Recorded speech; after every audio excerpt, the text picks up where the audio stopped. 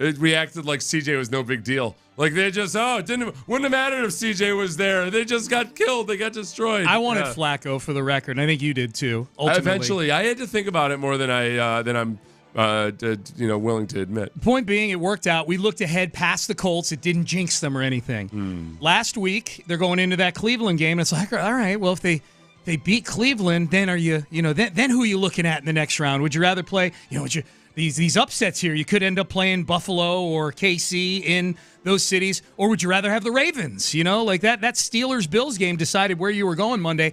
So, but even before that game against Cleveland, we were looking ahead past that game. So I'm going to do it now. We haven't done it yet this week. Once the Texans beat the Ravens this weekend, who would you rather face in the AFC title game? Who are you rooting for Sunday night? Let's pretend the Texans win on Saturday, Seth. They beat the Ravens on Saturday. You ready? Yeah.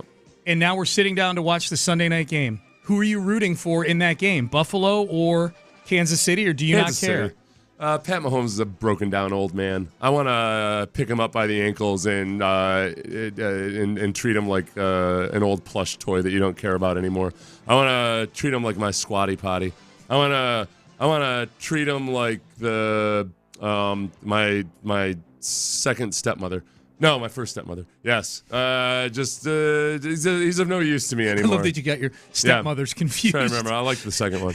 I just want to just go ahead and treat him like the beat up contraption that he is. Josh Allen, he's what's fresh. He's what's new.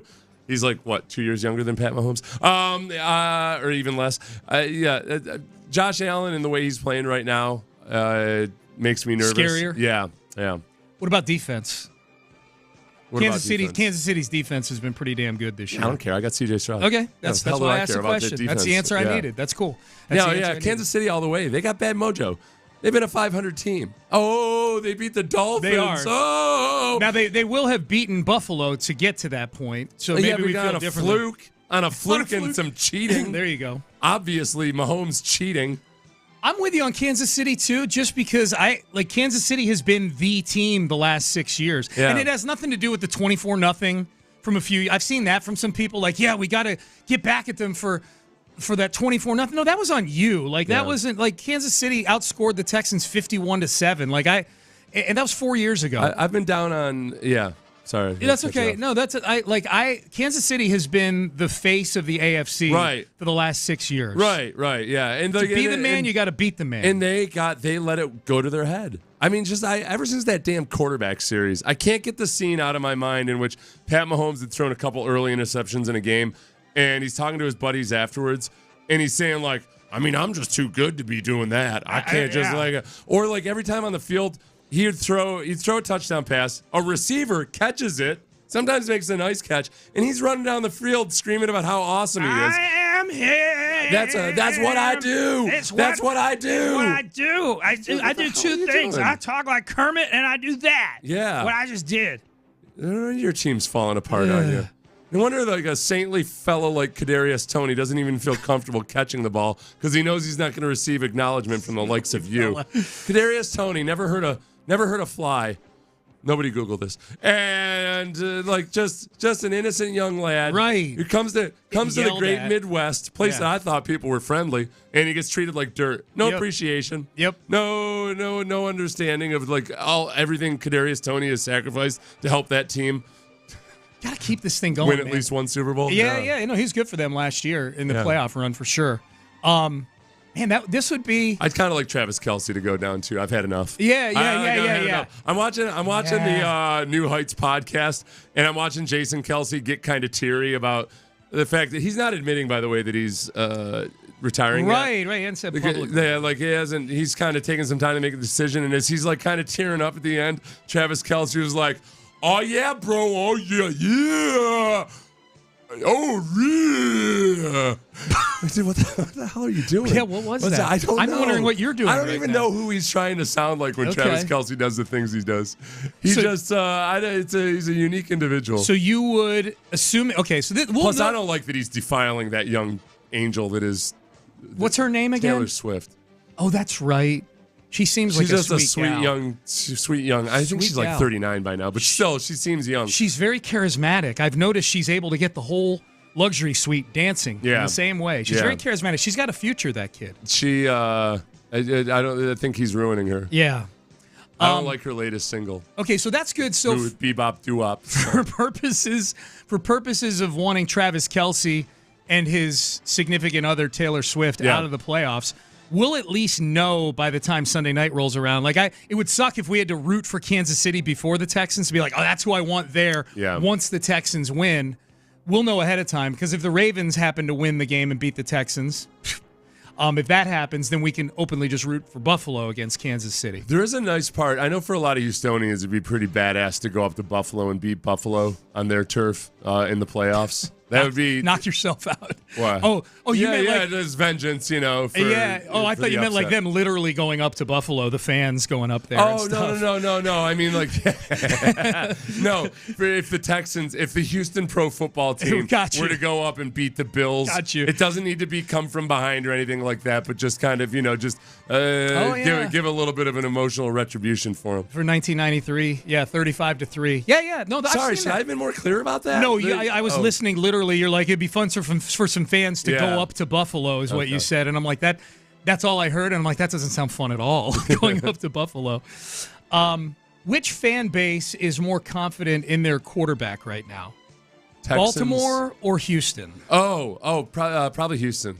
I think there's universal confidence in C.J. Stroud. Yeah, I think there's almost like he's taken on almost like a messiah appeal to a lot of people in Houston. I think they believe in C.J. Stroud, whereas I think people in Baltimore are kind of like, well, it's hey, different year. Let's just I feel pretty good about this. Right. Let's see if he can extend it on into the playoffs. You can tell by the look on their face, like they've definitely got good cards, and they're trying to act like they. Yeah. They actually have bad cards. They're trying to act like they have good cards. Uh-huh. Right? Yeah. They can't. Sure, I got pocket aces. Yeah, absolutely. They can't got forget like a 3 and a 6. His deflating exits in playoff games in which he hasn't even the losses. He's 1-3 in the playoffs, and some of that's overblown a little bit because of Greg Roman wasn't as good an offensive coordinator for him as Todd Monken is. Except you never know until you see it, and all they remember is that Lamar Jackson's been very disappointing in the playoffs. It's been 3 years since he played in a playoff game. Yeah. We got to point that out. They didn't make the playoffs in 2021. They made it last year, but he was injured, and Snoop Huntley started their playoff loss. The one playoff victory they did have, he did throw for like 130 yards. Wow. Yeah, 0 touchdowns, 1 interception. He hit the triple digits. Yeah. Good for you. It might have been 170. I don't know. It was less than 200. Here, just some backup, good and bad, with Lamar Jackson. Now, he's about to become the youngest 2-time MVP in the history of the league. That's good. He's got the most regular season wins for a quarterback his age ever, 58. 10 victories this season. This actually is pretty impressive. Yeah. 10 victories this season against teams with winning records. And I would submit, I don't have the exact point differential in front of me, but he's beaten some pretty good teams like a drum. Yeah, yeah. I mean, the Dolphins are a little phony, but they're still a talented football team. The 49ers, he beat them by 40 points. Yeah, the 49ers are legit. That's the biggest one. He beat him on Christmas night in San Francisco by 2 touchdowns. Now, playoffs. 1-3 record in the playoffs. 4 touchdowns, 7 turnovers in the playoffs for Lamar Jackson. His touchdown to turnover ratio is negative, less than 1. Oh, yeah. By far, Matthew 4 to 7. Yeah. Only QB to win more than 50 games their first 6 seasons in the regular season with fewer playoff wins. Andrew Dalton of Katy, Texas, 0-4 in the playoffs. When you're bumping up against Andy Dalton for a contrast between your regular season and versus, postseason, except that his would be even more glaring. Because Lamar's because he's so good in the regular season. Yeah, and then a dud in the playoffs. Absolutely, yeah. His 41.5 QBR in the postseason. Again, QBR is the one that goes from 0 to 100. It's an ESPN stat. Is the second worst over that time, ahead of only Mitchell Trubisky. Wow, I wonder if they'll switch quarterbacks before this game. Do you think they go Ravens? in and they're like, yeah? Is there a controversy? Snoop Huntley started last year in the playoffs. He's got experience. Yeah. John Lopez is here. It sounds like John's hot on this. You're darn right I am. You guys had me sold by the end of the show yesterday that Lamar's trash and CJ's way better. Well, I wouldn't go that far. That's what I was hearing. They got Malik Cunningham on the roster. Oh, do they really? Yeah. Malik Cunningham did some things against the Texans in the preseason. Remember that? That's right. He was the only one that did stuff for Who would you rather have, Lamar Jackson or Josh Johnson, Malik Cunningham, or Tyler Huntley? Hold up. Josh Johnson's a Raven? Yeah, they got 4 QBs on the roster. I don't know what this is, why or how this is going on. We're going to be talking about the playoffs in 15 years, and the Texans are going to be getting ready to play, the Topeka Raiders, because that's where the Raiders will be by that point. And they're like, would you rather face Cam Newton Jr. or Josh Johnson? And I'll be like, that Josh Johnson, who was a Texan at one point, He's still around. He's been on every team. Yes. It's incredible.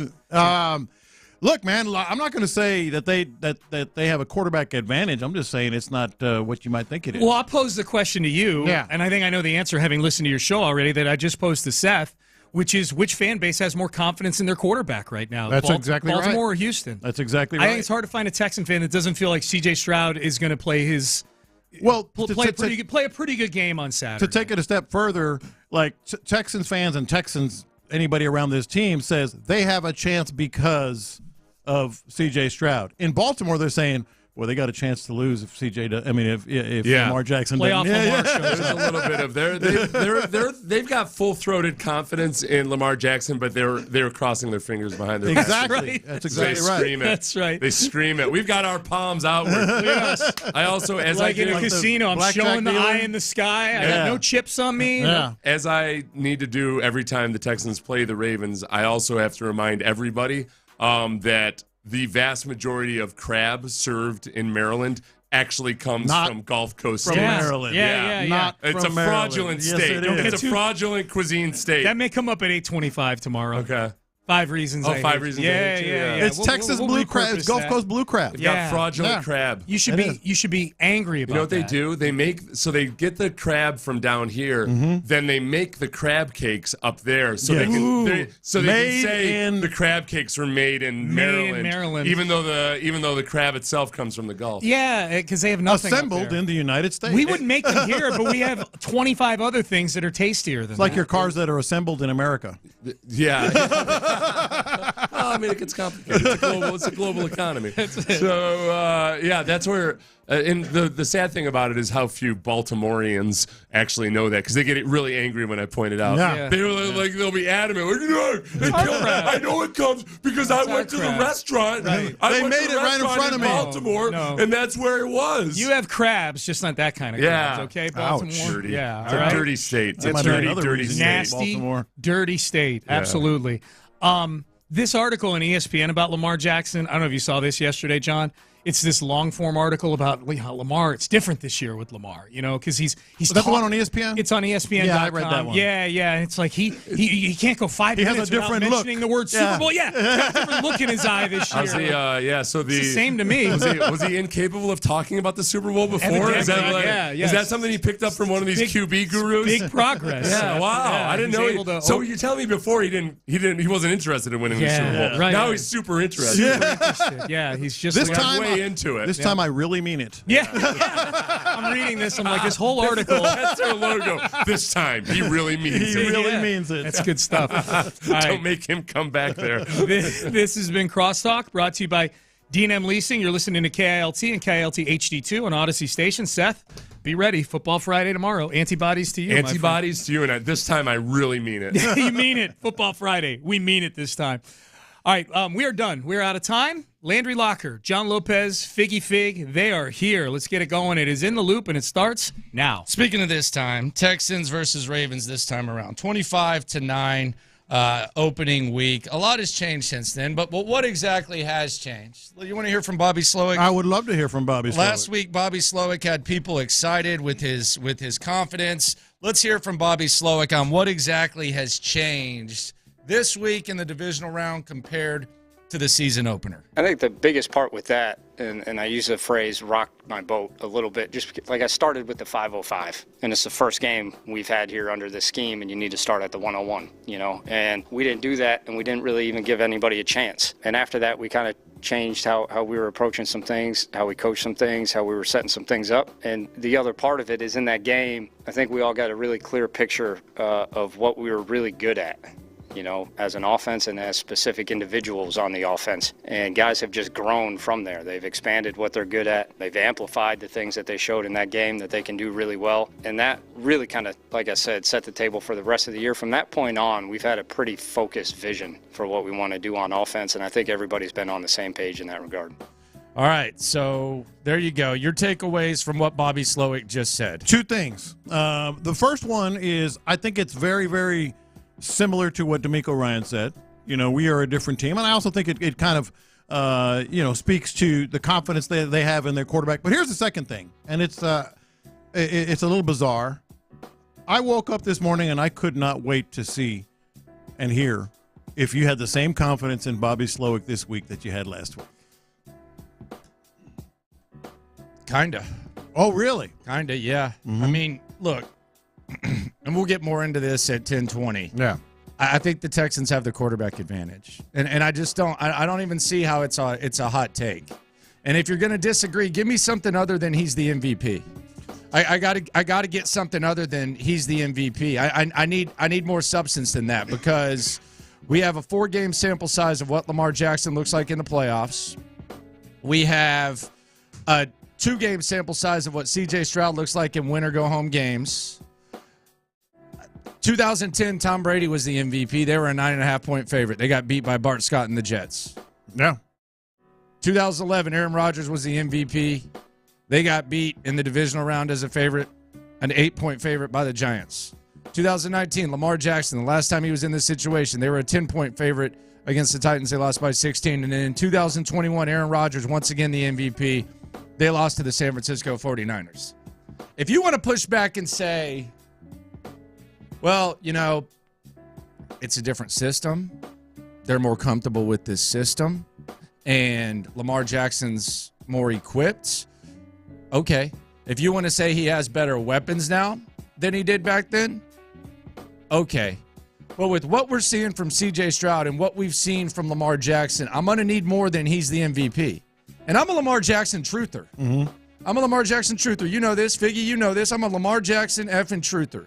I defend Lamar Jackson maybe more than any other athlete in the world.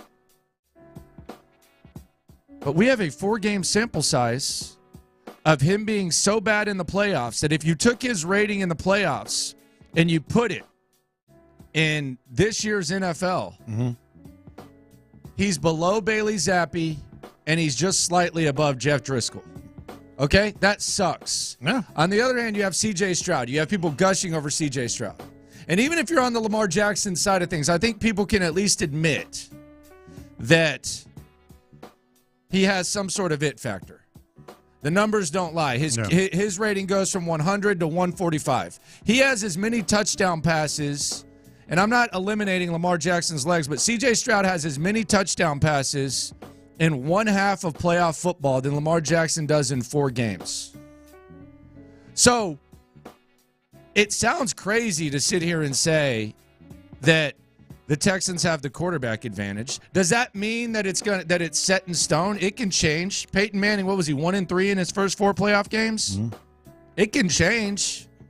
But I don't know how you look at C.J. Stroud and you look at what Lamar Jackson has done in the past in the playoffs when he's been MVP. Yeah. Like, this isn't like some guy who was struggling and then all of a sudden, oh, well, he's playing the best ball of his life.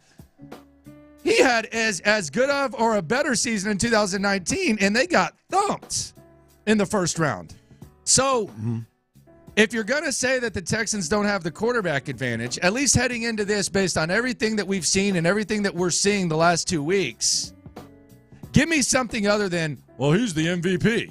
Well, let's talk about that MVP thing. And that was one of the things that Ron said in the afternoon show. And I think he is the MVP, by the way. I think he is too. But let me ask you this question. Would Lamar Jackson be a slam dunk MVP if C.J. Stroud had the exact same season he had this year? What was it, 3rd or 4th year player? Because there is a certain, at least for the large part of the season, the largest part of the season, a certain of, yeah, well, he's a rookie. Rookies don't win MVPs. But if he was like a 3rd or 4th year player, don't you think it would be like a neck and neck kind of battle? I don't know if it would or not. Yeah. I just know, I think so. I think so. You could be right. I think that's the other thing people keep bringing up. Oh, CJ is a rookie. Okay, and he's a rookie. He's the MVP. So it's just if this were his third or fourth year, it would be neck and neck. You're 100% right. He is a rookie. Yeah. But in that same breath, what else are people saying? There's he's not a rookie. They're saying he's Joe Burrow. They're saying he's Tom Brady. What did Joe Burrow do his first time in the playoffs? Yeah. We talk about underdogs going on the road in divisional games. Joe Burrow has won the last two. He's been the last two times that has happened. It was last season and the season before. He went to Buffalo and beat the crap out of Buffalo. Mm-hmm. Year before that, he went to Tennessee and beat Tennessee. So it's cool. You can say he's just a rookie. I've watched him 2 weeks as an underdog in win-or-go-home games, and I've seen his play elevate from what you are saying could potentially be MVP consideration. I'm not disagreeing with you, but I've seen his play elevate. And then we go back to the Georgia game. I know it's college. I'm not going to sit here and act like that's the end-all, be-all, but that was the conversation. Mm-hmm. And it seems like we've kind of gotten a taste of that the last 2 weeks. So, yeah, he's a rookie. Yeah, Lamar Jackson's the MVP.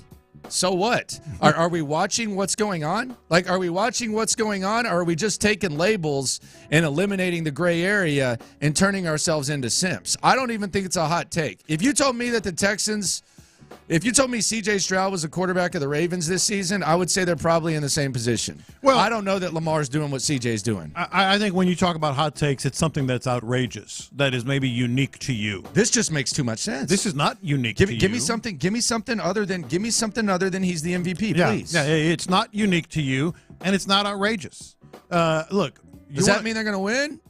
No, maybe not. No. Like Lamar Jackson could elevate his play. He could flip the switch. But he has been trash in the playoffs. Trash. And let's not ignore his ability to run the ball. We cannot. You always bring that up, and it's correct. Yeah, you don't minimize that. It's a big factor. Maybe that's the deciding factor in his MVP. You know, he's minus 10,000 right now in Vegas to win the MVP. You can't minimize that. It gives him a distinct edge over C.J. Stroud when you talk about that type of threat. It's an edge. But when you put the whole thing together in the postseason versus the elimination games, as you've said, it's not that much of a difference. And is a 4-game sample size enough? Like, I don't know. Is a 4-game sample size enough? I'm asking. Like, I don't know. Does that count? I don't know. I'm curious to know what they were saying about Joe Burrow when he went on that run. They said he's got the it factor. Yeah. They said he's got the it factor. That Joe Burrow guy, man, he knows how. So did he have the quarterback advantage over Josh Allen during that time? I'm just kind of curious. Well, it was his second year too, right? The Josh Allen was his third, but they beat Patrick Mahomes in the AFC Championship game. We haven't even gotten to the AFC Championship game. Yeah, exactly. And I don't even think Burrow had the advantage in that one. Mm-hmm. You know why? But he did have the it factor. Yeah, he did have the it factor. His first year. But Patrick Mahomes had a body of work of success in the playoffs. Mm-hmm. Yeah, Lamar Jackson does not. Right.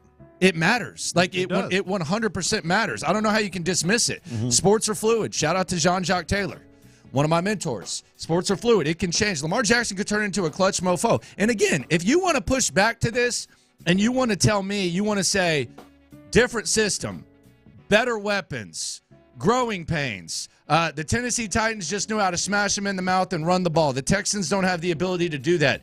Okay, but I need more than those 3 letters MVP. Well, there's another thing here at work, and I think it's kind of like they're crossing their fingers and hoping that all those factors change Lamar Jackson in the postseason.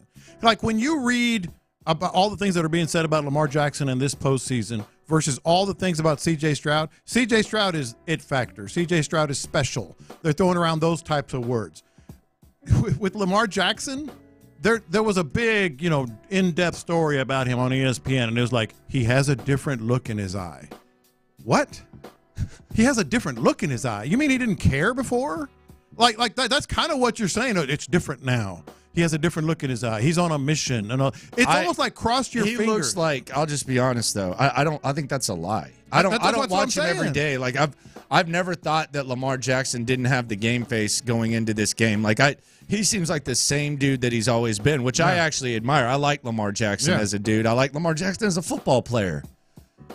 But we're talking about C.J. Stroud. We're talking about what C.J. Stroud's done recently. Yeah. That's what we're talking about. Yeah.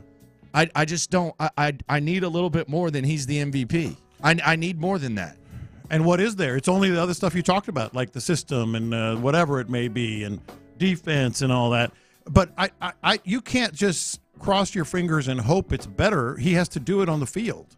C.J. Stroud has done it on the field this year. And you also talked about, is 4 games a large enough sample size? I'm asking. I think so. Well, It's kind of. I mean, it's 4 games in different years, and C.J. Stroud has proved twice as much in 2 games. So it's like 4 games. I mean, it's not like, oh, C.J. Stroud's going to mop the floor with the Ravens. I don't know. I mean, their defense is really good. We talk about that. their whole team is good. Their whole team is good.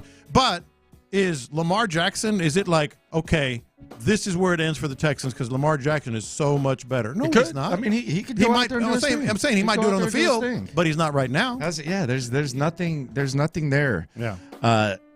To make you think that this is just some sort of advantage, unless you're just going to throw those 3 letters. If you got more for me, give it to me. We'll take it. 713-572-4610. Shout out to the loopholes.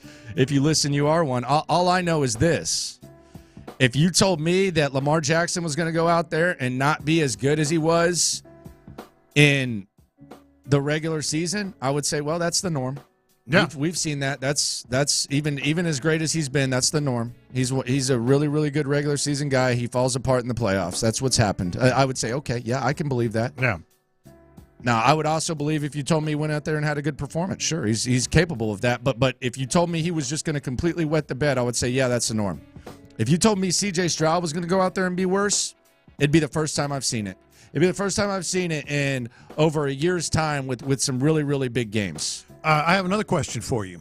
Like, it's not so much a question, but like in Baltimore, fans and people that follow the team are saying things like he has a different look in his eye, and they're saying, what is that? I don't know what that means. I'll read it. I saved the story. He's got a different look in his eye? I'll read some of the excerpts for you because it's hilarious. What the hell does that mean? But like fans and people that follow the team squinting? Are saying Lamar Jackson squinting are saying they're thinking to themselves they can win this game if Lamar Jackson doesn't have another playoff type performance. In Houston, people are saying they can win this game because of C.J. Stroud. That's a big difference. How people follow this team and cheer for this team, they're like, oh boy, we'll win if Lamar Jackson doesn't screw up. In Houston, we're saying C.J. Stroud will not screw up. They might lose, but he will not screw up. That's a big difference in terms of just the approach going into the game. Landry Locker, John Lopez, Figgy Fig with you. 2 sleeps away. 2, baby. Till Texans versus the Ravens. It's going to be a fun Saturday. I'm intrigued. Gun to my head, I'm picking the Ravens. Gun to my head, you put a gun to my head, I'm picking the Ravens. Mm-hmm. Am I making plans for 7 o'clock dinner when I make that bet? Hell no. Because of what I've seen from number 7, I'm sitting crisscross applesauce. Don't make no plans for next weekend. Hey, I ain't making plans. You for might be 7 working. o'clock. Hey, games at 3:30, gun to head. Who you picking? I'm picking the Ravens. But honey, I don't know if I'm going to be at dinner tonight. You might be at NRG next week. You never know. Gonna have the locker room queued up. I might be dead. might be having a damn funeral. I don't know. Yeah, so yeah, that's just kind of where I'm at. It's a good football team. It's an interesting football team. The Ravens, they're preaching. It's 2 teams that are preaching things are different for multiple ways. Mm-hmm. One of them has been proven. Like the Texans, it's different. Like, regardless of what happens, like when you have D'Amico, you have CJ, it's obviously different. That's been proven. The Ravens saying it's different, the only way to prove it is to have success. They've set the bar that high. The only way that they can prove that it's different is by winning on Saturday. Because Lamar Jackson having an MVP season isn't new. Yeah. This isn't new. This has happened. Yeah. The Ravens being the 1 seed isn't new. It happened 4 seasons ago. So there's 2 teams saying things are different. One has proven things are different. One is set up to potentially do that, but they haven't proven it yet. That's the best way that I can say that. No, and that's a good way to say it because They're going in with the thought of, please don't mess up, Lamar. Please don't mess up. Please take it to another level.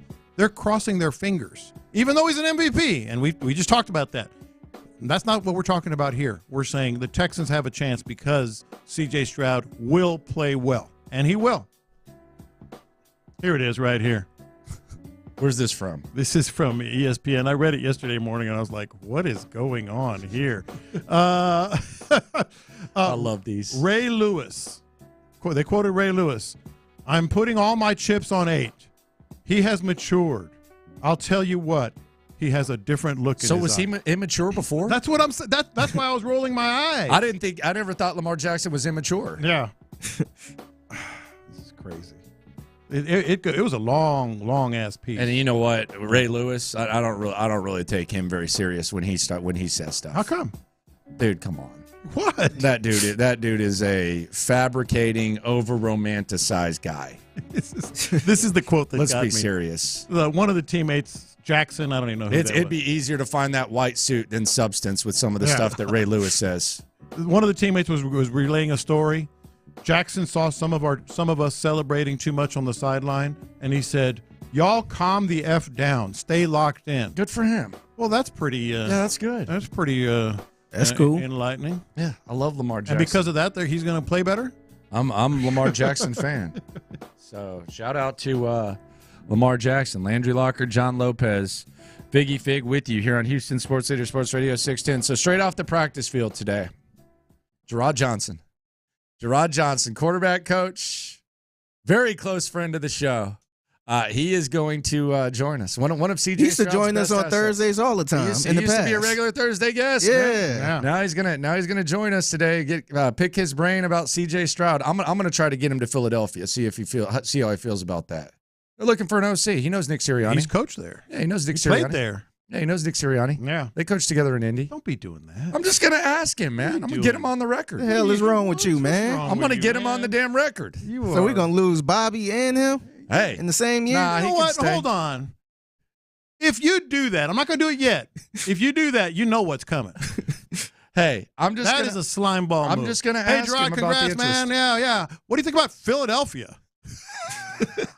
Hey, you know Aaron Glenn. I heard Aaron Glenn might go to Tennessee. Yeah. Hey, how about that? Yeah. Gerard? Heard Slowick might go to Tennessee. Can you confirm or deny your interest in please- these jobs? please don't do That's that. going to be the first question. Please don't. I got to keep my journalistic integrity. No, John. that's not integrity. That is not integrity. God. The last thing that is integrity. Coming up. Strong praise for C.J. Stroud, and the biggest problem the Texans have that isn't going anywhere soon, and it could reach a peak in 2 days. In the Loop continues next.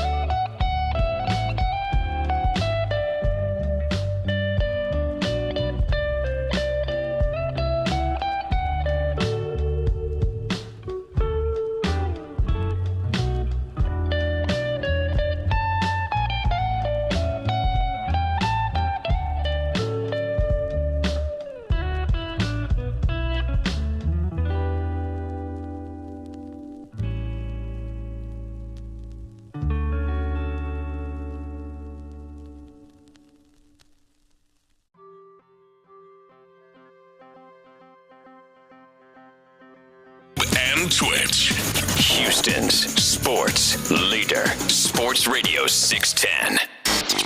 In the Loop with John Lopez and Landry Locker is presented by La Michoacana Meat Market. Figgy, let's hit him big time.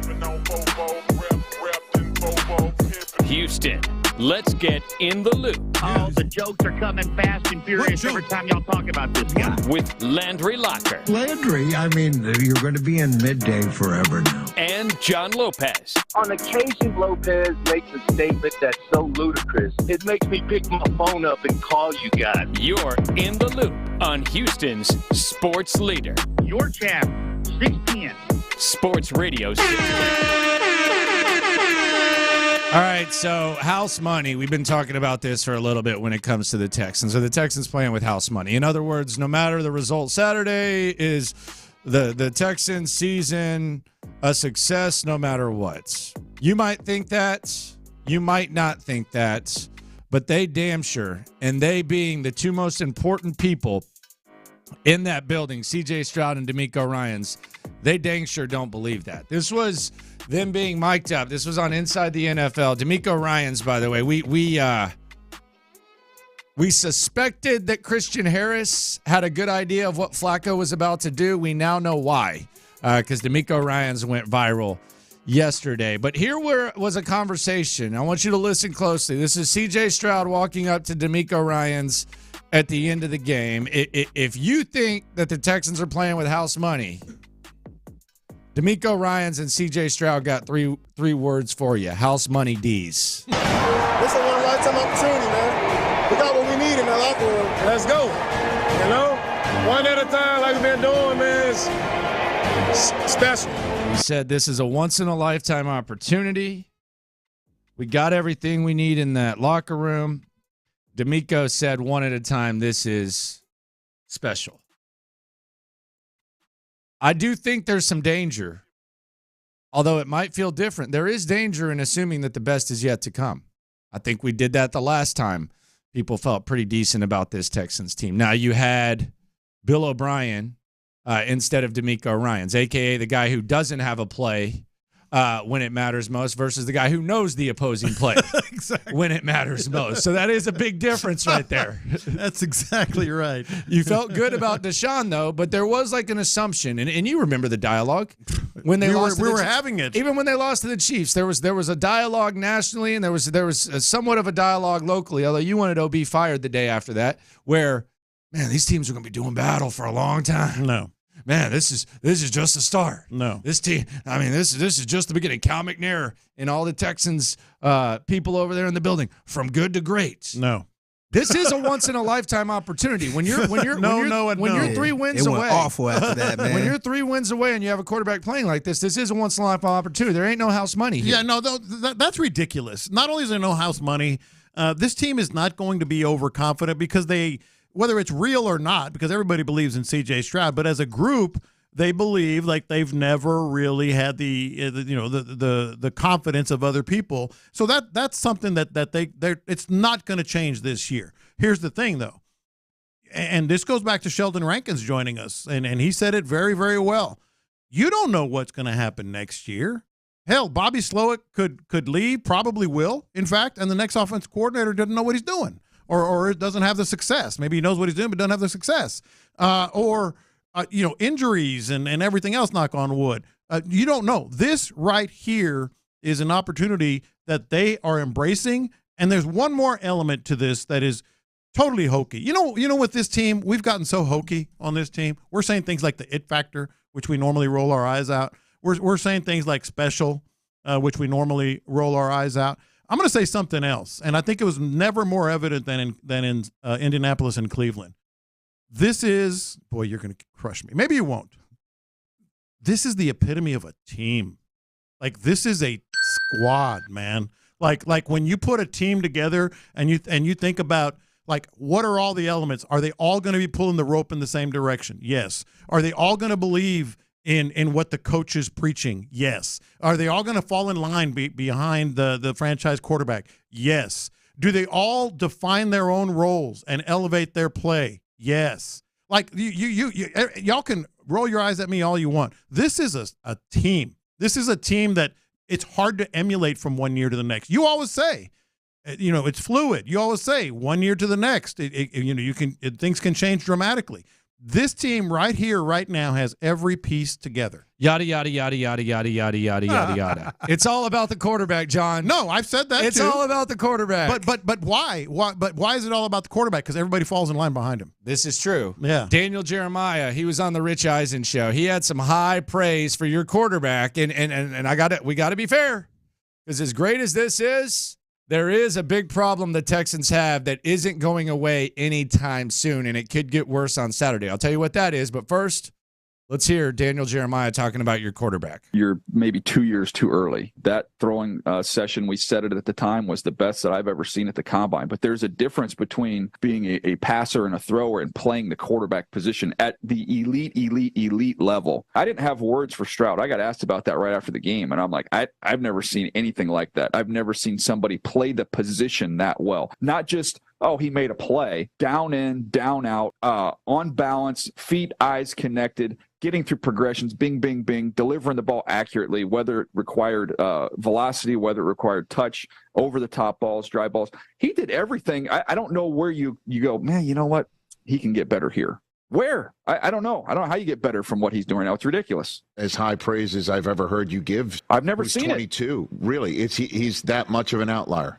I've never seen a guy at this age be so consistent and just not putting the ball in jeopardy, making big plays, making the right play. All right, so there you go. That's high praise for C.J. Stroud. Nothing new. It's crazy. You hear that, and you're like, yeah. It's kind of new for Daniel Jeremiah. Yeah, but it's kind of like, stand in line. Everybody's saying that. Yeah. So that's the good stuff. We're talking about the good stuff for sure. We're talking about how good the quarterback is, how good the coach is. Lopez is talking about the team, all that type of stuff. Mm-hmm. That's the good news. You ready for some bad news? I guess. Texans got one problem that is not going away anytime soon, and it could actually reach a peak on Saturday, and that's defending tight ends. We've seen it all year. They're one of the worst teams in the NFL when it comes to defending tight ends. Fifth worst yards given up to a tight end. And when linebackers are concerned, rightfully so, and safeties about Lamar Jackson and the threat to run, a lot of times that opens up the field for tight ends. Even in the game against Cleveland, we saw two different tight ends get 40-yard receptions. We've seen it throughout the season. We've seen tight ends get loose. Mark Andrews, full go yesterday at practice for the Baltimore Ravens. Looks like he could participate. Now, even if you get past this, though, if we're going to get greedy, even if you get past this, like let's say you overcome this, okay? Mm-hmm. In the next round, you're either facing Travis Kelce, arguably the best receiving tight end of all time. Yeah. Or Dalton Kincaid, who has over 70 receptions for the Buffalo Bills and kind of the same issues with Josh Allen. Now, if you get past that and you go to the Super Bowl, I'm getting really ahead of myself. The favorite there is the San Francisco 49ers. They got George Kittle. Yeah, he's pretty good. So the one thing the Texans that can be a real problem for the Houston Texans, on top of all the great things, the tight end problem, the inability to cover tight ends, and on top of that, the difficulty of covering tight ends when you're worried about a mobile quarterback, that is going to be something and a problem that is not going to go away anytime soon. I'm just saying. Jalen Petrie, come on down. Okay. Blake Cashman, Christian Harris. I mean, those three players are absolutely key. You didn't say Denzel Perryman. Well, he's not really a cover guy. He's not really a cover guy. Let me give you a confession right now that ties in with this. Okay. Watch this. These are my confessions. Call me crazy because I know they go together. Mark Andrews scares me more than Lamar Jackson. Going into this game. In terms of big, okay. I mean, I know Lamar Jackson's going to be throwing him. Lamar Jackson's going to be throwing him the ball. Yeah. But the fact that I think he can, like we saw what Njoku has done. We've seen what these guys, like in terms of like the big play that extends a drive, the big play that scores a touchdown. I think Mark Andrews is the one to watch. I just wonder what D'Amico's sniffing out. What's he have up his sleeve? What is he sniffing out? Like, what is he seeing? He has 18 games body of work, or 17-game body of work with Lamar Jackson and what's going on. We saw what happened with Flacco. Nostra D'Amico. For sure. Yeah. Keep an eye on it. It'll be interesting. Coming up, wow, we got a gift from Up 45, according to the OG John Lopez. We sure and we might be able to relate to him. We might be able to bring H-Town and D-Town together. Plus, The game of what if. In the Loop continues. 2 sleeps till Baltimore next. I am so glad I got through the holidays and I was able.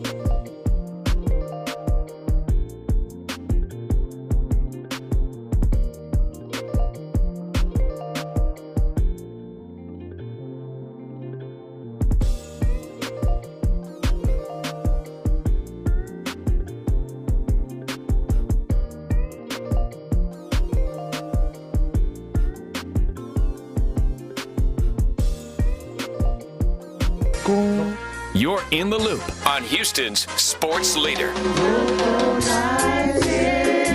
Sports Radio 610. The gift and the what if. Texans getting ready for the Baltimore Ravens. Christmas might be over, but that hasn't stopped the folks up 45 from giving the Houston Texans a gift, at least according to the OG John Lopez. State your case. I want to hear this. No. I want to hear this. I think you're going to agree. I think you're going to say, John, you're brilliant. Okay. I think you're going to say that. All right. John, that's a brilliant point. Okay. We'll see. I won't hold my breath. I'm not going to tell you that. I'm intrigued, man. So the Dallas Cowboys kept Mike McCarthy. What does that have to do with us? You may be thinking, nothing. Why are we talking about Mike McCarthy when the Texans are on the precipice of maybe getting to the AFC championship game? Well, let me tell you, and let me start it all with this first, okay? Because I don't want anybody to misinterpret what I'm saying. The Cowboys are America's team, like it or not. The Cowboys... They move the needle. Always will be America's team. They move the needle. They always will be on prime time. They're always going to have fans more than any other organization, maybe in sports, not counting the Premier League. They're the dominant brand. The Premier League. There's more fans. I thought the NFL was the Premier League. What do you mean? No, the English football, English soccer. Okay. Yeah, the Premier League. Never heard of it, but okay. Man U has more fans than the Cowboys. Oh, okay. Never heard of them either. Yeah. All right, as you were. The Cowboys are the most dominant brand in football. So let's establish that. Yeah. Okay? But they get bread. But they kept Mike McCarthy, and that's stupid. Yeah. And I think it's relatable. I actually think on like a higher scale, I think it's very similar to Bill O'Brien, where there's a limited ceiling. Bingo. You're only going so far. Bingo. And you're hanging your hat on division titles. Relative to... They're hanging their hat on 12-win seasons. Right. So what did we always say about Bill O'Brien? Kicking the can down the road. They are doing that in Dallas. And what did it lead to? Not the opposite of love is not hate, as we often say. The opposite of love is indifference. What did this city feel like when the Texans were in that spiral? Indifference. Felt a little helpless, man. Complete indifference. King Bill, POS, it was rough. They weren't even complaining about the Texans. They didn't care. Yeah. So here's my point. This is how we localize it here on In the Loop. What a concept. Great concept. Who came up with that? In H-Town, there is life. There is excitement. And it's bleeding around. Thank you. See, I can tell I'm convincing you. It's bleeding.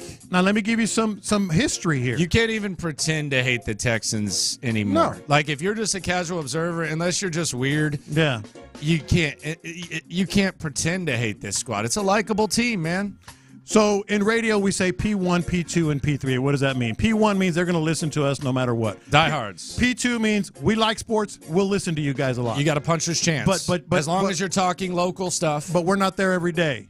Not Hulk Hogan. P3 is the key element here. This is what I'm talking about. Those are the ones that, I like sports, but I'm only going to listen if it's really interesting to me. Shout out to the loopholes, by the way. If you listen, you are one. So that's what I'm talking about here. Casual fans, especially young fans, are indifferent about the Cowboys in Texas. Yeah. They are into the Texans now. No, they are. Even before this run.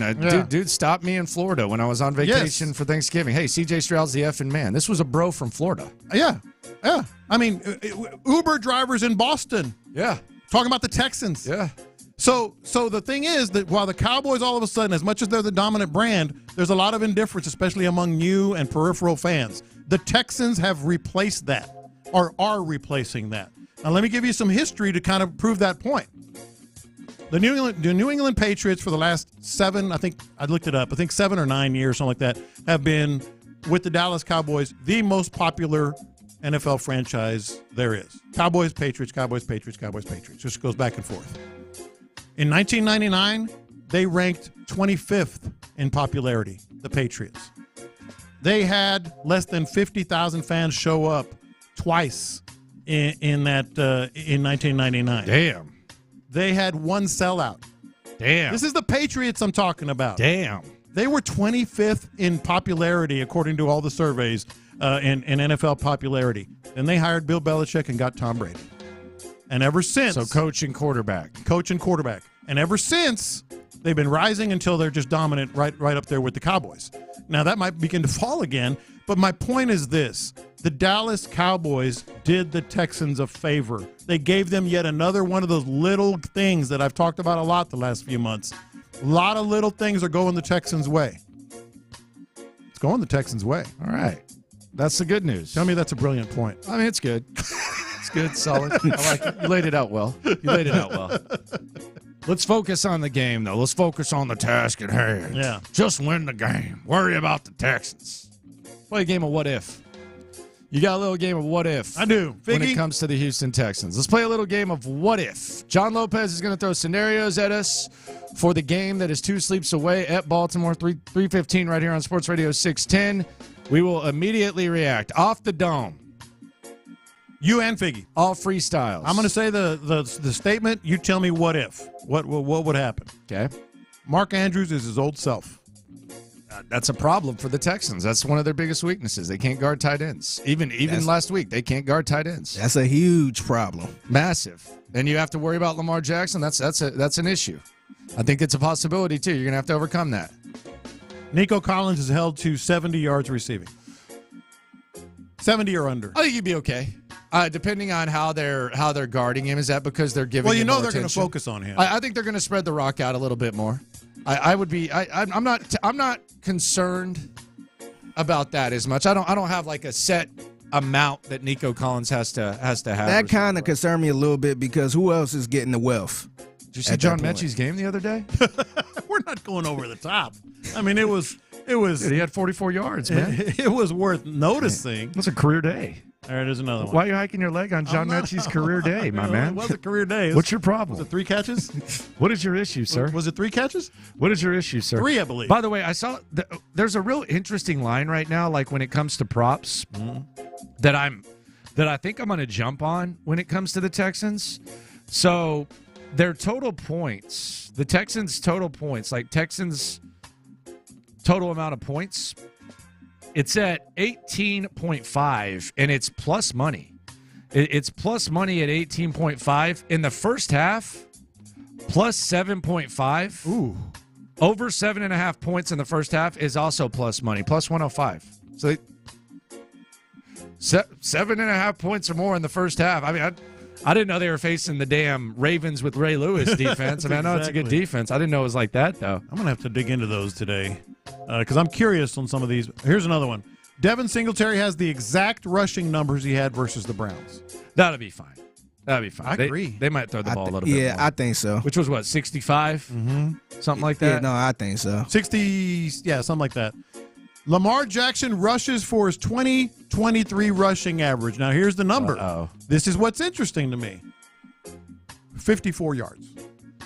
That's going to be a problem, but that's also going to be expected. It's really just going to matter like when it happens. Like the demoralizing runs for Lamar Jackson, it's not necessarily like on first down if he takes off for 12 yards and moves the chains. Mm-hmm. It's when you get him in third down, you cover him perfectly, and then that SOB get about 40 yards. Yeah, that SOB on 3rd and 13 is moving the chains. Yeah. First down, 2nd down and 4, he runs for 12, all that's fine. But those 3rd and longs where he moves the chains, those are kicks to the nuts. Yeah. Yeah, I think he might get more than that, man. I can see him screwing us on that 3rd and long and going for a good 30 yards and stuff like that. And then he just falls down. Yeah. It's almost even worse. He doesn't even give you a chance to hit him. Yeah. He just runs and he just falls down. It's weird, but I'll take 54. Oh, you would have to. That's his. I'll you take would have 54. You would have to. Derek Stingley shadows one of the receivers. If he does, I would like it to be Flowers. If he does, I would like it to be Flowers. I'm more worried about Flowers than OBJ. I don't think he will. I don't think he will either. I don't think he will. I think the main focus is going to be on the tight ends. I agree. I think they're just gonna do what they do. Derek Barnett has the exact same game he had Saturday. Great. I mean, that's a game changer. Great. Yes. Here's another one that was interesting to me. The Ravens are the 5th most penalized team in the NFL. They get a lot of penalties. They hit their average of 70 penalties and 68 yards.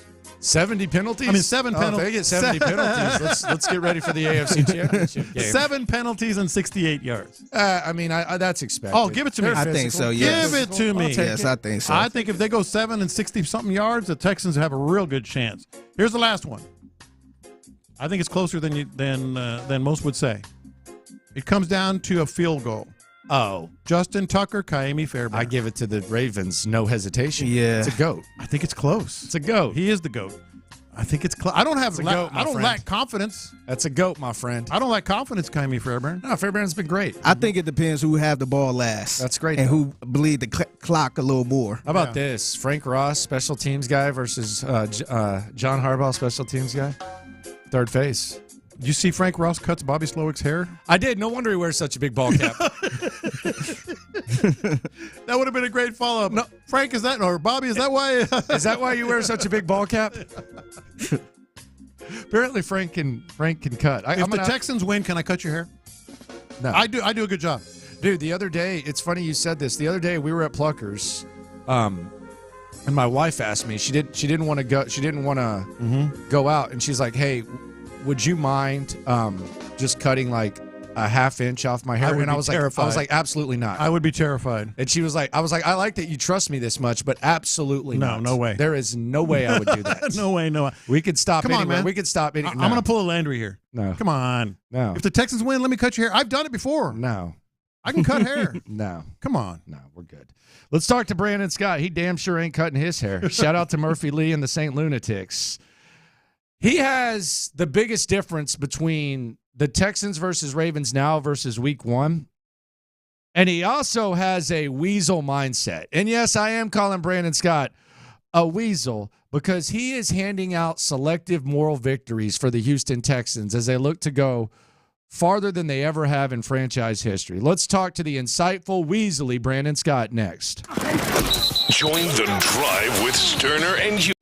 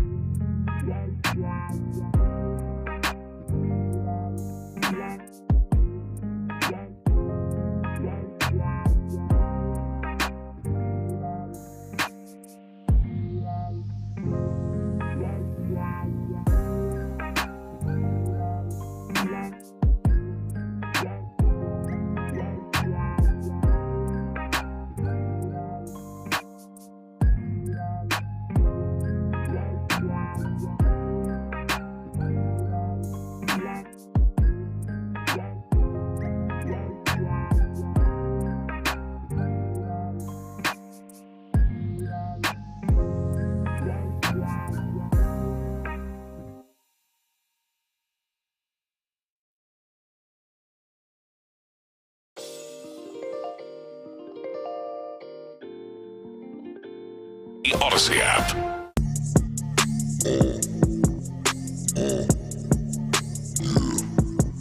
It's going down. H-Town, Howard Clark, B. Scott. All right, Brandon Scott's in the building. Let's talk about the differences. Texans versus Ravens on Saturday. What do you think the biggest differences are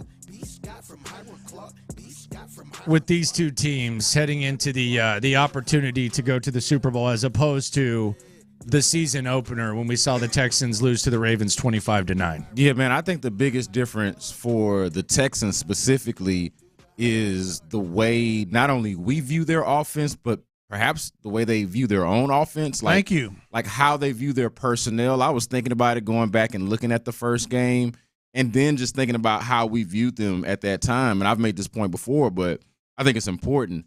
Like Dameon Pierce was thought to be a key like centerpiece of this offense in week one. C.J. Stroud had not emerged. Nico Collins had not emerged in the way that he has over the last several weeks, certainly. And Tank Dell had not even emerged. Bobby Slowick himself, and I think that's really a key difference here because I'm calling it the Bobby Slowick revenge game. That was revenge. Man, it was the game where he went for it twice in fourth down. Yeah, and he was kind of exposed a little bit for not really knowing what he was doing. I remember coming in here the following, that week, that Thursday after the game, saying, hey, this was the first time I had even considered, hey, what if Bobby Slowick is not good? Well, Now, C.J. Stroud didn't know what he was doing either. There were a couple times where Robert Woods had to line the guys up. Oh, no, that was the story of the game. And Robert Woods admitted that to us when we talked to him. Well, they figured things out. They seemed to get things together right around the second quarter. But we remember how that game started and just how sloppy the operation was. Yeah. And I think that was a big takeaway that's no longer the case for the Texans. And it was a big thing, I think, in that first week. But Bobby Slowick's got things together. C.J. Stroud's got things together. Dameon Pierce is now, more of a complementary piece to the offense and doing his thing on special teams. Devin Singletary is their actual running back. So no longer on critical downs, critical plays, and critical situations is it, hey, we're going to feed Dameon Pierce. It's, hey, we're going to let C.J. Stroud do his thing. Hey, if the running game is going to be a factor in that way, it's going to be Devin Singletary. Like, the entire outfit looks different. And I will say, though, in fairness, Baltimore, they've found their groove as well. So there is that side of things for sure as well. Baltimore has found their groove, but you do bring up a good point. But they didn't know what they were doing. Like it was D'Amico said it this week. What was the term he said Slowick used? And I think it was week 5 or something. And Bajani brought it up. It was like I got my block. It wasn't block knocked off. It was something clock like clock cleaned or something like that. It was something like that. Yeah. But it was basically like his welcome to the NFL moment. Yeah. We normally talk about that for players. What's your welcome to whatever league it is? What's your welcome to the NBA? Welcome to the NFL? Welcome to the pros moment? But coaches have that as well, and that was Bobby Slowick's. It was hey, this is how, this is kind of the growing pains of having never done this before. Like I remember the takeaway being they looked like they had a rookie coaching staff and quarterback, and it was on display. And D'Amico said this week, like basically said we were all over the map. Like we were just trying to figure it all out. Like in terms of the process, they couldn't get the play calls in. Like the play calls were either too long or too complicated. Like they couldn't even really communicate from coach to player and get and just get lined up. Like you mentioned, Robert Woods got to get them lined up. The play call is too slow. Like all of it just looked like amateur hour, and it hasn't really looked like that since then. Brandon Scott in the building, 2 sleeps away from Texans versus Ravens. So we got a big game on Saturday. Things are different for both teams. And this guy, I mean, he sent me this morning. He said this might sound weaselish. Weaselly is the word he used. Yeah, a little weaselly. Little weaselly. But my man comes with excuses and moral victories before the Texans and Ravens even start. Yeah. Can you believe this? Yeah. What are you doing, man? And by the way, am somebody who is. I have more respect than that for you. Somebody who is, by the way, going out on a limb and picking them to win this game despite. Are they still a 9-point underdog? It's 8. It's 8 now? Okay, so, I mean, that's still significant, but it's dropping. Started off at 9.5, dropping down to 8. So we see that, some money is leaning toward maybe the Texans' way, but, like, they're not expected to win this game. Like, nobody. I don't think that. I would agree with something that you said earlier in the week, Landry. Like, if we come in here on Monday and they win this game, I don't think anybody's going to be surprised. Yeah. But I don't think that that's the expectation necessarily, that they go out there and win this game. What the expectation is, though, that they go out there and play a brand of football that's a lot closer to the one that we've been watching over the last, let's call it 3 weeks now, than the one that we saw, obviously, in that first week against Baltimore. And so everything to ring true. But you're making excuses? No, yeah. The excuse would be that they're not as good as the Baltimore. If they just get beat, this is my point. You were right about the Weasley. This Weasel. Nah, my point is, if they just go out there and get beat, I'll be able to accept that. I'll be able to accept that if the Texans go out there and the Ravens just line up and they run it down their throat and they're a better football team, I think we can come away from this and do all of the house money stuff that y'all roll y'all's eyes at. I think that's a moral victory that you can accept. But if they're out there, penalties, giving the game away. If they look like Cleveland? Yeah, if they look like Cleveland, if they're doing things that are honestly uncharacteristic of what they've been, and again, the brand of football that I'm talking about, then that'll be the thing to rip. Like, forget all of the, hey, they made it further than you thought they were going to make it. And no. Good year, boys. If they go out there and squander the opportunity, yeah, that's what I'm saying. If they go out there and squander the opportunity, then we should rip them for it. But if they just go out there and get beat, I'll be able to live with it. You know how I know that the Texans are at an altogether different level? Like, I'm going to be ticked off if they lose. I'm going to be mad if they lose. Even though they're not favorites. I think that's how you know healthy. that there's a different level of expectation. Yeah.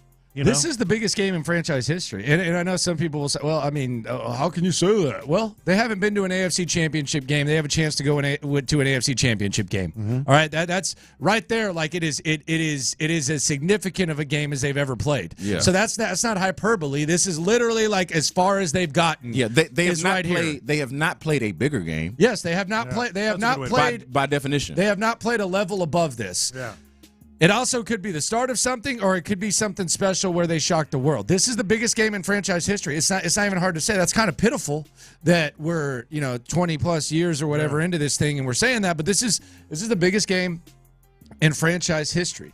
Yeah. Period. Point blank. End of story. Yeah. Well, and that's why I like I find the Lamar as the MVP versus CJ the unproven rookie discussion really interesting going into this game.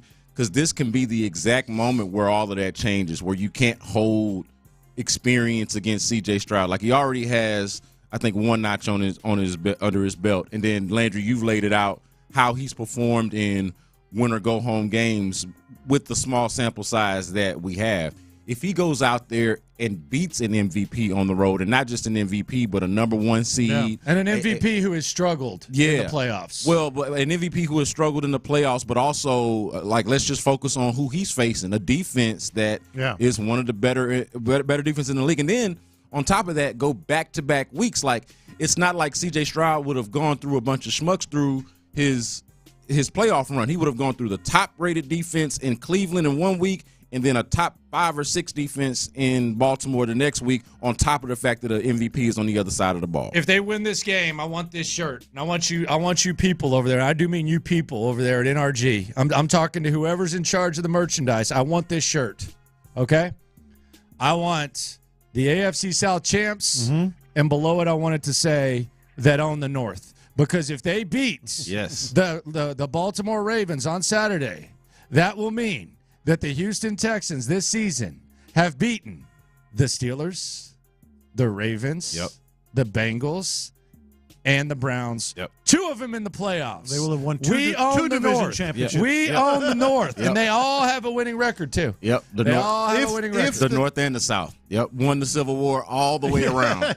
If the Texans win this game and it goes the way we think it is, Lamar Jackson's reputation and standing will not fall any lower it'll fall lower than it's ever been since maybe his rookie year. It will. Yeah, it will. Right, yeah. And C.J. Stroud will never have to worry about being in the same conversation as Lamar Jackson in terms of the elite quarterbacks. Because those 3 wins that he will have gotten, Indy, Browns, and Ravens, he'll be comparing him to Tom Brady will not be like it won't be outrageous. I think it might be. No. Yeah, but there are some comparisons already. See, I don't know. This is funny for me because I'm giving so much credit to C.J. Stroud and where he's at, to where I understand this conversation about Lamar. It's real. 1-3 in the playoffs. You're an MVP. we hold Lamar, and rightfully so, to a high standard. But I also feel like CJ is good enough to where, depending on how the game goes, like if Lamar goes out there, and I kind of hope he does. I love Lamar, but for the Texans' sake, I kind of hope he does go out there and wet the bed. But if he's not fumbling the ball, giving the ball away, and it's like, say, a Jalen Hurts type of, Jalen Hurts in the Super Bowl, Patrick Mahomes in the Super Bowl when they lost a couple of years ago, that type of performance, I feel like he's not going to leave. Lamar Jackson's not going to leave the elite quarterback conversation. No, but his reputation will fall lower than it's ever been. Like, can he ever win? But it's going to be more about C.J. Stroud joining a conversation as opposed to Lamar leaving one. He's just going to have all the more scrutiny for the playoff record. On top of the way the offseason, that's what I'm saying. He got the contract. It was the MVP year, another MVP year. Yeah, the conversation is going to be different, but he's still going to be in that upper echelon where C.J. Stroud can put himself in a whole different stratosphere. No more like boy wonder, oh my God, I can't believe the quarterback reads defenses and manipulates linebackers in this way. Like, it's going to be dead all of that, and it's going to be, hey, this is the dude that went through 2 top defenses to get to the AFC Championship. There's been a couple of things I think that have happened that have made this possible for people to feel this good about the Texans, and the coach and quarterback is obvious. Like, that's we'll just put that aside. Number one, the change from Damian Pierce to Devin Singletary. That completely added a different element, and we saw it against Cincinnati when Singletary was AFC Offensive Player of the Week. That's number one. Number two is Derek Stingley came back, and he is as good as any other corner in the NFL since he's been back. That is a complete game changer. Derek Stingley is back, and Derek Stingley takes away half the field. When we've seen teams, and we go back to, the MVP, and oh my God, the MVP in the divisional round. How do you stop them? Well, I'll go back to 2010. Hashtag can't wait. That was Tom Brady, MVP. I'd say he's pretty established. I'd say he's pretty clutch, right? They lost to a Jets team that had a young quarterback who didn't give a damn in Mark Sanchez. They had a defensive-minded coach who, say what you want about him and say how it ended, he knew how to get his team to play and run through a damn wall for him. Yeah. And they had a cornerback that took away half the field in Darrelle Revis. That is the level that Derek Stingley is playing on right now. 1.7. That was the QBR of quarterbacks throwing at Derek Stingley in December. That's another element that the Texans have that you need to pull off these upsets. Mm-hmm. That's they got a lot of the pieces you need. Now, with that said, though, B. Scott,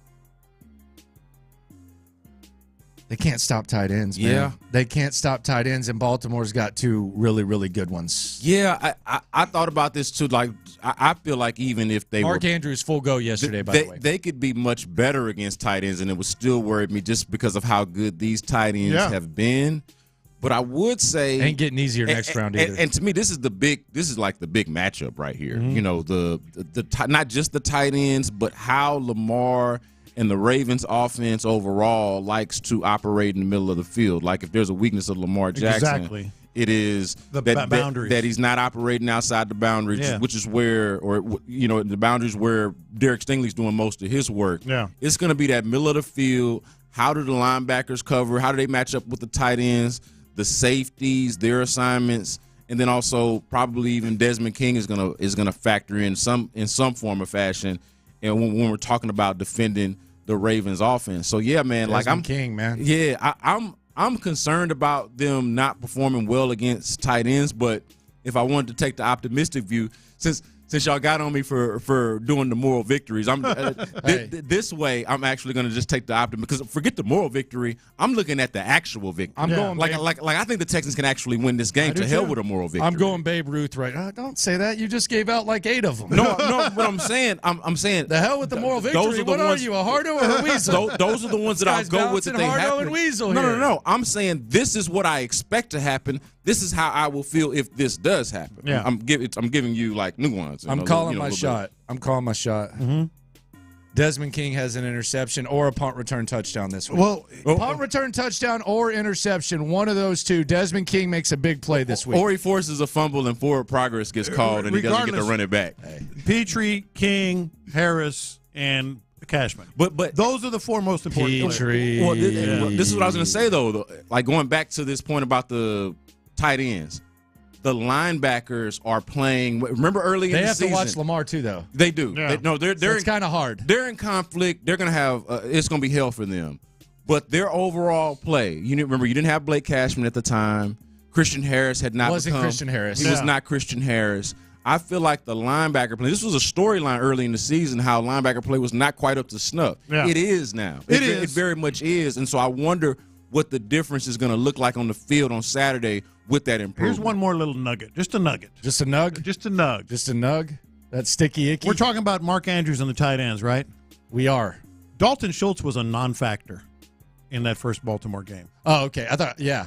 In that first Baltimore game, he had 2 catches for 4 yards. Tegan Quatoriano started. He was the starting tight end.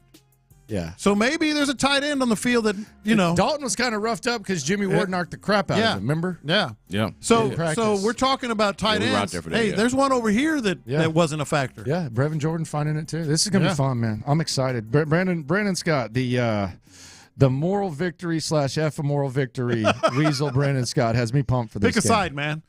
There's some nuance in there too. Don't let facts get in the way of my tease, sir. But coming up next, I can't believe this. Brandon Scott doesn't give a damn about Bobby Slowick potentially leaving. What the hell is going on? It's next. It's divisional round week.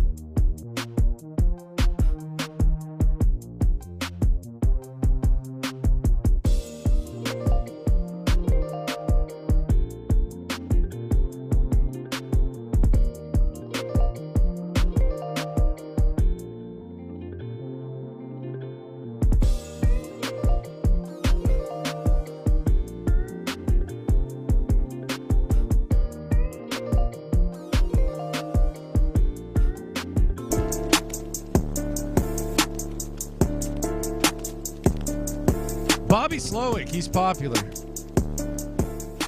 Few teams want to talk to Bobby Slowick, the offensive coordinator for your Houston Texans. Let's hear from Bobby Slowick here. We got B. Scott in here. He doesn't give a damn about Bobby. I'm really surprised by Could this. care less.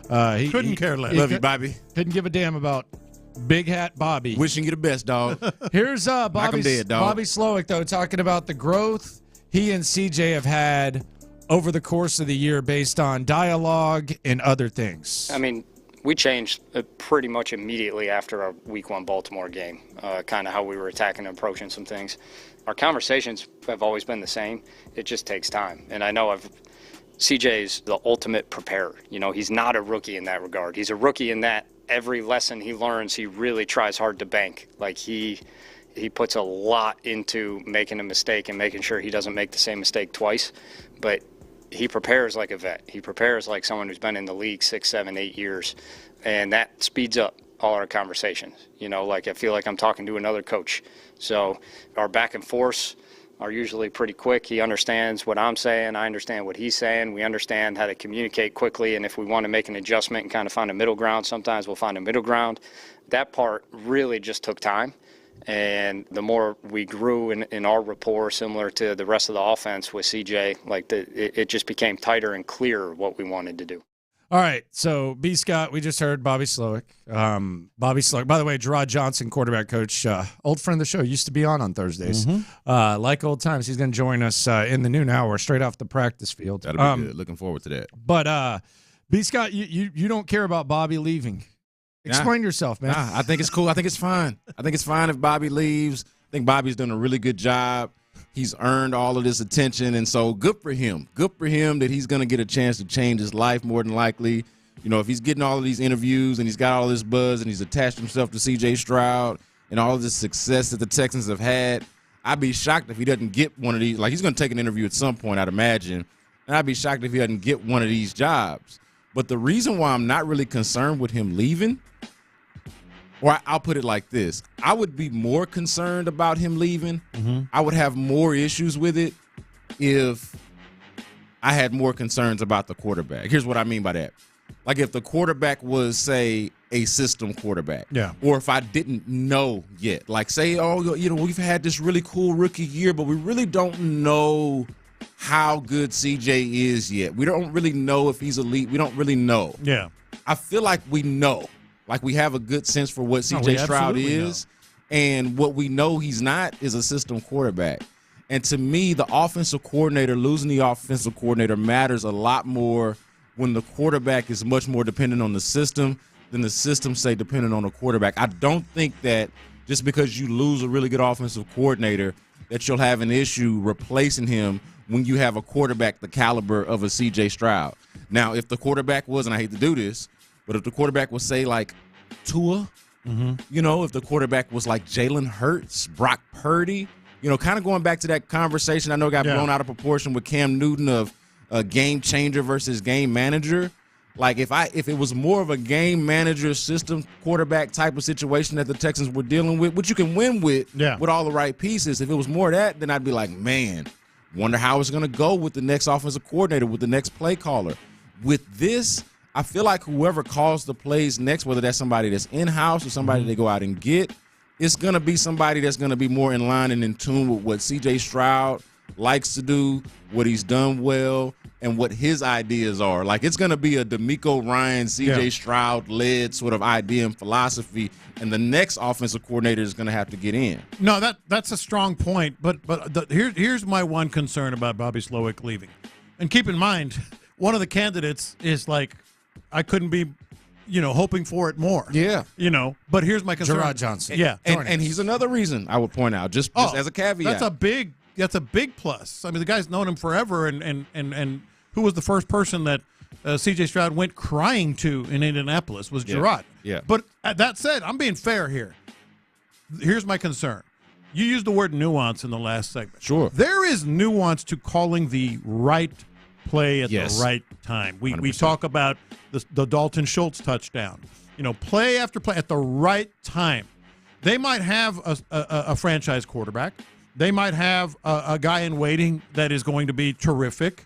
But is he going to call that play in that moment that decides the game. Yeah. That's the nuance to Bobby Slowick that has been off the charts. No, and I think that like I don't think you can go and hire a bad offensive coordinator. To me, you can survive having the guy that doesn't always necessarily call the right play at the right time when you've got somebody like C.J. Stroud as, for this conversation, we'll just call it an eraser. Like he can make you right when you're wrong.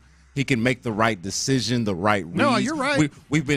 I know a lot of people have been watching that podcast with the Colts players talking about, man, this son gun goes to his third read. Do you know how demoralizing that is for a defense when you go to that? Like, you're dealing with a quarterback that's got that. I think Chris Long, one of the Long brothers, whichever one it was, called it the third dimension. Chris Long. Yeah, like we're on that level now with C.J. Stroud. So to me, like, as long as you don't hire, and this is not disrespect to Bobby Slowick, but as long as you don't hire an idiot to be the offensive coordinator, I think you should be someone fine. trying to change things. Right, exactly. I think it's D'Amico, like Kyle Shanahan. Now Kyle Shanahan's calling the plays, so it's easier for them to replace coordinators that go in and out. But on the defensive side of the rock, they've done it too. Yeah, like with Robert Saleh, and a lot of this comes down to personnel. So you can connect this to Caserio too, and I think the personnel is only going to improve on offense, but.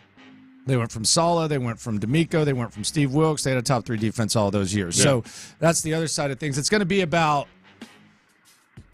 D'Amico being closer to Shanahan than he is, Nick Sirianni, where you lose your coordinators and bleed pits defend. And the other thing about D'Amico that makes him, I think, kind of a new age defensive-minded coach, I think he cares about the offense. I don't think he's like telling him what to do, but I think he cares and has some sort of philosophy and grasp of what he wants. So he's not just going to hand the play sheet over to someone and say, hey, have at it. Yeah. Well, and I like the Shanahan point. I forgot to mention this, the copycat league part of it.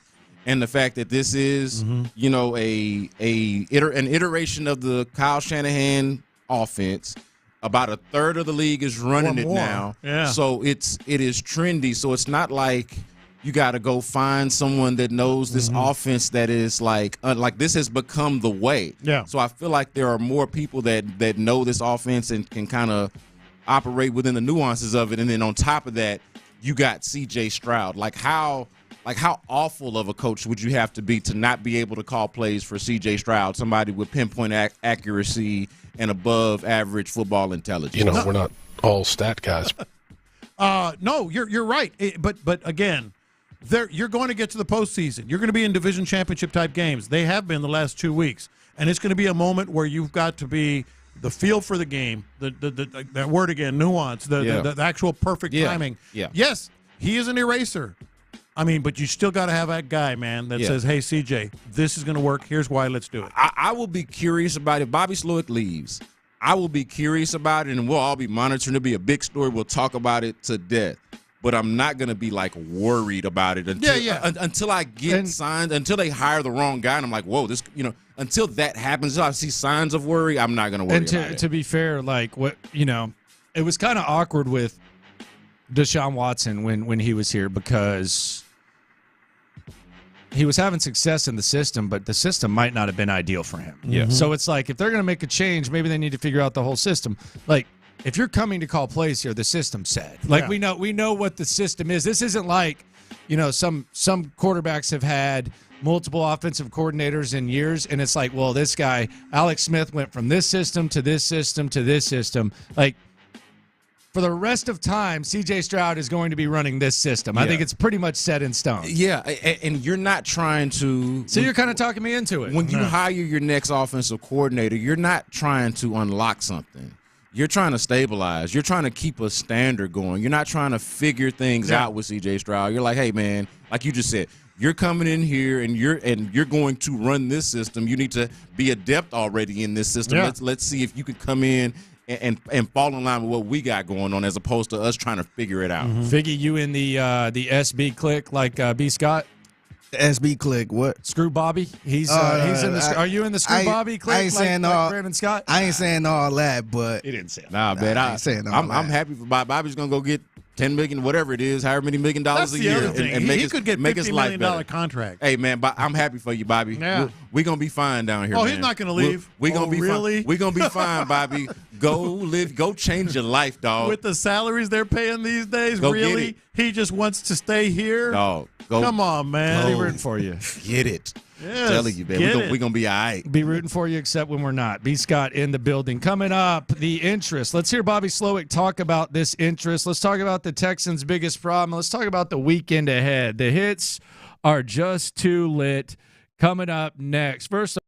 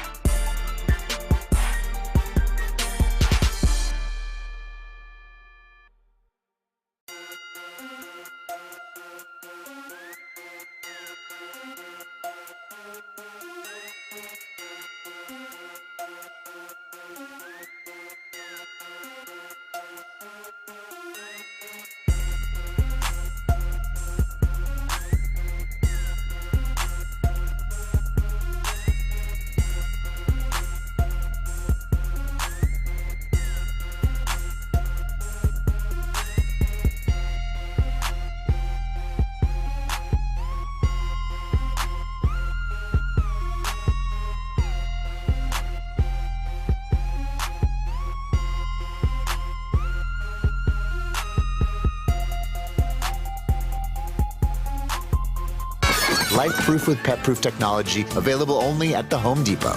How doers get more done. Live from the Twin Peaks studios, Sports Radio 610 presents In the Loop with John Lopez and Landry Locker. All right, let's get a practice update. All hands on deck, let's be honest. Texans returning to the field 2 days away from the game against the Ravens. The hits are lit here on In the Loop. Playing all the hits. These are the hot stories of the day. You're listening to In the Loop with Houston's sports leader, Sports Radio 610. All right, Will Anderson, he's practicing. Jonathan Grenard, he's practicing. Sheldon Rankins, he's practicing. Malik Collins, he's practicing. That's your D-line. Andrew Beck, he's practicing.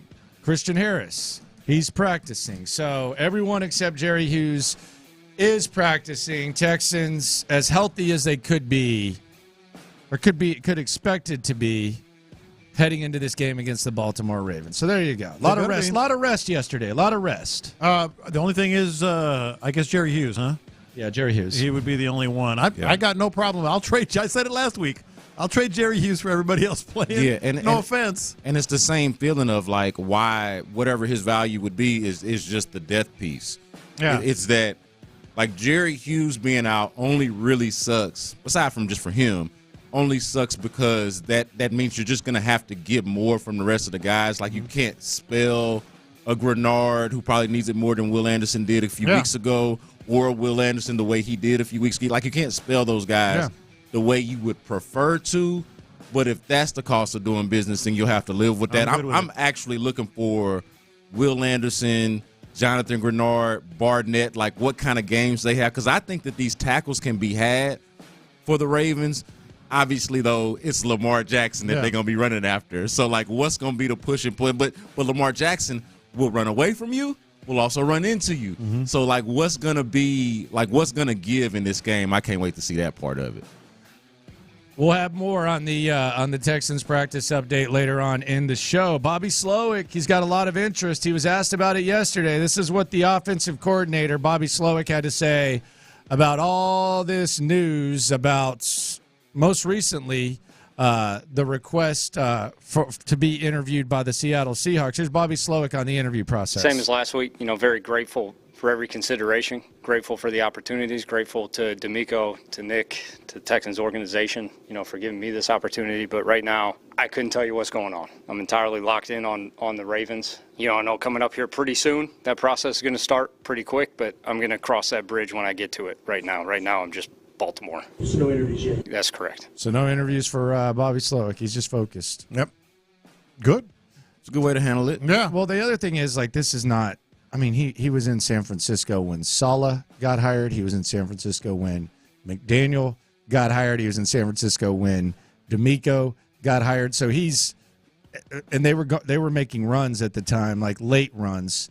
So – if there's anything that Bobby Slowick has experienced and he can lean on his peers on, it's how to handle this situation. This ain't new. Yeah.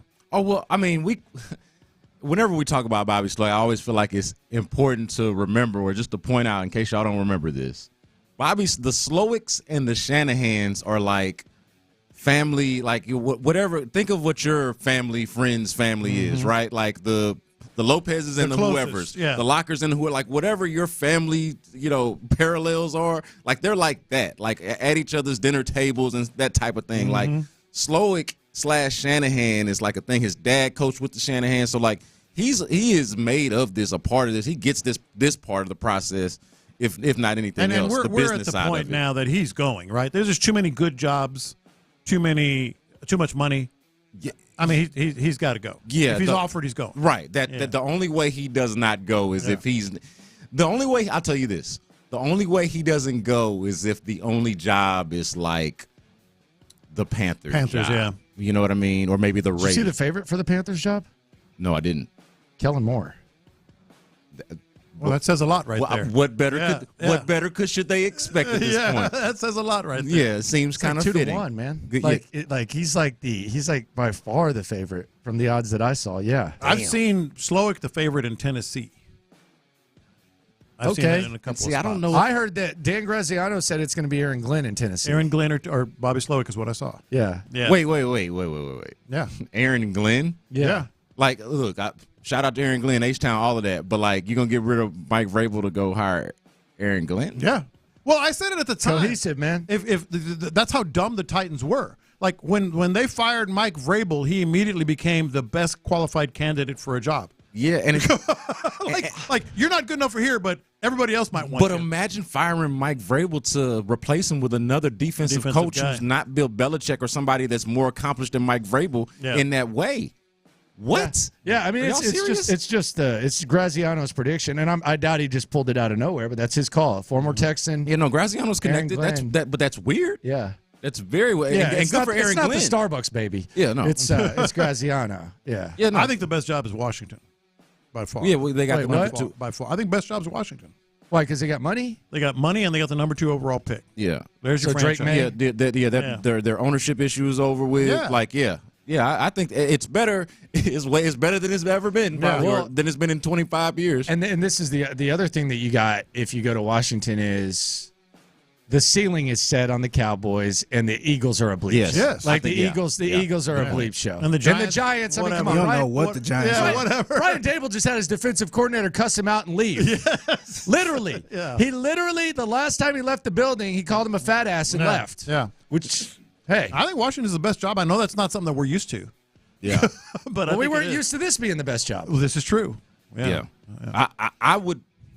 I don't get the Atlanta Belichick thing, but I would want that job if there was any idea of what they might do at quarterback. Yeah. Because everything else that they got going on over there is very interesting. Perhaps the best diabetic football player.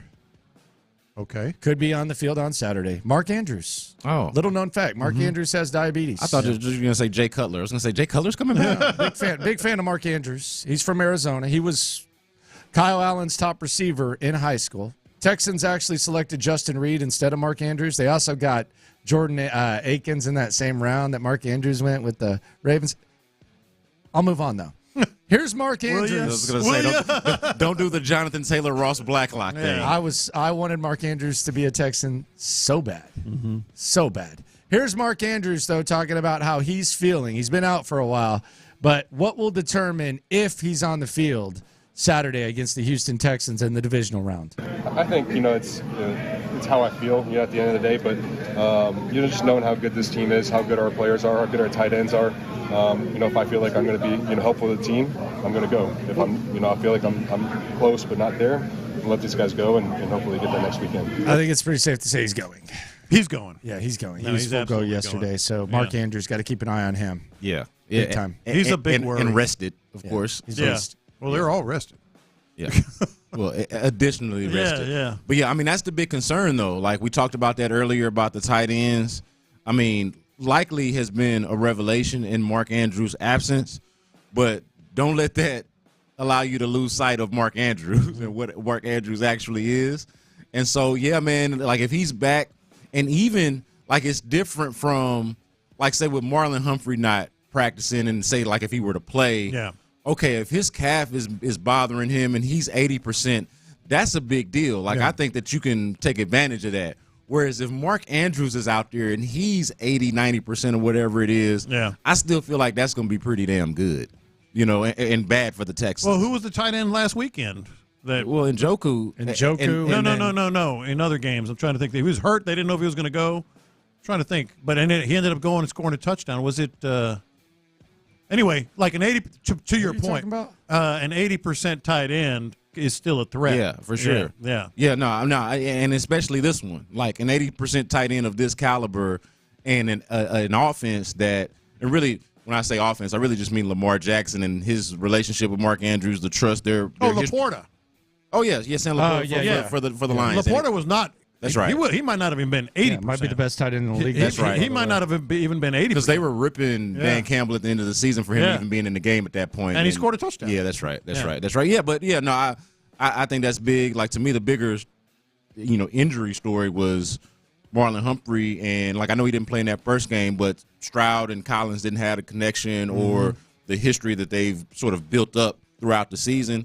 Not having one of the better cornerbacks in football to combat one of the better quarterback wide receiver duos in football, I think is going to be a big deal. Do you fear their receivers at all? Yeah, no, yeah. Zay Flowers? Zay Flowers is a matchup problem. I mean, he's Tank. Him and Tank Dell are from the same school of wherever they make dudes mold. like that. Yeah. So yeah, I would be concerned. I don't know if they have a dude.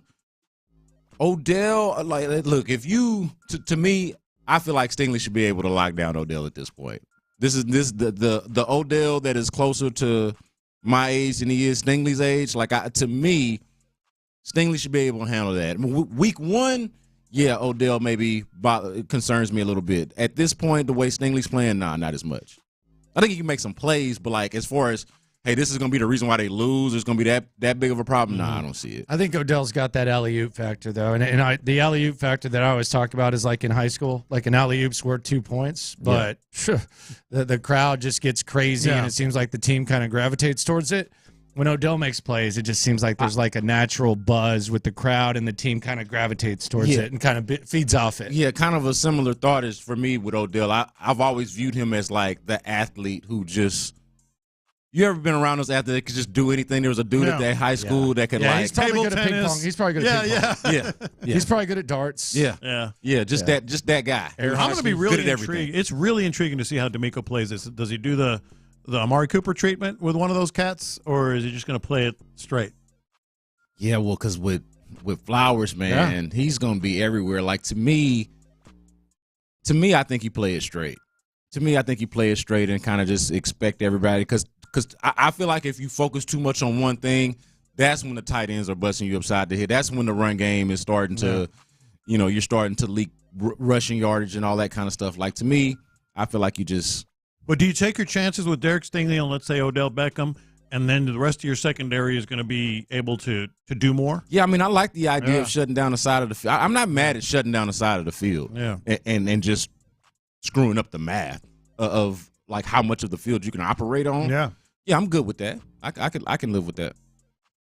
Dallas Cowboys not making a change. Mike McCarthy, they're going to run it back with him, according to multiple reports. So we thought maybe Jerry Jones would announce the coach change at about 3 o'clock, right as the Texans kicked off to steal the headlines. Not going to happen. He's rolling it back with Mike McCarthy. Here's how you can determine if it was a smart decision or not, because it was dumb.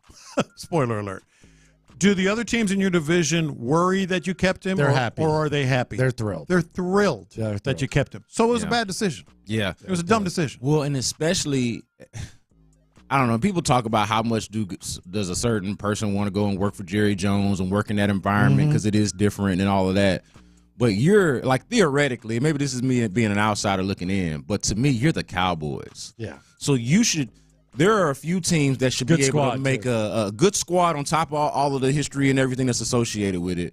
To me, there are a few squads in like sports where you should be able to fire your coach at any point, and all of the relevant, good coaching candidates want to come coach that squad. The Cowboys, the Lakers, somehow they like settled, and they're the Cowboys. Like, that's the crazy thing. What are y'all doing? Yeah. Y'all supposed to be, y'all call yourselves America's team, and you're like, oh, well, we got one more year on this man contract. Let's see what we got. Unbelievable. What? You're the Cowboys. It's absolutely wild. B. Scott, appreciate you for rolling through. 2 sleeps till the big game. Speaking of which, let's give you the update on what's going on the practice field, and a hot take that's not really that hot. It's really actually kind of moderate. If you want to push back on it, you got to give me more than 3 letters. That's next. Join the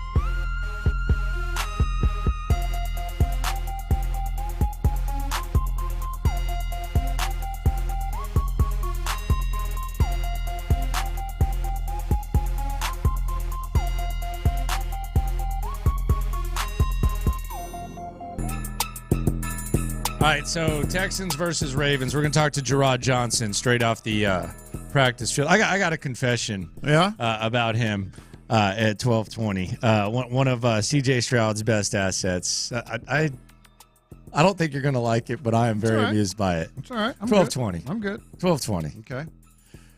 But the quarterback position, let's focus on that because it's the most important thing. We all agree it's the most important thing. We've heard all the good things being said about CJ. And I'm just going to hammer this home because I think it's important to play the hit, and I think it's important to talk about the quarterback and the advantage or lack thereof. Mm-hmm. I feel the Texans have the quarterback advantage. I'm going to keep saying this until Saturday comes around. Could Lamar Jackson outplay C.J. Stroud? Sure. It could easily happen. It's a fluid process. That's fine.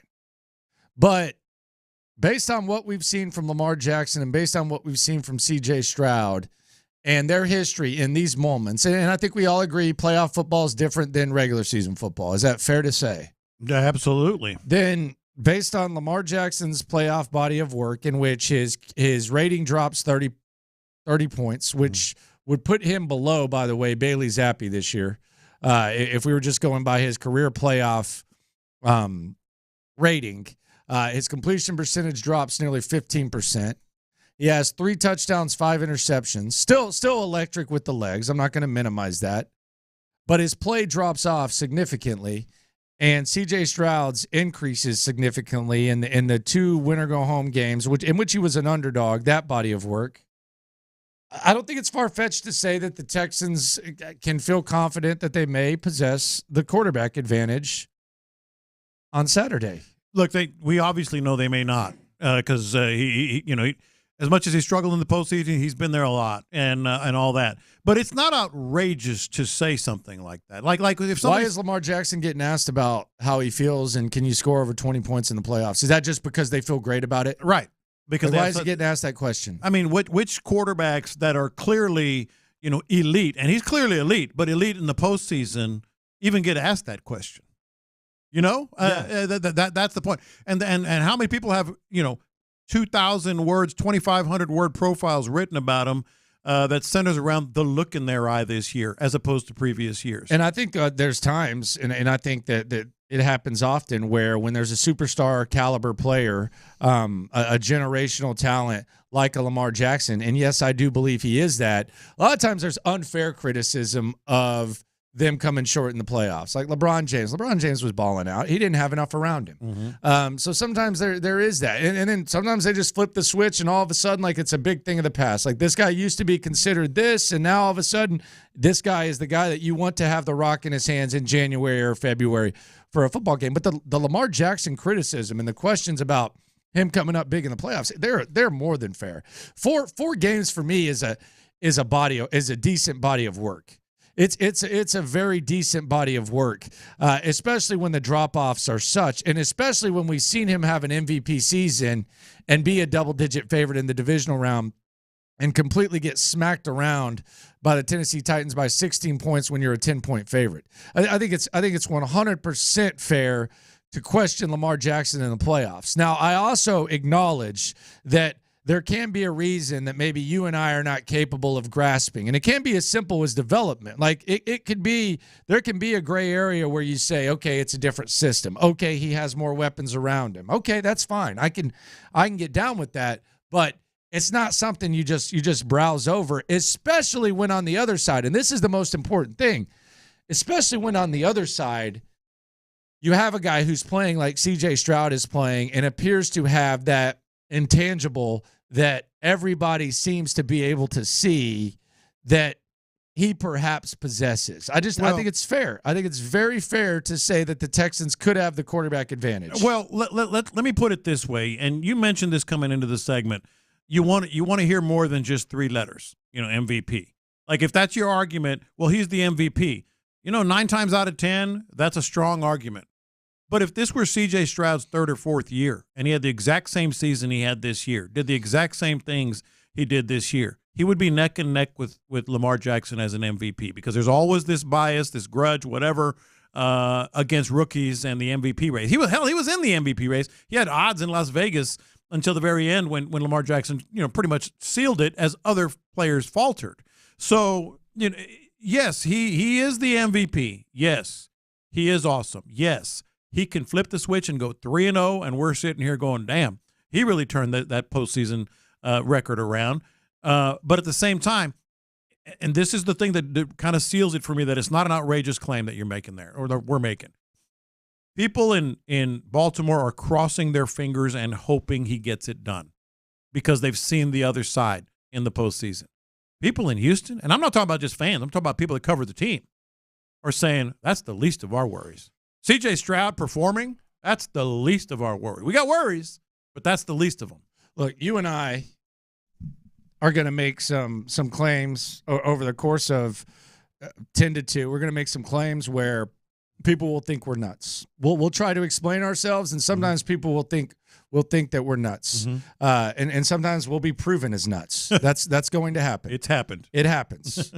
But if this is an outlandish claim that the Texans, based on what I've just laid out and what I've said, is if it's outlandish, to quote the Backstreet Boys, tell me why.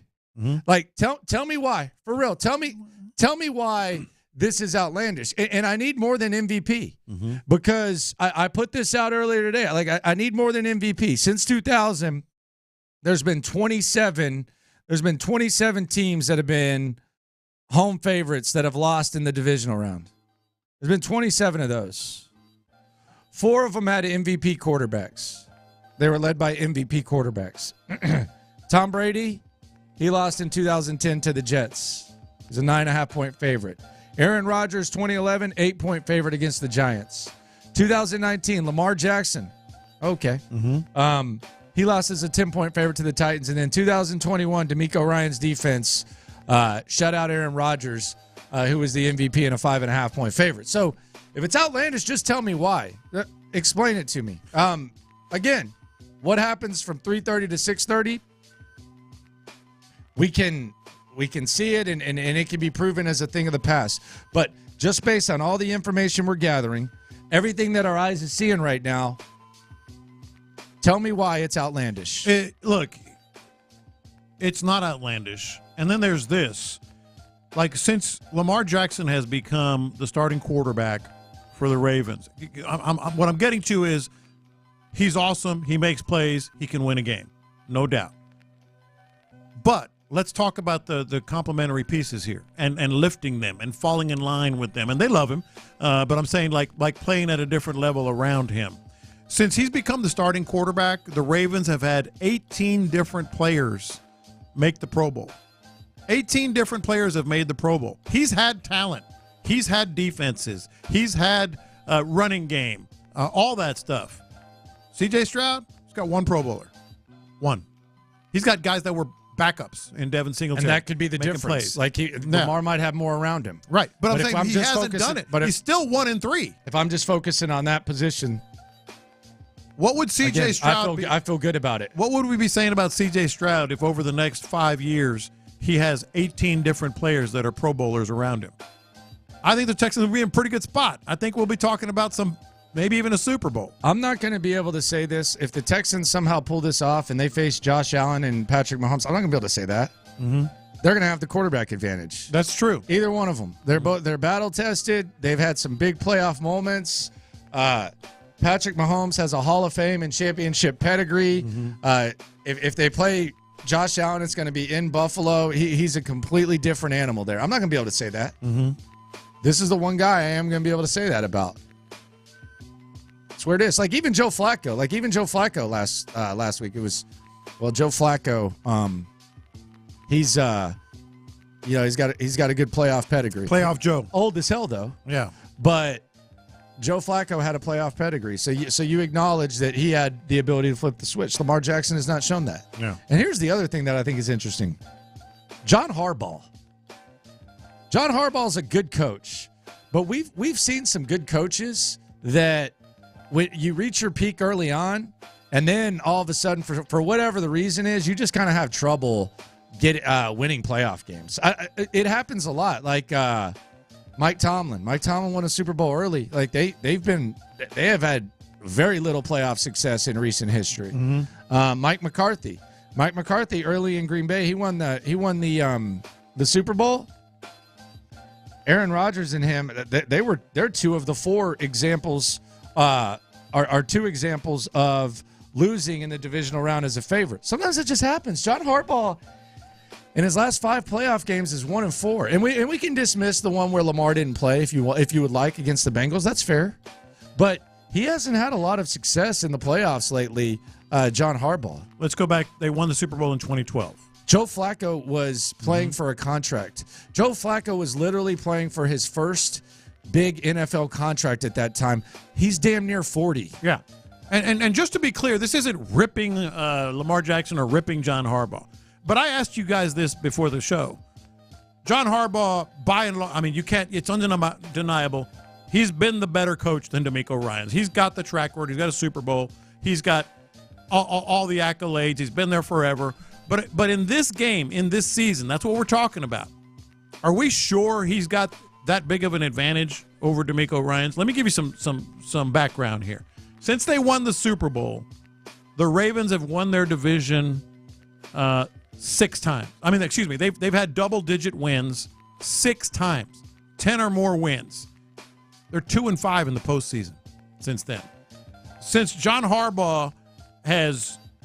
Lamar Jackson has become the starter, the Ravens have won their division 3 times. They lost in the divisional round both times before this season. So John Harbaugh is a great coach. Are we sure it's that much of a, if we're going to talk about Lamar, that it's that much of a thing that he's... How much do you think the NFL has changed? Like, I'm just since 2012. Yeah, like how much do you think the NFL has changed since 2012? Yeah. Like it's these young whippersnapper coaches that are just coming and smacking the guys from John Harbaugh's generation around. Mm-hmm. Mike Vrabel in his second year, his team didn't give a damn. They were gravitating towards him. They beat the crap out of Baltimore and Lamar Jackson by 16 points. They were a 10-point underdog. Mike McCarthy last week, he had no answer for the young whippersnapper Matt LaFleur, who was just foaming at the mouth, by the way, to not coach with Aaron Rodgers. Zach Taylor with the Bengals, with Joe Burrow, kind of a new age type of guy. Yeah. They went and shocked Buffalo. They had a surprising Super Bowl run. Like these young whippersnapper coaches and these progressive coaches, they've been having their way with these guys. Now, Andy Reid is an exception. Andy Reid's kind of a little bit more forward-thinking, but it's not like as great as John Harbaugh is. What's he done lately? Like I said, he's had double-digit wins 6 times since they won the Super Bowl. Okay. Must have a lot of playoff wins then. 2-5. Yeah, he must have a ton. And here's another thing about John Harbaugh and the Ravens. We drinking the Kool-Aid too much, Fig? No. I think it's valid, man. I mean it's backed up by data. All we're telling you is what has happened, like what the facts are here.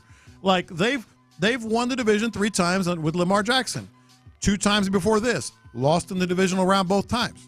Like this isn't 18 different players since Lamar Jackson. 18 have been Pro Bowlers. Texans have 1. And they've gone 58-19 with Lamar Jackson as the starting quarterback in the regular season. 58-19, 1-3 in the playoffs. They could get got, man. 1-3 in the playoffs. They could get got. And this is the other thing about, like, sometimes when you're like pointing to others' flaws, like you're calling the obese guy fat, but then when you look in the mirror, you got a dad bod and you've put on 35 pounds. Exactly right. You've put on 20 pounds or whatever. Yeah. So that's one thing. We're looking in the mirror. We got an 8-pack. We got perfect arms. We got not CJ even Stroud. A 6-pack. We got CJ Stroud. Yeah. Like we got CJ Stroud here. This is not the Texans with Brock Osweiler trying to nitpick the Patriots in 2016. Yeah. This is not the Houston Texans of 2019 with Deshaun sitting there trying to nitpick Andy Reid and Patrick Mahomes. Yeah. This is a guy that has been one of the best regular season quarterbacks in recent history who has been trash in the playoffs. This is a coach who, despite his early success, has been bad in the playoffs. And meanwhile, you got CJ Stroud. I say all that to say this, and this is the best way that I'll put it as far as the confidence level. Am I going to be Brandon Scott and pick the Texans to beat the Ravens? Probably not. Probably not. I might pick them to cover, but probably not. But I will say this. If some guy came up to me and he put a gun to my head and he said, right answer or you die, Texans or Ravens, Saturday, 3:15 on ESPN/ABC. I'm probably going to say Ravens, but when wifey asks me what I want for dinner at 7 o'clock, I quoted the Backstreet Boys. I quoted the Backstreet Boys at the start of this segment. I'm going to quote Magic Johnson at the end of this segment. I might not be there. I'm not going to be here. I might not be there because I would be sweating. So I'm not that. I'm not going to be here. I might not be here. Yeah. I have to at least think about it. And that right there, that tells you that right there should tell you all you need to know when it comes to how you feel about the thing that matters the most and the things that matter the most in games like this. Coach, quarterback, you feel great. Baltimore, do you really feel great based on what you've seen? No, you're hopeful. Do you really feel great? You're hopeful. You're anxious and hopeful. Be interesting. Yeah. Be very interesting. Landry Locker, John Lopez, Figgy Fig with you here on Houston Sports Leader, Sports Radio 610. I wish it were tomorrow, man. I wish it were tomorrow. Man, dude, I'm so excited. 2 more sleeps, man. 2 more sleeps, man. Yeah. Get through one. This feels like it should be Friday for me. It just feels like it's just. I keep thinking this Friday. We're getting ahead of ourselves, is all. By the way, you're going to have that Discovery Green watch party the Texans are having. So. Oh yeah, the Discovery Green. Go out there. I think Payne and Pendergast are going to be out there, as well. So go check that out. Discovery Green downtown, always a good time. Go check out the Texans game. Little watch party with your boys from Sports Radio 610. Coming up, lunchtime confessions. Mm-hmm. You're going to make me mad? Make you uncomfortable, man. Uncomfortable. Make you uncomfortable. All right. I might be a sick individual. Well, we know that already. It's next. That's a tease.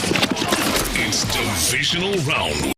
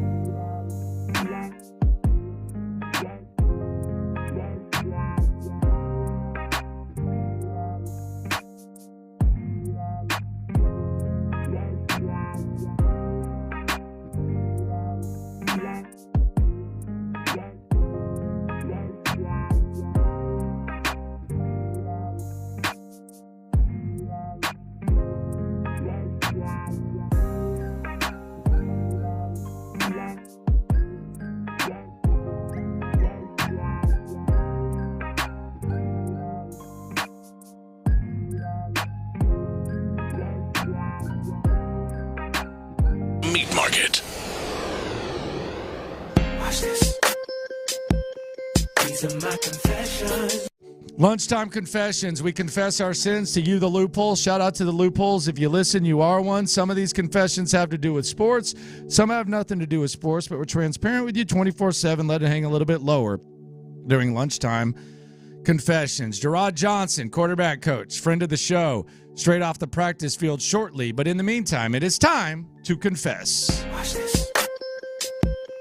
These are my confessions. So Baltimore is in Maryland, right? I think so. Yes, it is. Who has a house in Maryland? John McClain. I'm wondering. Wondering what? Is he cheering for the Texans here too? By the way, John McClain will be in the slime off.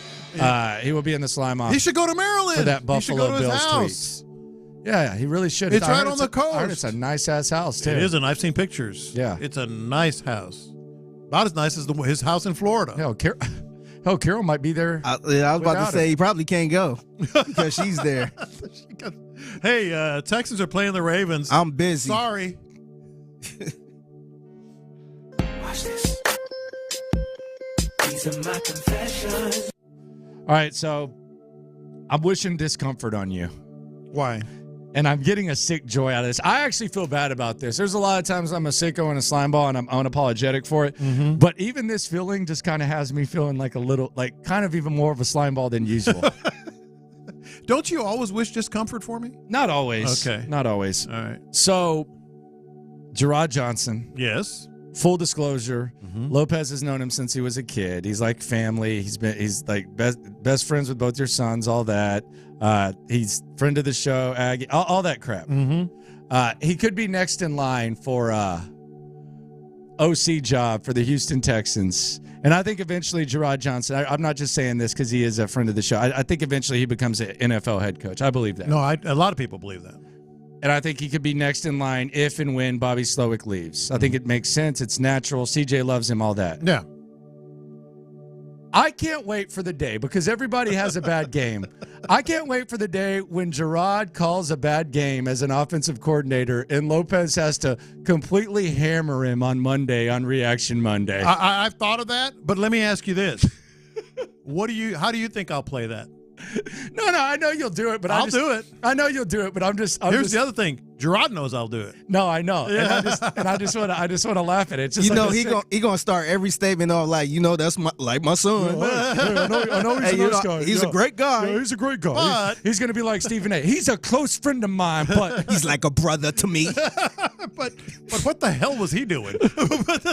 No, I've thought about that. It is. You know my drill with him. I don't ask him anything about anything. I haven't done it for decades now. But yeah, no, I've thought about it, but I think he knows. I'll play that straight. He is connected to a lot of these OC openings, though. Like he has, he's very He's coached well and networked. played in Philadelphia. Yeah, he knows Sirianni. They worked as close as you could with the Colts. Now, Nick Sirianni was kind of like the OC, and he was like quality control. That's a lot of work with the guy. Oh, yeah. You're basically like setting stuff up for him. So yeah, I've always wondered. No, Aaron Glenn as well. He's real close with Aaron Glenn, as you would figure. Watch this. Fire his ass. I won't say that. Mark Andrews scares me more than anybody on that team, and yes, I know Lamar Jackson is on that team. I remember when I argued here about the Texans drafting Mark Andrews, and I was told they shouldn't draft him because he's diabetic. Well, how'd that work out? Look, I know Lamar Jackson would be the one throwing him diabetic. the ball. Well, so was like Jay Cutler. He didn't play good ball. Yeah. Oh, by the way, texters have updated us yet again. Lamar Jackson's going to throw the ball, but because it's the middle of the field, because he's such a weapon, because he is probably more likely to make a big play, and he has often, he actually scares me more than anybody on that team. Yeah, I think he's their best weapon. Yeah. He's a badass. And by the way, he was a receiver in high school. Yes, he was. So, yes, he's very scary. Watch this. These are my confessions. I respect his work. I take a lot of his stuff with a grain of salt because I think he was just way too dramatic. At times, I also think he's playing for gifts, and I think it's like unauthentic. But Dan Orlovsky, when he talks about the film and the breakdowns, I don't think there are too many better, and I do respect him in that area. But I gotta confess, I think Dan Orlovsky lied his ass off this week during NFL Live. What happened? He was talking about the game plan of one of the teams in the NFL playoffs.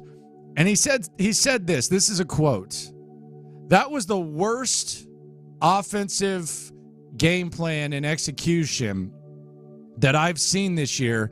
And I've watched every single snap of every single team this season. No way. No way. No way. How many snaps is that? No way. So you're telling me he watched every Tennessee Titans, Carolina Panthers, Washington Commanders snap on top of being on TV 3 times a day? That's just not working smart if you're doing that, my friend. If you watch Jeff Driscoll start for the Cleveland Browns in that meaningless ass game, you ain't working very smart, my friend. This goes back to when I talk about the Texans and people don't know like about the Texans the previous 3 years, and I don't hold it against you because you shouldn't. Every single snap of every single game, Soldier Boy, please step forward. All right. This is fake. That's fake. This is fake? Yeah, that's Photoshop. That's fake. Shout out to the calculator on my Android. So the average number of plays on offense is about 60 to 80. Yeah. Right? So I'm going to go low. I'm going to say 65 times 32 teams. All right? Times 17. Number of games. That's 35,360 snaps. Come on. Like, what are you doing? 35,000 snaps? Like, if you're watching all the Cowboys and, like, all the playoff teams, okay. But you watch every single snap of every single team. How do he have time to play with his kids and his wife? He's got, like, 5 kids, doesn't he? Yeah. Yeah. And that's not even and he's on TV all the time. Yes. That's not even to count how long each play takes. Yeah. And yeah. And again, I think sometimes it's a little bit much, but I respect the hell out of, like, his just breakdowns. Like, his breakdowns, that's a lie. That's a lie. 5,000. That's a lie. That's a lie. I agree. Watch this. These are my confessions. I think someone is saying on here real quick, J-Lo. Yeah. Condensed NFL games, 45 minutes. If you're It's watching still the tape, snaps. no, but the other thing is this: if you're watching tape like Dan Orlovsky does, you don't condense. It is a process. You're watching every game 3 times. Like, I don't think people really respect how much goes into the film work of Dan Orlovsky. Yeah. All right. I think we're going to have to take a road trip to Hempstead. What's that? Hempstead, Texas. What's that? It's a little town over toward kind of northwest. Okay. You want to go to Hempstead? I ain't going to no little town, man. You want to go to Hempstead? What's going on there? See if you still say that. Hempstead, Texas. Okay. Has opened an old school, full restaurant, full buffet, with the bench seating, Pizza Hut. Oh, my God. Where the hell is that? The one with the hut? It's shaped like a hut? Where's Hempstead? Dude, the Pizza Hut restaurant. Hempstead, let me see. With the salad bar and the bar. How far is it from miles, here? man. How far is it? 46 miles. Yeah, it's just kind of northwest of us. Dude, you should see the pictures of this place. It's crazy. It looks like just like we grew up with. I mean, even the lighting and everything else. Look at this place. Look at that. Dude. Man. Dude. We got to go to Hempstead. Dude. They opened a Pizza Hut, like old school Pizza Hut. Do a show from out there. We should do a show from out there. These days they probably put the stuffed crust on there. Oh, man, they too. got root beer. They got everything. These days they probably put the stuffed crust up there too. There's an old school pizza buffet down kind of by Carbach Brewery, a Pizza Inn.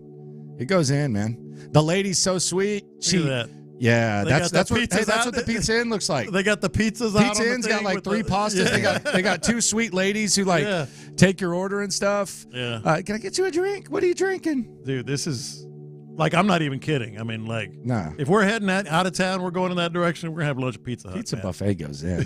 Pizza Hut, old school. Watch this. These are my confessions. I feel like the Cowboys are what the Texans used to be on a much higher level. Texans were limiting their ceiling with B.O.B.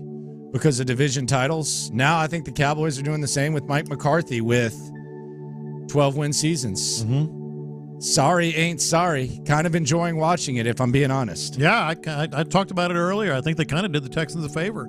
They're indifferent about the Cowboys. I mean, they're still giant, but I'm talking about indifferent. I mean, peripheral fans, new fans, and the Texans are interesting. The Texans are exciting. Watch this.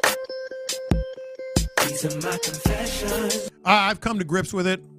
Bobby Slowick is gone. He's gone. Okay. He's got to be. There are too many good jobs out there, and he's interviewing in Seattle. Good job. Good good environment. Washington, I think it's the best of the bunch.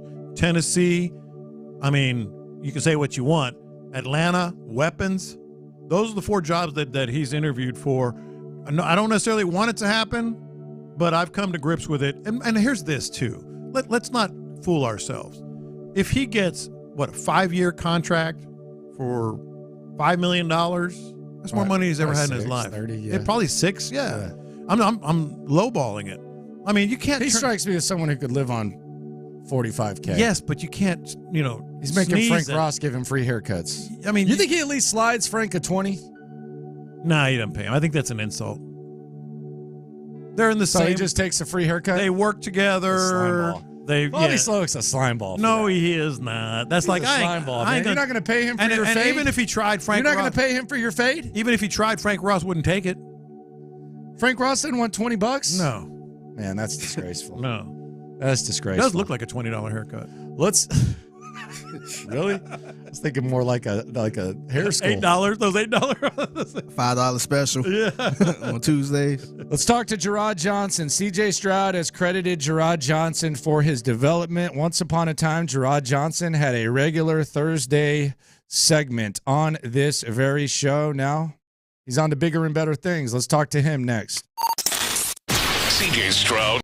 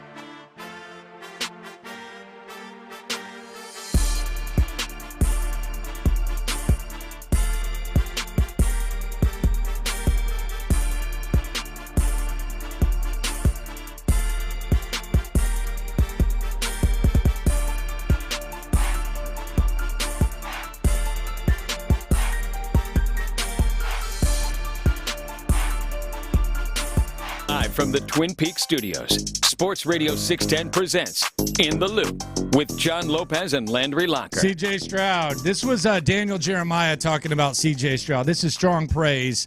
And we're going to hear from one of the first names C.J. Stroud mentions, and a very close friend of the show, especially with Lopez, Gerard Johnson, the quarterback coach. We're going to hear from him shortly. But let's hear this high praise from Daniel Jeremiah talking about quarterback C.J. Stroud. You're maybe 2 years too early. That throwing session, we said it at the time, was the best that I've ever seen at the combine. But there's a difference between being a passer and a thrower and playing the quarterback position at the elite level. I didn't have words for Stroud. I got asked about that right after the game, and I'm like, I've never seen anything like that. I've never seen somebody play the position that well. Not just, oh, he made a play, down in, down out, on balance, feet, eyes connected, getting through progressions, bing, bing, bing, delivering the ball accurately, whether it required velocity, whether it required touch, over-the-top balls, dry balls. He did everything. I don't know where you go, man, you know what?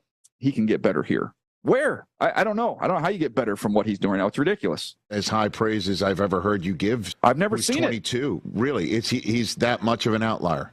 I've never seen a guy at this age be so consistent and just not putting the ball in jeopardy, making big plays, making the right play. That's one of many examples of praise for C.J. Stroud. We're 2 sleeps away from Texans versus Ravens. Let's talk to a guy who C.J. credits a lot for his development, Gerard Johnson, friend of the show. And Gerard, I'm going to start with a guy that's been by your side the whole year during this journey. When he's on the TV screen, he shines, he sticks out. I'm talking about your watch, man. Your watch game is pretty strong when you're out there. What's going on with these watches? I dabbled into the watch world. Burke, or DC, he kind of guided me in the right direction. He's kind of championed that for me. But yeah, no, it's something as I get older, I pass down to my kids, and so just kind of dipping my toe to the watch. I see you kind of rubbing your head a little bit with that left hand whenever the camera's on you. You're not fooling me, my friend. Hey, Gerard, you spent more time with your new baby Jersey or C.J. Stroud? It's pretty even at this point. I definitely think Jersey's got the edge, barely, but it's pretty close. So what has this been like for you, man? Like, so you go around, you've been coaching quarterbacks for a long time. You go to Indianapolis, you end up in Minnesota, and then you get to come home. And not only do you get to come home, you get to coach someone who you know very well in C.J. Stroud, and immediately there's been a certain level of success. What has this whole experience been like for you? Honestly, for me, it's just been a blessing, man. I mean, you hit it all. You hit it all right. I mean, I've done a lot in football and a lot of different areas from everywhere from coaching little kids to high school to college, to training pros to coaching pros. So I'm just very thankful for my football journey. I think it's given me a very unique perspective on the game, an appreciation for people, an appreciation for the process, and then like you said, to meet CJ at a young age, and then to kind of for life to work out to where I get to coach him at this level, and for him to have the success he's had. I mean, I'm very fortunate. I feel like I've been very blessed, and I'm just thankful, because there's a whole lot of things that led to this road that you, at the time, thinking back on it, you don't know why they happened or, what they happened, whether they're positive or, didn't go in my favor. But at the end of the day, it all led to here. And I'm very fortunate and thankful to be in the spot I am, coaching the guys that I'm getting to coach. You mentioned that, and obviously, we've talked a lot about it, but you go back to that time. I believe there was a time where you were coaching either in high school. I might have the timeline wrong here, Gerard, but you were either coaching in high school or doing camps, and your brother, Marquise, who's now with the Vikings, he was riding a, what do they call him, pedicab or whatever, at NRG Stadium. I mean, from that moment where he's driving a pedicab, and now he's in Minnesota, and you're coaching kids of various ages in camps and such. That wasn't that long ago, man. Yeah, it really wasn't, but I think a lot of it's testament to, our childhood and how we were raised and just being coaches' kids and us knowing that we wanted to be coaches. And that's kind of how our dad kind of led us growing up. He was a coach at Humble, of course, but our dad was kind of our hero, and he instilled a lot in us. And so we knew at that time that it was just a matter of just work every day, hard work and prayer undefeated. And that, hopefully you do enough good things that at some point someone recognizes or an opportunity presents itself. And at that point, you make the most of it. And yeah, Marquise got his first job he was coaching at Galena Park High School doing the pedicab on the weekends to make extra money. And he ran into Ray Wright, who was assistant strength coach at the time with the Texans. He was on the back of his pedicab. He kind of told him his story, and Marquise would wake up first thing in the morning and go just volunteer and watch the spring workouts, the Texans. And that's kind of what got him his first relationship. And then he got on a couple different places after that. And then Ray called him 5 years later when he was at the University of Tennessee and gave him an opportunity with the 49ers. And that started his NFL journey. So, I mean, really just a testament to have a lot of people who poured into us and instilled a lot of work ethic into us. But like I said, we've been very fortunate, been very blessed.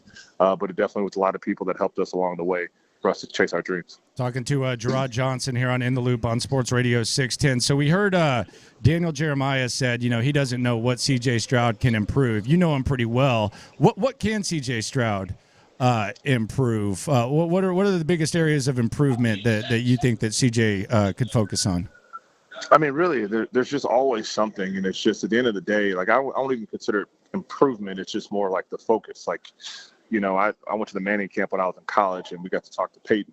And one thing he shared with us, like, somebody asked him, what's the difference in college and the NFL, or what's it like being an NFL quarterback? And he's like, look, you spend, 40 hours a week, however many hours you put into this game plan to give yourself a chance on Sunday, and you'll find out on Sunday if it's any good or if it's not, and you got to do it all over again. I mean, the consistency of really just doing all the things we've been doing and just keeping it sharp, because every Sunday you'll get tested, and so you just got to keep the consistency up, and that's the hardest thing about it. So, I mean, like I said, him getting better at something, I mean, there's plenty of things out there, you're always going to be on your footwork, you're always going to be on your mechanics, you're always going to be on decision-making, because you got to stay sharp, because as you're trying to get better, the defenses are getting better too. There's always a new coverage, there's always a new scheme, there's always a new check, and you're just trying to be as sharp as you can, so at our position we can react and make the best decision for the team. I want to go back to how your relationship with CJ started. I remember texting with you when you were at the Elite 11 camp, and Hudson Card was there, Bryce Young, Haynes King, and a lot of people don't realize CJ was kind of one of the last entries accepted to that Elite 11 camp, because he was like a 3-star guy before that, and you took on CJ Stroud. Just what was that like? When did you realize, okay, not only is this guy good, but he could be something else? Really, it kind of grew throughout the week. We spent I think we spent 5 or 6 days with him, and every day was like jam-packed with camp stuff, on the field stuff, leadership training, media training. I mean, it was just, you take the top 20 kids in the country and put them in a setting to give them resources that could help them, they can use later on in their career. And so really, there was a pro day competition we do every year where you simulate, I think, 35 straight throws. We simulate a pro day, and we rank every throw. So I want to say, one of the highest scores, we've had up to that date. Doing that, and it was just the natural accuracy was the first thing that caught my eye, and so that was the first thing that caught my eye. And then for him to realize and recognize and appreciate the resources that were there, and he stayed late, he asked questions. I mean, he really took that entire week, and he got the absolute most out of that week. And so for me, that was when I really kind of understood that this kid's different. There's something special about him. He's hungry to learn. There's an edge about seizing a moment, to where, he probably took that week more serious than any other player there. And I think he greatly benefited from it. So he puts a lot into it. He works really, really hard. And, I think a lot of his success is a testament to how he was raised, things he's been through. He, he attaches himself with people he feels can help him out. And I think that, his trainers in California, Ohio State, choosing that university, all those different things have been decisions by him that I think it worked out for him. And, he comes in every single day, and he always wants to get better. He's hard on himself. He believes in himself, and, he's having success. What's the difference? Because it was your first game. Gerard Johnson, Texans quarterback coach, joining us. It was your first game, going and trying to win a ball game with him. The last time these two teams met, the Texans and the Ravens. What was the difference walking into that game with CJ being right at his hip versus, let's say, the Cleveland game? What's the biggest differences you guys have experienced, whether it's mentally, whatever, from that point to the last time y'all did it? I honestly think a lot has to do with just collectively as a group, as a full team. We know who we are. We know what we're trying to get done with plays. We know what our identity is, and we understand. We just understand what we're trying to get done. I think that Bobby's done a really good job of coming in with a clear message, a clear brand of football, a clear identity of who we're going to be, how we're going to play, what the expectations are, and all those different things. But you can only really test those until you get on Sunday. Until something goes your way, like, that's why we do it, or it doesn't go your way, that's why we do it this way. you really don't know till you get out there. I just think as the season has grown, we've really kind of hunkered down on who our identity is, how plays are supposed to play out, how we're supposed to read plays, what the expectations are. And I just really think we found ourselves, and that's what's allowed us to have this success. But once again, every Sunday it's tested, and it's a lot of trust, it's a lot of hard work, and I think it's a testament to our players, and I think Bobby's done a really good job leading us in that right direction. And that one moment in Indianapolis, it was interesting. We've talked about it a couple of times here. The first person that we saw anyway, that C.J. Stroud went to, literally crying when you clinched the division, was you. I mean, what was that like for you? And I guess that's just reflective of what you have built with C.J. Yeah, I mean, that was a cool moment for both of us. We kind of reminisced a little bit sitting there as the time was going out. But for me, I just think it comes down to respect. I like to think he respects me. I respect the heck out of him, and there's a mutual respect for each other and kind of what we've done in each other's lives, and so I wish the kid all the best. And, it's like I said, it's a testament to him, and I think he's special. I'm just very fortunate to be a small part and kind of his journey. But he's a special kid, and that was a special moment for us. And I just think it was kind of like a respect to both of us. It's like, man, we're really having success at this and just appreciating each other. You mentioned Bobby. Bobby's a friend of this show, Bobby Slowick. Obviously, his name, he's a pretty popular dude. What makes Bobby Slowick so effective as a play caller, and what's he been like to work with? He's been great, man. Like I said, the biggest thing for me is that from day one, he had a clear vision, he had a clear message, and he's very direct, he's very blunt. It's very clear. It's the clarity of which his expectations are, how he installs plays, how he coaches, I think just sets the standard for everybody else around him. And so I just think he's a really sharp mind. He's a great play caller. But I think the biggest thing is it's just he sets a clear picture and a clear vision of where we're trying to go. He speaks with the end in mind. And at that point, it's all the steps it takes to get there. And for us to kind of get to this point, he spoke about this moment in the spring, how he sees the offense going, how the pace we're going to play with, the physical mentality up front, the efficiency in the pass game. All these things have come to light. And all you can do is respect that. And he had a vision, and that vision's kind of working out well for us. And, he's definitely sharp. He's bright. He's one of the best guys in the league. Do y'all align philosophically when it comes to like play calling and game plans and stuff like that? Yeah, we do. I mean, we do. Like it's kind of funny. I'm a coach's kid. He's a coach's kid. My kind of first real knowledge in football was playing for Mike Sherman, who came from Gary Kubiak, who came with the Shanahans. And so us in the West Coast-ish world, I guess there's some similarities to it as well. But I do think what they did in San Francisco and what we're kind of creating down here is an exciting brand of football that's had success. So we're just trying to keep that going. Now, there is one thing that he does, and we've given Bobby a hard time about sometimes how those ball caps look a little too big on him during games. But there is one thing he does, and I want to put you in Bobby Slowick's shoes, which we've done a few times this week for different reasons. I won't ask you about that.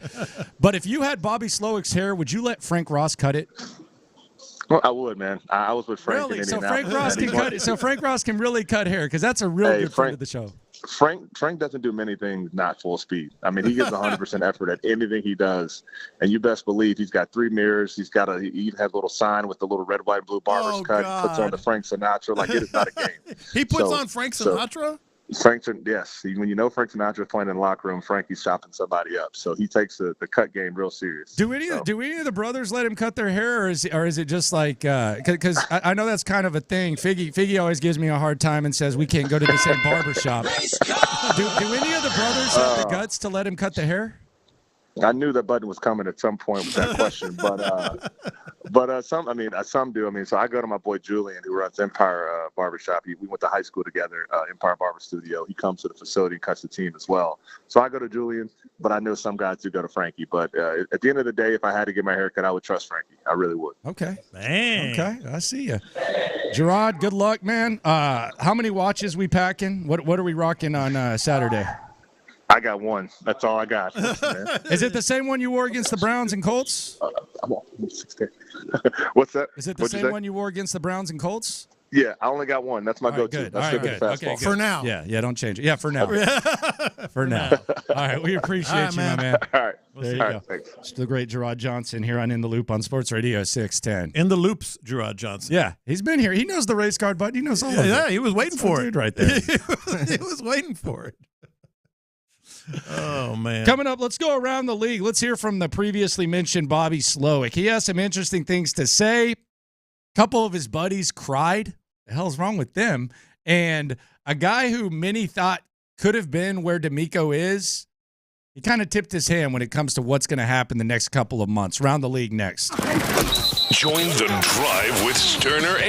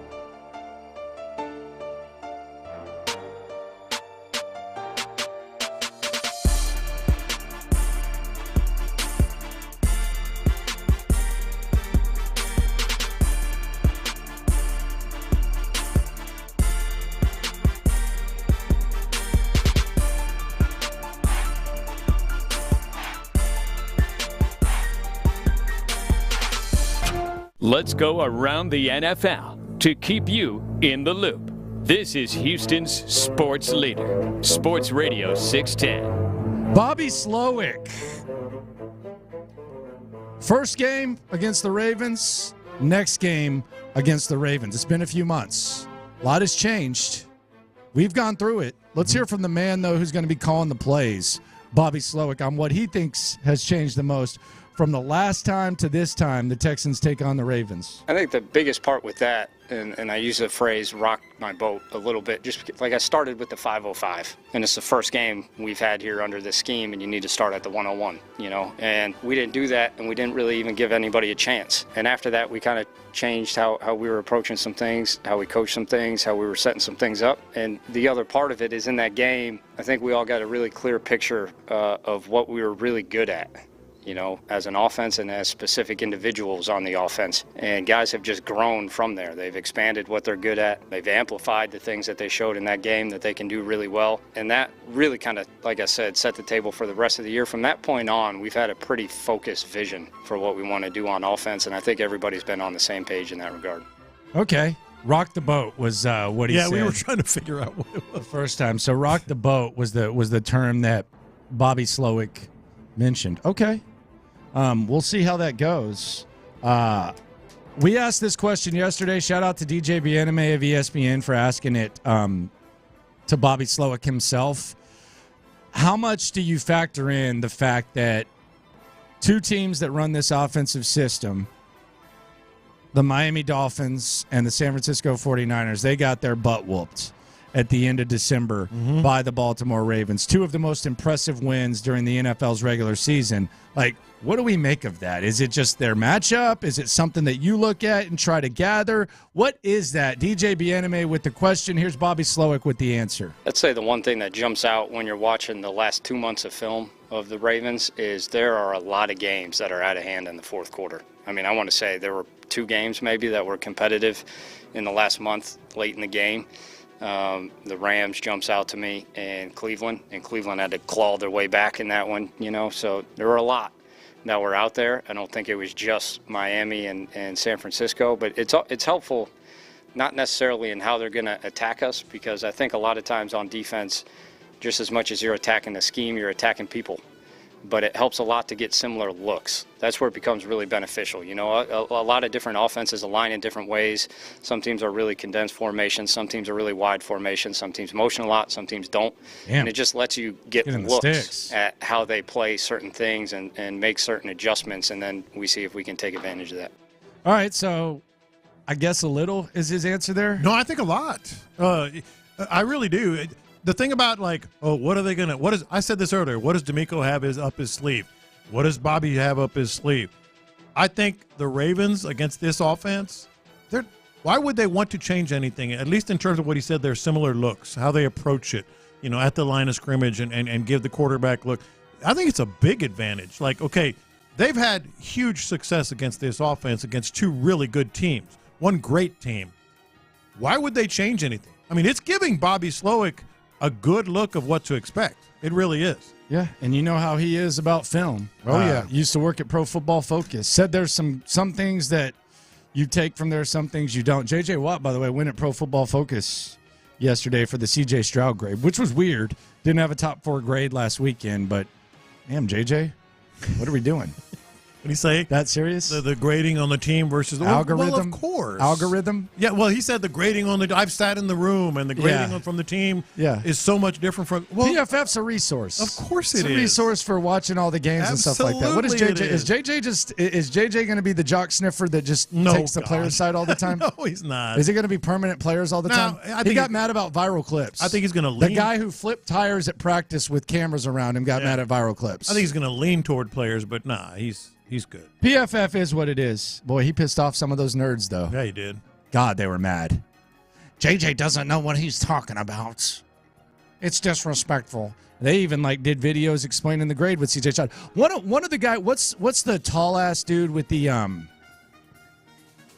beard that is like a PFF guy? We've interviewed him before. I don't remember his name, but he.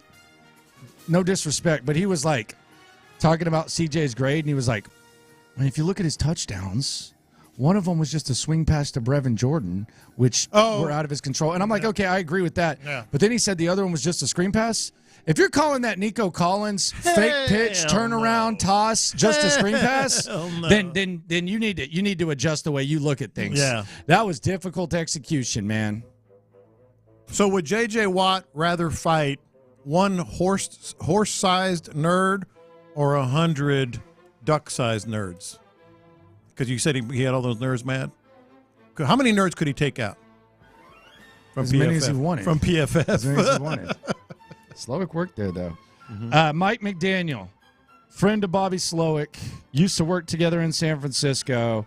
He was on Hard Knocks this year, and they caught his final speech after the Dolphins lost last week to the Chiefs. Here's what it sounded like.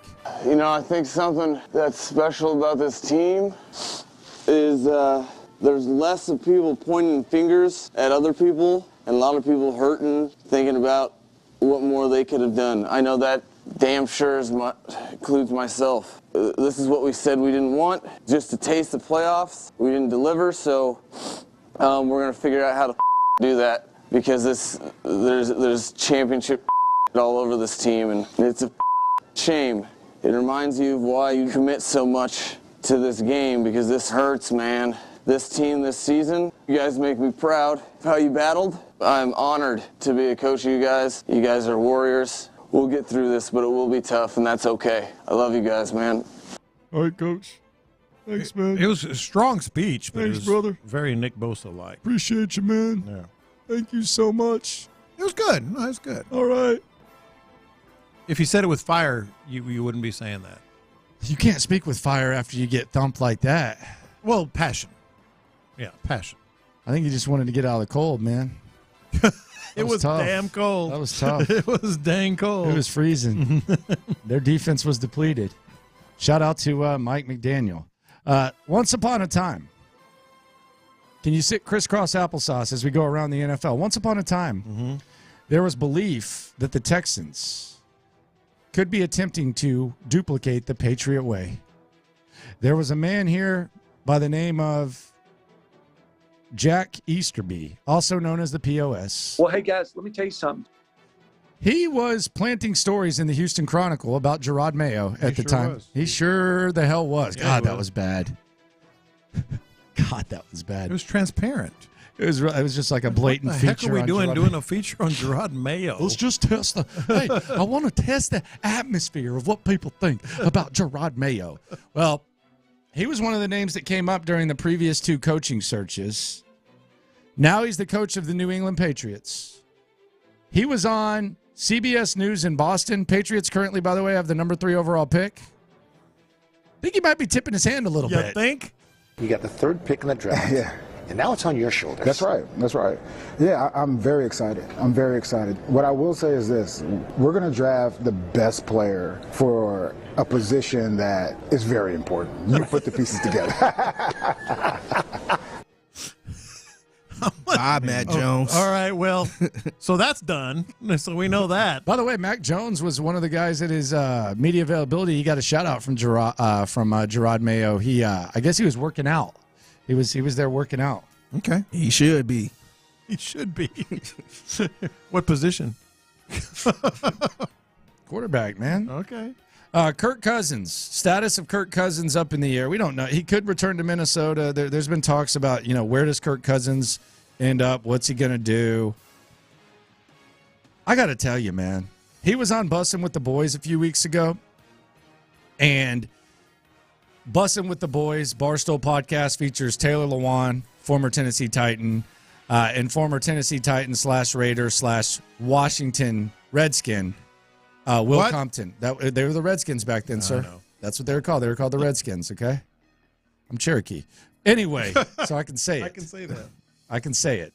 Anyway, Kirk Cousins gave Will Compton these compliments. Tell me how you would feel if someone spoke this highly of you. I've never seen anything like this. And I don't know how Will Compton didn't blush as this was going on. This is Kirk Cousins talking about Will Compton. This guy is why I'm here, and I'm always When I go through life, I'm looking for leaders because I think that leadership, everything rises and falls on leadership. And quite frankly, I think leaders are hard to find. This guy's a leader. He's a leader of leaders because he can build relationships with people. He can connect with anybody in our locker room, from West Coast, East Coast, inner city, suburbs, farm boy. He can connect with anybody at any time, at any level. He's engaging. He's funny, but he's smart. He studies. He's tough. I keep a list in my phone of people I would hire if I ever started a company. And right there is the guy I would hire to run the company for me. He is why I'm sitting on this chair, and he is why I think this podcast will go as far as it wants to go. And I plan on, when I'm retiring from football, giving him a call and saying, what are we doing? So that's all time, man. I appreciate that. Jeez, man. Get a room, man. Golly. Good Lord, Kirk. Now, I wonder if he tells that to everybody, man. Nah, because then it would get, you would tip his hand. So the Dallas Cowboys are not hiring a new coach. They're going to run it back with Mike McCarthy. You actually think this can be connected to the Texans in some way, shape, or form? Yeah, I think the Cowboys gave the Texans a little gift. A little thing went the Texans' way. Boy, there's been a lot of them. They're adding up to something big. There's been a lot of little things that have gone the Texans' way. To be clear, America's team, most popular team in the NFL, one of the most popular organizations in football. That's not changing. However, as Stephen A. would say, keeping Mike McCarthy was dumb. Flat out. Yeah, dumb. It was pointless. The other teams in the division are glad you did. Yeah, your ceiling is capped. Yeah. You're not doing anything. So I'm going to give you an example. 1999, the New England Patriots, which are now neck and neck, usually second, but neck and neck with the Cowboys as the most popular team in the NFL for the last 10, 12 years. In 1999, the Patriots ranked 25th in the NFL in attendance. They had 2 games with less than 50,000 people in stands, and I'm sure that was generous. They had 1 sellout. They were, I think it was 27th most popular team on that 1999 survey in the NFL. Well, then what happened? Then they hired Bill Belichick and drafted Tom Brady. And now they are consistently the most powerful brand up there with the Steelers and the Cowboys and all those at the very, very top. Listen, man, this is not something to sneeze at.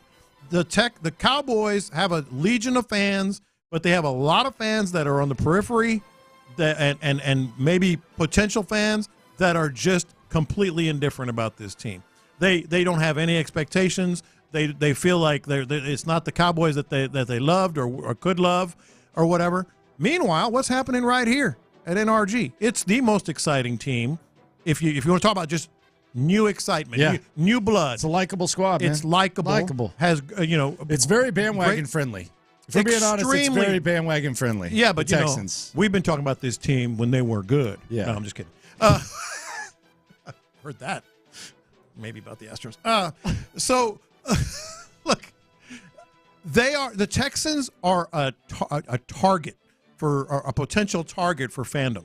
So the Cowboys, while the Cowboys are up there just kind of meandering along, losing fans, a lot of fans indifferent, the Texans are like turning heads. I sent my friend, my Cowboy friend, the D'Amico called shot, and his reply was pretty funny. When I sent the D'Amico viral shot, he said, well, at least we have this, and he put the picture of fat Mike McCarthy with the chain. I'm telling you, this is a little thing that, especially in Texas, people are going to be like, screw the Cowboys. Have you seen this squad? You seen C.J. Stroud? To me, I think what Mike McCarthy has to do is he has to come back 30 pounds lighter. Like, there has to be like a different look of Mike McCarthy. Like, he has to go on soda weight loss between now and training camp to where, like, at least the fans can see like some sort of visual. What is it? Ozempic? Yeah. If I were Jerry Jones, I would have told him, hey, just like I would have told Mark Mangino back in the day when he was at Kansas looking like the damn Michelin man. Yeah. I would have told him, hey, I would hire you to my program, but you got to get lap band.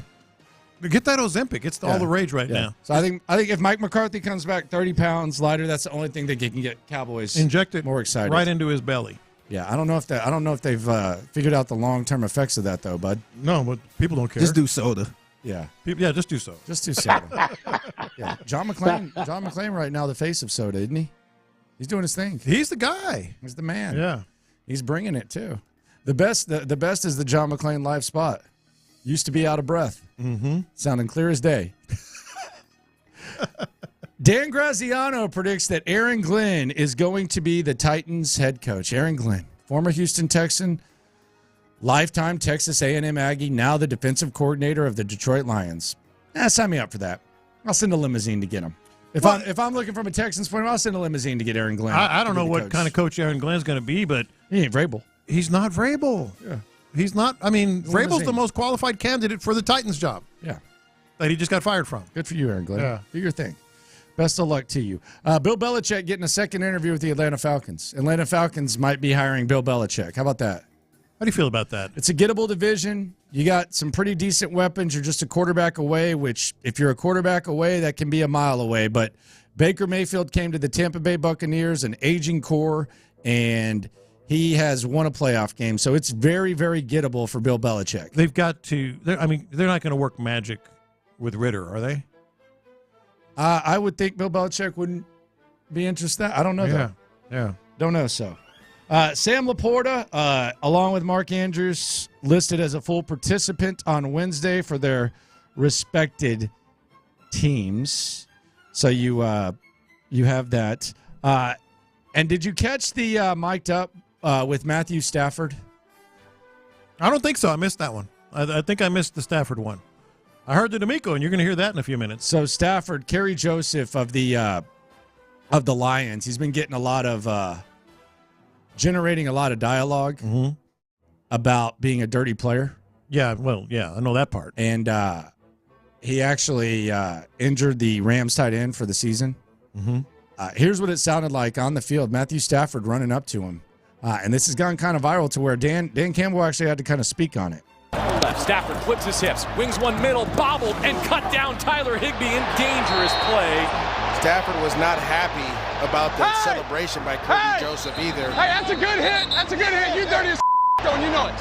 You dirty as It's been on tape. I've seen it. Hey, it's been on tape. It's on tape. You're right. You're right. There it is. Nothing wrong with that. Nah, it's good, man. Yeah. Hey, I don't disagree. Guy's a slime ball. Speaking of slime balls, this is one of the most embarrassing displays that a coach in the state of Texas has had in a long, long time. Oh, Lord. Are you going to go there? This is pathetic. And spoiler alert, this guy will face off with John McClain in the slime-off tomorrow. Plus, D'Amico Ryans breaks the internet. The internet goes nuts next. All right, let's talk about the Houston Automotive Show. Houston Automotive Show is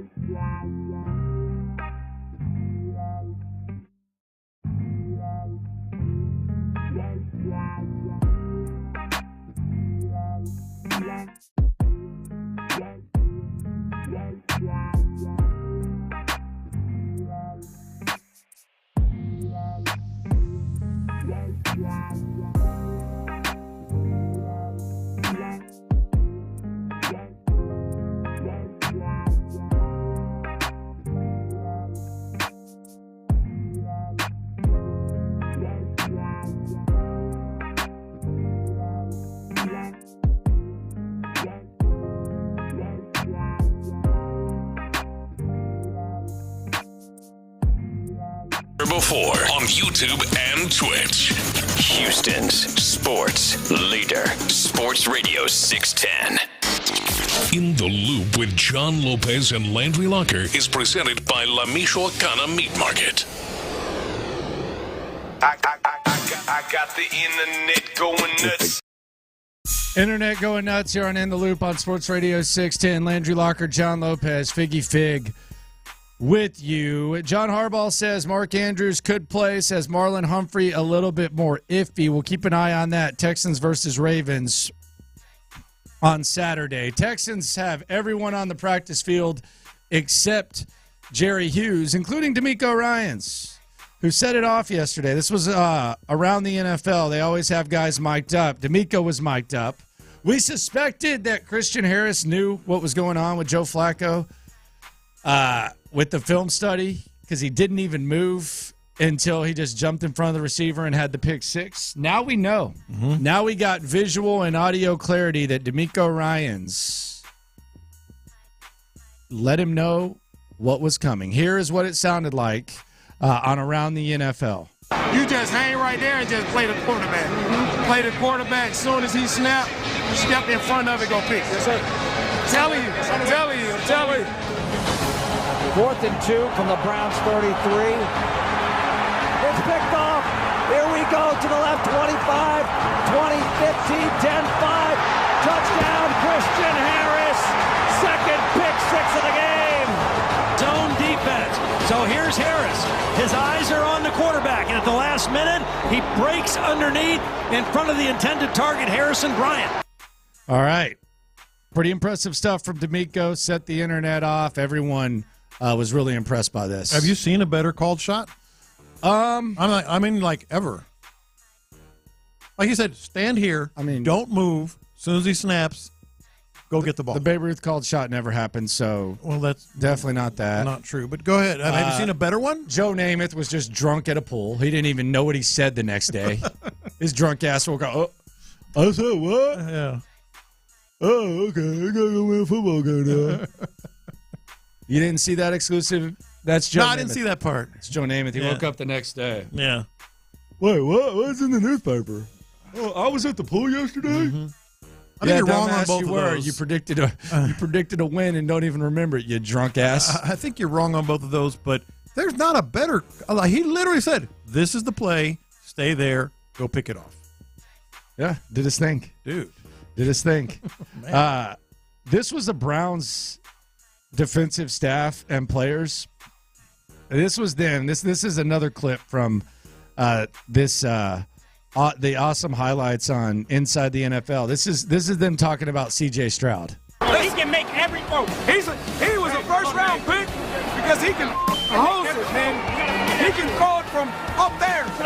Yep, he did, and he did. Yeah. And then you had this one. This was the final clip. This is D'Amico and CJ. If you think they're playing with house money, if you think they think that, think again. This is a one-lifetime opportunity, man. We got what we need in that locker room. Let's go. You know, one at a time, like we've been doing, man. It's special. All right, there you go. That was crazy. It had the internet going nuts. You really don't think Joe Namath was a little bit drunk? I mean, he's sitting. He didn't look it. No, I've seen video. Yeah, he's sitting at the pool. You don't think he'd had a sip? Had he had a sip of alcohol? I don't know. Do you have to drink if you're sitting at the pool? We're talking about Joe Namath. Well, I understand that, but it's also Super Bowl coming up. So he was just sober? I don't think he was necessarily sober all week. Okay. Yeah. Did you see a drink in his hand? The camera wasn't there. It was probably by No, there's one. There's a video. It's so wild, too. There's like only 5 dudes there. Hey, you want to talk to the quarterback? Yeah, come on. He's at the pool. I don't see. I'm looking at. I this don't picture. remember it. Yeah, I'm looking. Let's look at this picture. Let's study this tape. We gotta. There he is at the pool. I don't see it. I think there's a drink right there. There's a drink right there. All right, here's the video. Yeah, it's under his chair. It's right under there. his chair. No, it's right there. It's a drink. Looks like a double. You're so full of crap. Look at this. I'm looking at the video now, man. The man was drunk. He didn't even remember saying it, Piggy. Oh, man did not even remember saying it. You're just making stuff up. I I got the internet going nuts. I was wondering to myself, why the heck is Cam McCormick trending nationally? Cam McCormick. And who is Cam McCormick? Yeah, who is that? He's a tight end for the University of Miami. Oh, this guy. That is a joke. Is this the guy who's like on his like 9th year? He has just been granted his 9th year of eligibility. That should not be allowed in college football. You should not be allowed. How is that even possible? You should not be allowed to be over 20. He had like a bad injury. Here it is, at Oregon. right here. He had a bad injury at Oregon, and then Oregon in 2016. Yeah. Same recruiting class as Justin Herbert. And Nick Bosa. 7 years at Oregon. Yeah. Obviously, there was some granted with COVID, the injury, all that. Then missed multiple seasons because of injury. Came to University of Miami in 2023. Shouldn't be allowed. They just granted him a 9th year. Shouldn't be allowed. It's a slippery slope. What are we doing? It's a slippery slope with BYU because they go on the Mormon missions. But so this they have, isn't like their team's like 30. Yeah, no, this is different. But these guys staying in college till they're 25. Come on, man. Yeah. Move on. Yeah. This is ridiculous. Because that's part of the college. Like even though they're getting paid now and stuff, like your development from 18 to even 25. What are we like, doing? It's ridiculous. Yeah. Dude, go to the NFL, man. He's not Into probably the good damn enough. draft. Obviously not. Probably not good enough. I got the internet going nuts. Shannon Sharp, man. Shannon Sharp was on with Ocho Cinco, and he was spitting until he wasn't. Mm-hmm. Y'all are going to feel what Shannon Sharp's saying as Texans fans, but he's going to end it in the worst way you can end anything when talking about a Houston sports team. Goodness gracious, Shay. Ocho, you know what makes the Texans scary? What? They don't effing know they're not supposed to be here. That's the problem. Somebody forgot to tell them, you got a rookie head coach and a rookie quarterback. You're not supposed to be this good right now. And if they don't turn the ball over, in which they don't, I mean, CJ Stroud doesn't turn the ball over. He protects the ball. Man, it's CJ. CJ's rookie of the year. Oh, yeah. They earned the right to be in the playoffs, and they earned a victory. Ain't no deserve. At this point in time, you earn it. You don't get it. Deserve what? You earn what you get. Houston fans, y'all don't have a problem. Oh, my God. He had us until the very end. He was spitting. I haven't heard that one before. It was rolling. It was spitting good until he wasn't, man. until the very, very end. Oh, man. And then he wasn't. He was mic drop. He was killing it. I got the internet going nuts. All right, just sidebar here. He's eating like peanuts. There's no drink anywhere in sight. It's under the chair. There is nothing. It's Where? under the Point it chair. out under right the there. chair. But right, Really right there. No, there's another angle. It's right there under the chair. You're so full of crap. He's right there. He's drunk. He's eating peanuts. Joe Namath That's was a drunk. playbook on his lap. Joe Namath was drunk. He was studying his playbook. Oh, they had 4 plays back then. Let's be honest. He ain't studying nothing. 4 plays. gosh. Dude was drunk at the pool, man. He was. Sometimes you done drunk at the pool. We're not talking about me. And when did I slap the bag of Franzia and do like a Franzia bong followed by a beer bong? Yeah. When did I say that we were going to win the Super Bowl? Called shot. He called it right there. Get the hell out of here. By the way, I was going to say Dalvin Cook. No audio, no nothing. He is going to be. I think we only mentioned playing? it once. He's going to be playing for the Ravens. The Dalvin Cook. That's cute. Yeah, Dalvin Cook. That's cute. That guy. When did he sign with the Ravens? Like recently, right? Wasn't it? He just got activated A week or 2 ago. Yeah. Well, the only Up reason, to the max. The only reason I brought it up is kind of what you guys are saying. Okay. No big deal here. Boy, they must be desperate. They are desperate. Yeah. Although, probably get a few carries here if we're being honest. No, he will, but he didn't. No, I'm saying for the Texans, probably get a couple. Who? Yeah, we don't really have a running back after Devin Singletary that. You mean he could? Yes. Really makes plays. Yeah. If I'm just going to be honest with myself. I got the internet going nuts. This is embarrassing. Rodney Terry, basketball coach at the University of Texas. Yesterday they lost a ball game. By the way, in this ball game in the second half, they were up 17 points. Mm-hmm. 17 points, and they lost a ball game.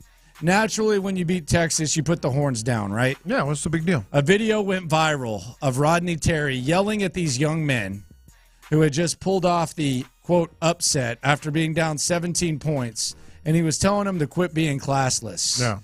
One by one. After the game, he was asked by KVUE what was going on. Coach, spoiler alert, you're going in the slime off. Here's why. I'm a big believer in, you win the right way, you lose the right way. And whether you win or lose, you win the right way. You lose the right way, you carry yourself the right way. You don't go through the handshake line or prior to getting to the handshake line and have about 6 or 7 guys putting the horns down. It looks very classless. And it also looks like you were just hoping to win. We never go into games trying to hope to win. We go into games expecting to win. So we don't act like that. We expect to win. We don't jump up and down like we won a national championship. We sure don't step on anyone's home court deal and act crazy. And that's what I was angry about. And I was letting those guys know you don't do that. But we're not going to let you act that way in our building. You're not going to do that. You're not going to put your horns down.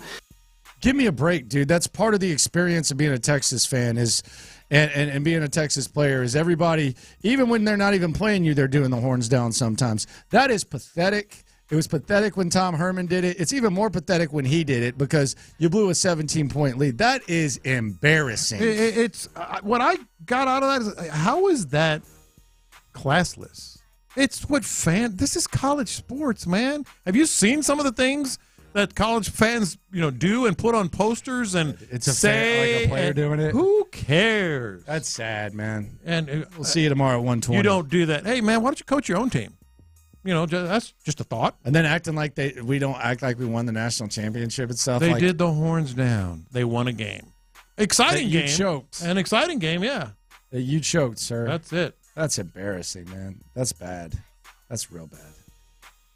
It's the internet going nuts here on In the Loop Sports Radio 610. Texans, full attendance except Jerry Hughes at practice. So it looks like the Texans will be relatively healthy. However, will Bobby Slowick be in his bag? What does Bobby Slowick have up his sleeve, and what has he got to say about a game in which he might have perhaps the most important thing you can have in a game like this? That's next.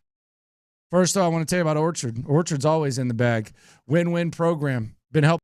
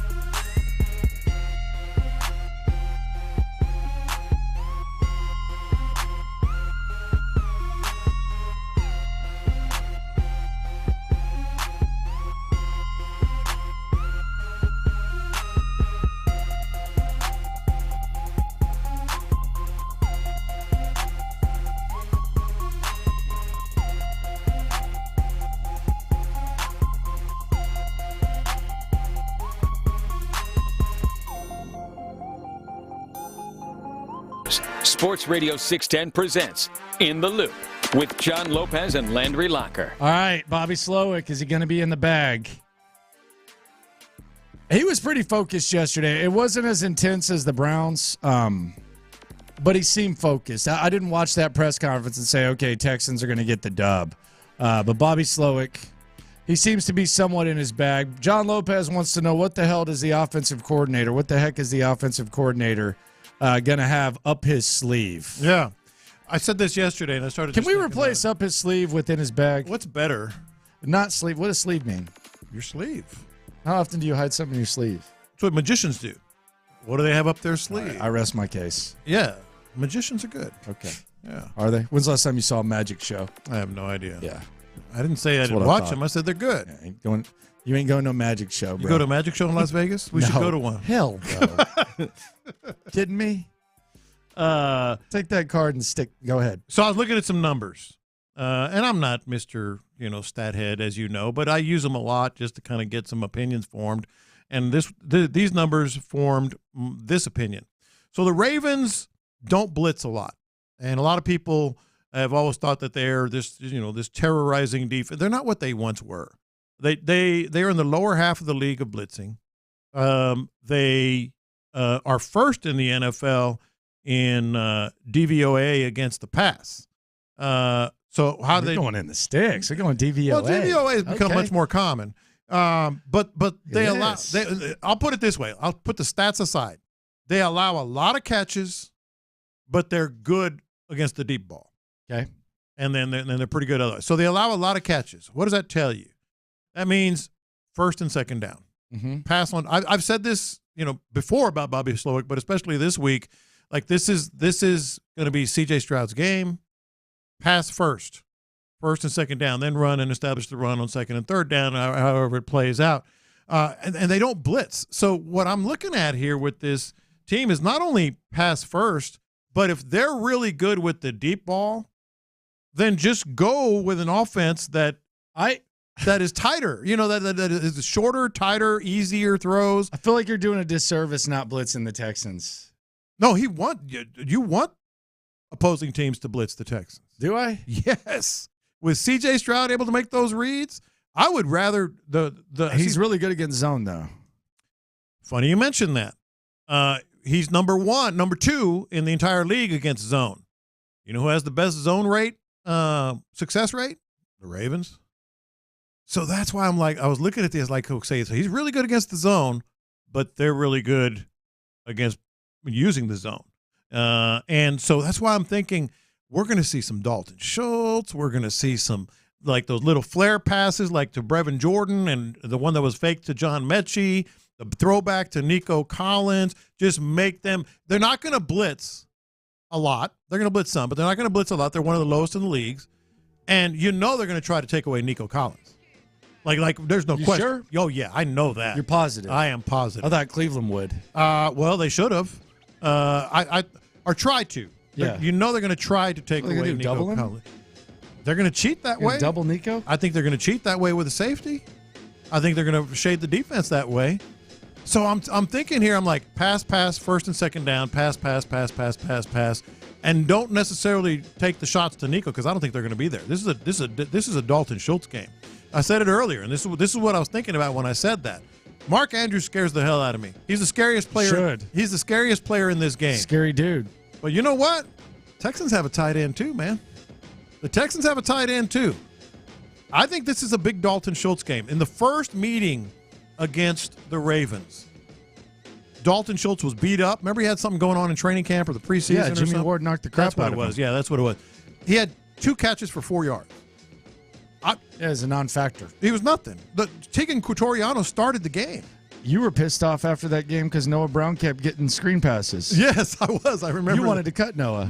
I remember that. Remember that? So, God, Bobby was throwing screen passes to Noah Brown. Well, he said he's evolved. I hope so. I would say he has. Dalton Schultz. There's a couple of tight ends that are going to be in the crosshairs in this game. I think Dalton Schultz is going to be big in backside of the backfield and little flare passes to Jordan and Mechie. They're just going to try to make them miss a lot of tackles, move the chains, miss a lot of. I don't think they're going to be able to take – and as good as CJ is with the deep ball, I don't think they're going to have a lot of shots. It's not going to be Indianapolis. Who the hell are you throwing it to? Nico? That's it? Who else? Well, I mean, go deep. Robert Mechie? Woods. Come on. Robert Woods. He ain't getting no deep ball. No, I'm saying they're not going to throw the deep ball. Yeah, no, the deep ball. No, that's what I'm saying. Like, it's not even an option. Right. I think that's what unless Mm-hmm. Xavier Hutchinson, man. This is like – Here you go, man. It's like a hostage crisis. This is day 47. I'm still waiting on Hutchinson to make that play I've been talking about. You waiting for Xavier Hutchinson. I've been waiting for Xavier Hutchinson to make that play, You've been waiting for Xavier Hutchinson as long as you've been waiting for what? I don't know. Like $1 million? Yeah, it's when he do make that play, you going to see, told y'all. I told y'all he's going to make a play. I don't give a damn if it's next year. I was right. That's what he's going to do. I told you I was right. Yeah, I told you I was right. I'm sticking on the Hutchinson thing. He's making Might as well, man. He made a couple plays. You're in too deep. No, you have to. He made a couple plays the other day. You're way in too deep. Yeah, he made a couple plays the other day. You got to stay with him. Yeah. Yeah, I'm in. I am feeling a Dalton Schultz game, baby. Okay. Yeah. Okay. I think it's part of the plan. I think it's the best attack, etc. Lamar Jackson, man, he's trying to escape some demons. Now, things are different. Obviously, they got more weapons. Obviously, they got a new system, but his reputation is what it is. It's earned. 1-3 in the postseason. Every number drops. Completion percentage significantly, rating significantly. It's been rough. He still makes plays with his legs. But he's trying to exercise those demons. Look in his eyes, man. Yeah, you see that look in his eye? Apparently, according to some Ravens reporters, he's got a look in his eye. No, it was ESPN. It was ESPN National. Oh, wow. Yeah, they did like a 2,500 word, big story on him, and they were talking about how he's approaching things different, has a different look in his eye this year. I feel like that offends him. You can just tell. I feel like that offends him. Should offend fans. I feel like it should offend Lamar Jackson. What are you saying about me before? Yeah. Like, you think you're giving a compliment? I look different as opposed to what? Yeah. Man, he's scary when he starts running, though. His season average is 54 yards this year. He spins off and then tosses it up. You know what I don't like is when quarterbacks like him. Oh, what do you mean? Not that. What does that mean? Whoa. Quarterbacks like him. Whoa, finish your sentence there. Well, let me. Yeah, go ahead. Quarterbacks like him. I'm sitting here. Okay. Switching the music. Yeah, go ahead. Let's hear this. When quarterbacks like that try to do something in the postseason that they don't do in the regular season. And I think that's part of the kind of the math here with him in the postseason. It's like, I got to be a passing quarterback. I got to be this field general, and kind of get out of their skin a little bit. Just be what you are. Do you think that there's because Peyton Manning early on was dominant in the regular season, and then in the playoffs it would come around. And a lot of it had to do with the Patriots. I get that. But Aaron Rodgers, too. Aaron Rodgers, multiple times, including his last year in Green Bay, over an 11-year stretch. Mm-hmm. Aaron Rodgers, 11-ish year stretch, 10-year stretch. He won MVP and lost in the first round. And then in 2021, he won MVP and lost in the first round. Yes. We've seen Lamar Jackson win MVP and lose in the first round. We've seen Peyton Manning do that. We've seen Tom Brady do that. A lot of times it's just as simple as the any given Sunday crap. But do you think, how in school there's some people who are really good students, and then there's some that are really good at taking tests? Mm-hmm. I wonder if there's an element of the week to week. There's a certain routine, and then there's a different routine required when it happens. That's kind of what I'm saying. I think a lot of players try to be something they're not in the postseason. C.J. Stroud is the same guy no matter what. Some guys that try to be a better, more precise, maybe try to do more, maybe try to make throws they normally wouldn't make, and that's every sport. But I think in football in particular, the so-called pressing or whatever, dude, just be what you are. Just be what you were during the regular season, and too many guys, it gets in their heads. And you know what that is? As much as people ignore that, it's press clippings. They'll say, I don't read any of that stuff, which is we all know is crap. Oh, I don't listen to radio. We all know that's crap. But when guys are like let's use Lamar Jackson as an example. Oh, he hadn't done this in the postseason. Oh, his numbers have dropped significantly, et cetera, et cetera. I'll show them, and then he's doing something that they're trying to force. I think that's a big part of these guys trying to get over that hurdle. It's a lot of pressure no matter what, man. There's not a lot of margin for error, and only one team is hoisting up that Lombardi. So we will see. It'll be interesting to see what Bobby's got in his bag. It'll be interesting to see if Mark Andrews goes. I think that's kind of scary. I think it's a given. Well, I mean, it's also a problem that's not going away for the Texans. Like, if you want to sit here and look ahead and say, magical run, they don't guard tight ends well, and they're going to be facing really good tight ends from here on out. In every option, almost. I mean, everywhere. Yeah. I mean, Kincaid with Let's say Bills, the Lions Kelsey. go. Laporta, you meet him in the Super Bowl. You got Kittle. Kittle. Yeah, Laporta, you Kittle, got the in two the next NFCs. game. You got. Hey, who's Tampa's? Who's Tampa's tight end? Otten. Don't leave him out. Okay, he made it look pretty easy at times against the Texans. Good luck with that. Hey, ask Henry Toto about him. I was sitting there. You was rolling these tight ends. Kelsey, The hell is Kincaid, Tampa's tight end? Kelsey, Kincaid, Laporta, Kittle, and what's his name? Musgrave. That tight end thing is something to keep an eye on with the Texans. That ain't going anywhere. Clint Stoerner, Ron Hughley, they are in the building. We are 2 sleeps away from Texans versus Ravens. I got a question for you, Ron. Let's do it. Would you let Clint cut your hair? No. Clint, would you let Ron cut your hair?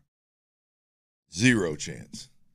If your question is, would I let a black man cut my hair? No, just like yes. your Would guy. I let Ron? No. Because Bobby Slowick lets Frank Ross cut his hair every week. Every week. I let my cousin cut my hair until I went to school. He wasn't a licensed barber, but he could fade. That Dirty Bay bone fade was on point now. I'm thinking about going back to that thing. I'm thinking about going back to that Dirty Bay bone fade one time for y'all. Yeah, I've had 4 people cut my hair in my whole life. You got to be kidding me. No. Wow. Right now, I'm going to tell you. Most of it. 4 total. Moved, yeah. And most of them been forced by move. Duke died early on my first. R.I.P. Duke. Yeah, he died. Tennessee, Erie. Yep, here, B. You got to see him after. Wait, when you and I first met, you were on the verge of not being able to tell that story. Yeah, you were almost gone, man. Right now, that good hair you got right now. He was going to be the last one. He was going to be the last one now. You were on the verge of just letting whoever he was going to be the last one. Cut your hair. He was going to be the last one. Yeah, man. Yeah, no, I didn't even, when I was in school, my first year I went to school in Missouri, I would just go home and get my hair cut. Does committed. Bobby's bone fade, ain't he? I don't know what Bobby has. He's got that big hat. I know that. Yeah, he wears a big But ball he lets cap. Frank Ross cut his hair Frank every Ross week. is apparently really He's got a little barbershop thing that he puts up. I heard him. Yeah. Like, to me, I was like, I was chilling. He said, once that Frank Sinatra music He plays hits, Sinatra. He's got a chair. He's got what is that thing called? The little spiral barber thing that he turns on. That's what I've always called it. Yeah. Spiral. Yeah, that's nice for Bobby though. He always keeps a clean fade. Yeah. I mean, I'm trying to think if I've ever seen Bobby without a hat on. I don't know what Bobby's top looks like. I'll be honest with you. He used to have a buzz cut. Yeah, I think it's buzz with a fade, man. Yeah. I mean, he goes in there and I bet he gets a 2 on top and Ross bone fades him. I bet that's what's going on. Yeah, I'd let that happen. No, I can't let you do it, Frank. But I mean, I hear you. You heard Gerard, didn't he? Yeah. Yeah. I don't go there. I don't let him. He's a great guy. If I knew how to cut, you'd let me edge up him sides right there. No. Clint can set you up. Hey, there's. Well, I wouldn't I'd have to stop with B. I wouldn't leave B unless something happened. Yeah, I'm closer. There's guys you can go to for certain things, certain fixes. Clint can set you up with a haircut. I remember during COVID. Shout out to Jeff. Jay Fade. Shout out to Jeff. Hey, he gave me a cut too. Yeah, Clint said, hey, I know. So I'm like, man, no haircut places are open. I was looking like real nappy, and Clint goes, oh, I know someone. And I was like, okay. This dude pulls up to my place, parks in the parking garage, pops his trunk, pulls out a barber chair, and puts the thing on and handles the business right there in the parking lot. Jay Fade, baby. Come on now. Shout out to Jeff Martin, man. You're listening to KILT AM, KILT HD2. The Drive is live. The Drive is live. The Drive is live. Speaking of haircuts, man, as I look up on the screen, LeBron just, God, dog, man, just stop this. He doesn't have any hair left to cut. Just stop. No, he does, and he is getting all of it cut. All 16 strands of it. He's getting it all cut, man. Just let it go. I think that's faux hair. Just let it go. No, it is. It is The Drive. The Drive is live. You hear Tyler in the building. Clint's in the building as well. A lot to get to as we roll through. As they said, 2 sleeps away. 2 sleeps away until your Houston Texans try to get to a place the Texans have never gotten before, and that is to the AFC Championship game. And right off the bat, I'm going to get Clint feeling football horny, football frisky. I'm about the good here. I want you to hold it off, though. Back. You talking about football? Keep him down. Oh. Keep him down for All a right. second. I know he's back, Right. and the football one is back. Keep that hog under the table just for a second. Indeed. I'm going to allow you to put the hog on the table in just a bit. But Let me know. I got to get real close with the hips. This is big. This is big news. Real close with the hips. I got to get real close. Big backstop. I need you to arch that back just a little bit more for me right there. If a hip flexor cramps it, you're just going to have to give me a minute, man. So arch that back just to, That's some Gatorade. But this is big news to the game. John Harbaugh, the head coach of the Baltimore Ravens, obviously the Texans' opponent, they've got a couple of injury issues with starters coming up. Mark Andrews, who's been on IR, he's practiced this week.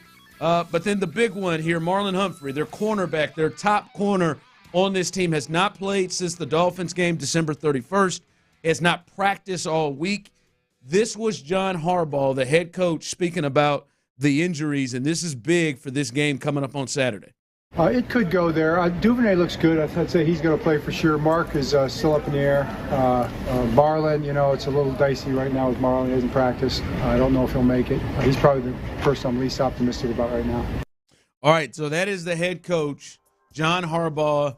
Devin Duvernay, many of you remember him from Texas. He has been injured. Looks like he's going to go. He was a full participant. When he said Mark, Clint, that was Mark Andrews.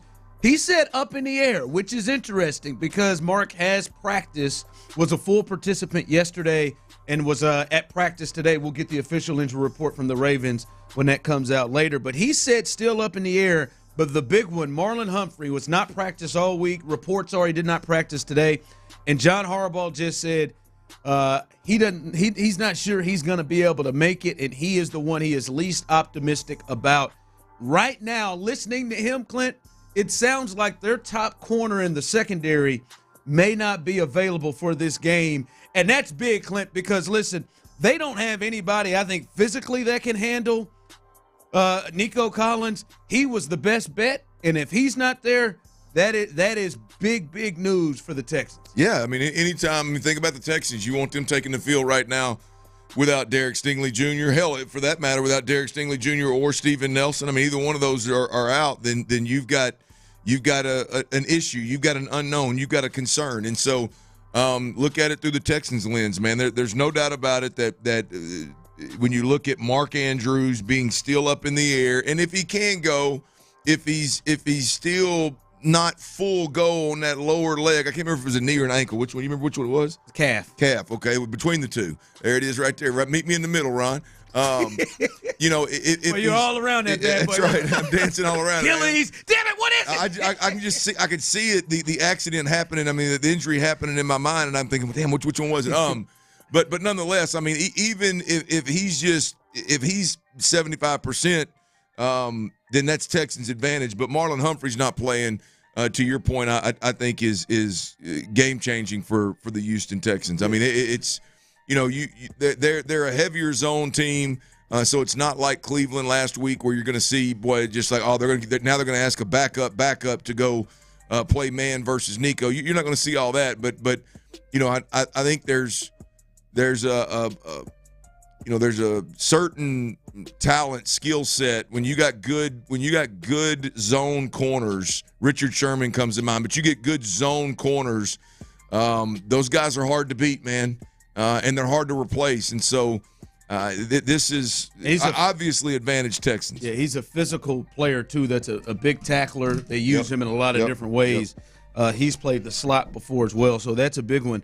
Mark Andrews, if he doesn't play, that would be to me, if my man is full go in practice the last 2 days, I'd be real surprised if Mark Andrews didn't find his way on the field. That is interesting that he's still up in the air and they're letting him be a full participant in practice. So we'll see about that one. But Marlon Humphrey, that is the big one. If you listen to it, we just played that cut. Coach John Harbaugh did not sound optimistic at all about him getting his best corner on the field. All right, as I said it, man, I said I'm here about the good things, and nobody loves to be football horny quite like.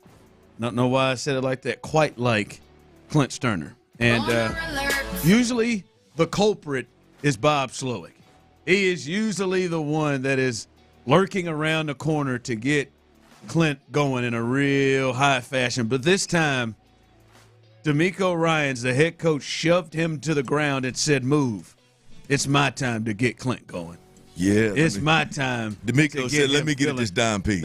Come on now. I'm the side piece today. It's my turn. Here is D'Amico. This was really amazing. This was one of the big plays of the game that happened in the playoff game against the Browns. This is a situation where D'Amico is foreshadowing what happens to one of the biggest plays of the game against the Browns. You just hang right there and just play the quarterback. Play the quarterback. As soon as he snap, step in front of it, go pick. Yes, sir. I'm telling you. 4th and 2 from the Browns 33. It's picked off. Here we go to the left, 25, 20, 15, 10, 5. Touchdown, Christian Harris. Second pick six of the game. Zone defense. So here's Harris. His eyes are on the quarterback, and at the last minute, he breaks underneath in front of the intended target, Harrison Bryant. Just had to run you over. I know, I'm sorry, baby. It's it's exciting out here. I don't want to hurt you. I got you. Yeah, no, please don't. Sorry. All right, that is that. You're all right. That was the pick six from Christian Harris. In the waistband, man. And he foreshadowed everything that was going to happen. Christian then executed exactly what he told him to do, and it happened. And they get that pick six. Man, I since I started here, man, and I'm just a firm believer in this. Obviously, most people are. The polos on the sideline have to be an advantage. If the guys that are calling plays, the guys that are scheming up defenses, the guys that are making adjustments, if those guys are worth what you're paying them, they are weapons on the sideline. Now, different degrees, sometimes from different angles, but for D'Amico Ryans on the sideline, the video that's beautiful because it lays it all out. He is on the sideline talking to Christian Harris with, I believe it looks like he's got one of the tablets that's on the sideline in his hands, and he's basically showing Christian Harris, just sit back, be patient. When the quarterback turns his shoulders and breaks his hands, starts his throwing motion, undercut it, pick it off, right? And then I'll be damned if Christian Harris didn't go out there and do it. Now, I don't know if that was literally the couple of minutes before Christian Harris went on the field to start that drive, or if that was, before the game started, but it was damn sure on the game day that the Texans were on the field at NRG Stadium the same day that Christian Harris then goes out there and gets that pick six in beautiful fashion. That is exactly what the hell I'm talking about when I say – now, that's an extreme example. This is an extreme example of the polos on the sideline being a weapon, being an advantage. You hear the work. You like that he ain't just sit there and just watch the game and feel that. Yeah. I mean, obviously that's a lot of work he has done watching what happened and letting that come to fruition. Well, another example I'll give you on the offensive side of the football. I went back and was watching some of that film Tuesday and Wednesday, Ron, of the Cleveland game. And if you look at the Brevin Jordan touchdown, you look at the Nico Collins kind of bootleg where he comes underneath, literally behind the line of scrimmage, behind the center, and catches the ball out in the flats and then goes for, I don't remember how, it was a good little chunk play. And then the Dalton Schultz touchdown. You look at all three of those plays, and they were from the same formation. And you can't tell me that Bobby Slowick didn't know, hey, if we get in this two tight ends to the right, 2 wide receivers to the left, we used to call it flank right back in the day, but you get in that formation, you can limit the number of coverages that Cleveland's going to give you. They're either going to give you cover 1, which is what you caught on the Brevin Jordan touchdown, the Nico Collins chunk play, or they're going to give you 2 on the roof, and when they do that, they'll chase crossers, so we're going to get the touchdown over the top. You cannot tell me that getting in that formation, Bobby Slowick didn't know we're going to get 1 of 2 looks, and when we get 1 of 2 looks, here's what we're going to do. And that level of coaching turned into one was a chunk play for a first down, and the other 2 were monster plays for touchdowns. So these guys that the Texans have, I say it all the time, it's why I believe they have staying power. And what we see as a Texans fan right now with them being in the playoffs, hitting a flash in the pan, is because these dudes on the sideline are next level, and they're putting these guys consistently in place to have success. And there's no better example than what you just heard from D'Amico to Christian Harris. And then when you pull that into what happened in the game, what's going to happen and what they're looking at in the game on Saturday, like it gives them a real chance in this game. And I look at it from the standpoint of, all right, Tyler, the most important parts on a football team, what you want to get right, the coach and the quarterback, right? Those are the two. Seem pretty important. Coach and the quarterback. We've seen you got the coach and the quarterback right here in Houston. Hell yeah, and we've seen a change in a major way.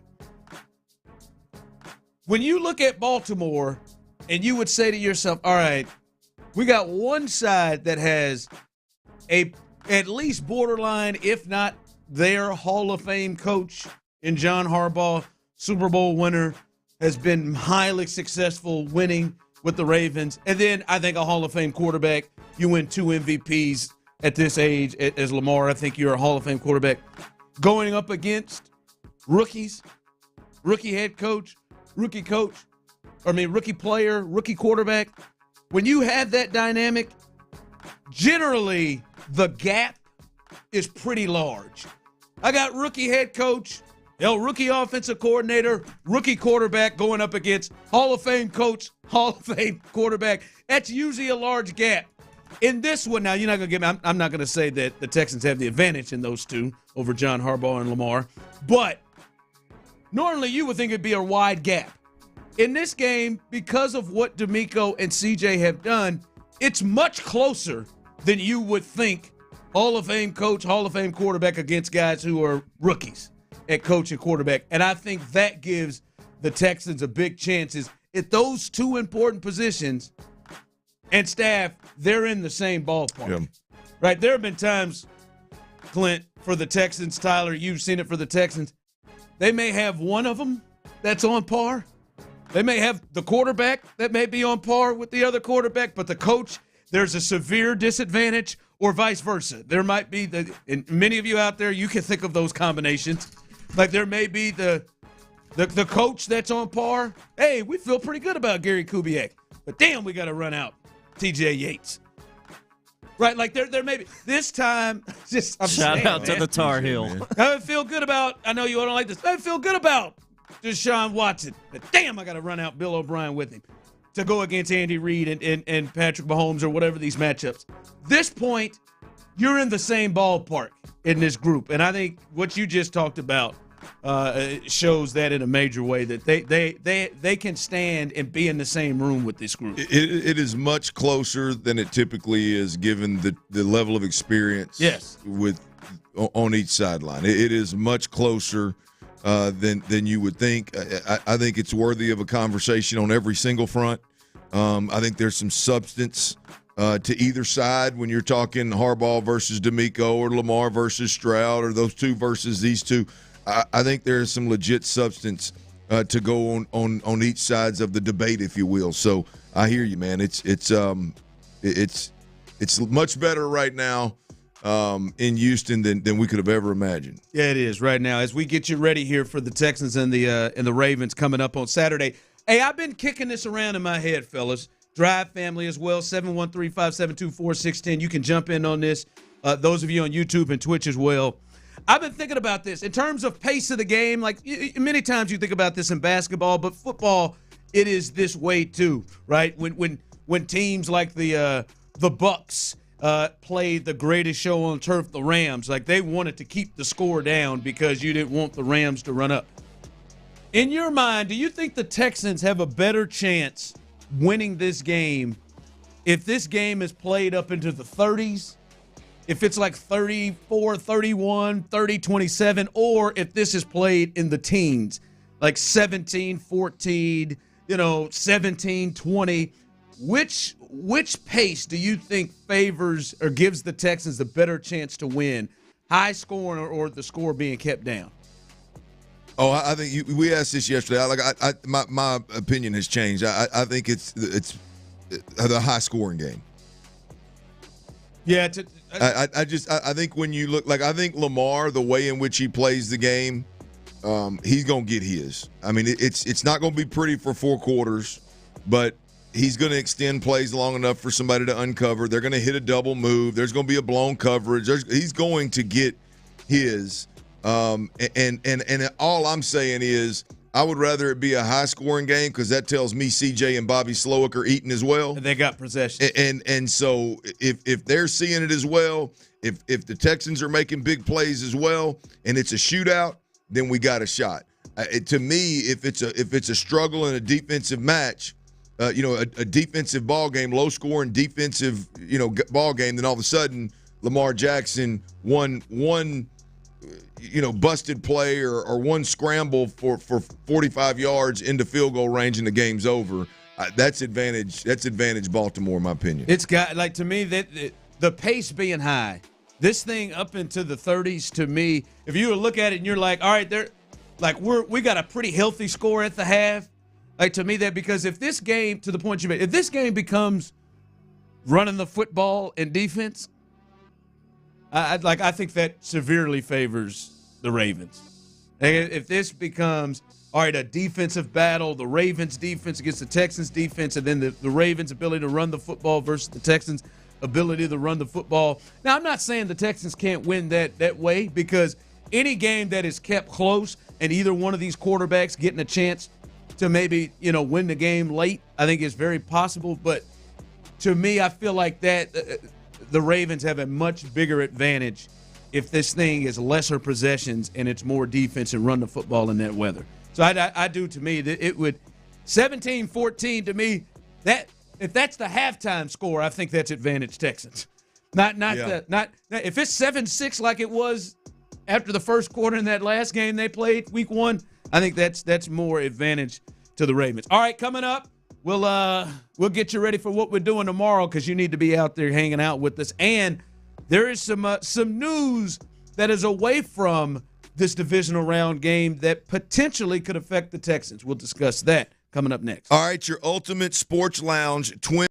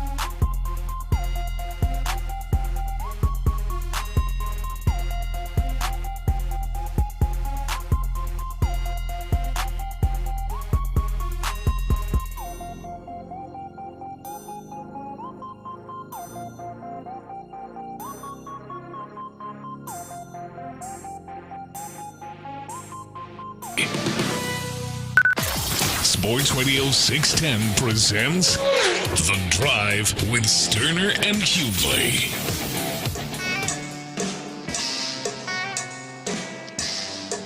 All right, welcome back in on The Drive as it is live, and we will be live tomorrow.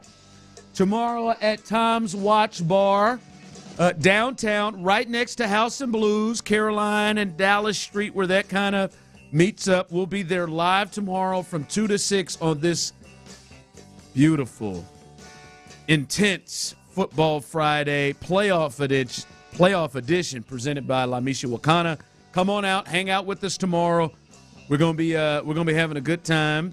Got prizes, many things that you can potentially win, many things, including autographed game football jersey by Laramie Tunsil, the lone Pro Bowler on this team and the guy that showed out, a man that was spoken about from people on the text line to say, after Saturday, I have a whole new respect for Laramie Tunsil. Hello. There it is. Him. You got a chance to win that. You got a chance to win an autographed game football from the reigning defending AFC Defensive Player of the Month, Derek Stingley Jr. 4 panels, 8 laces. 4 panels, 8 laces. You're a Tiger, but now you're a Texan, man. And then the big one. Oh, no. What about me? Now, you can't spend all week talking about how you're getting that sex. How big you are, and then come back and say, "Oh, I am the big one." Oh man! Come on now. You've said you're medium at best, and I told you to quit putting yourself down like that. At best, you don't know. You don't. Oh, I've known. Well, I guess you would. I shared with you. I guess you wouldn't know. But the big one, a game real full size helmet, Texans helmet, autograph by C.J. Stroud. Your chance to win those prizes, among other prizes and surprises that we'll have out there at Tom's Watch Bar right next to. What are the other prizes? You keep pushing these other ones. What we got going on, man? We'll see. Man, I'm just saying. It's a mystery. I've talked to some people. That's some Let's sources. Let's guess, Tyler. All right, you guys get two guesses. I think there's a $50 or $100 Lamisha Wakana card going on. That's a good guess. That'd be a nice one. I'd like to win it. What about some pineapple juice? Pineapple juice. I feel like of anybody who should stay clear of that, you should. Yeah. I just thought you said pineapple juice showed up last time. That's all I'm saying. I think you should probably just stay clear. I just don't. I mean, you are. I'll be honest with you. I kind of like it. You're pushing you're really pushing the boundaries. I like it. No, I don't think pineapple juice is that. I wouldn't hold that back. Just be there. Be there. Gift card. That could be nice. I don't think it's just gift card.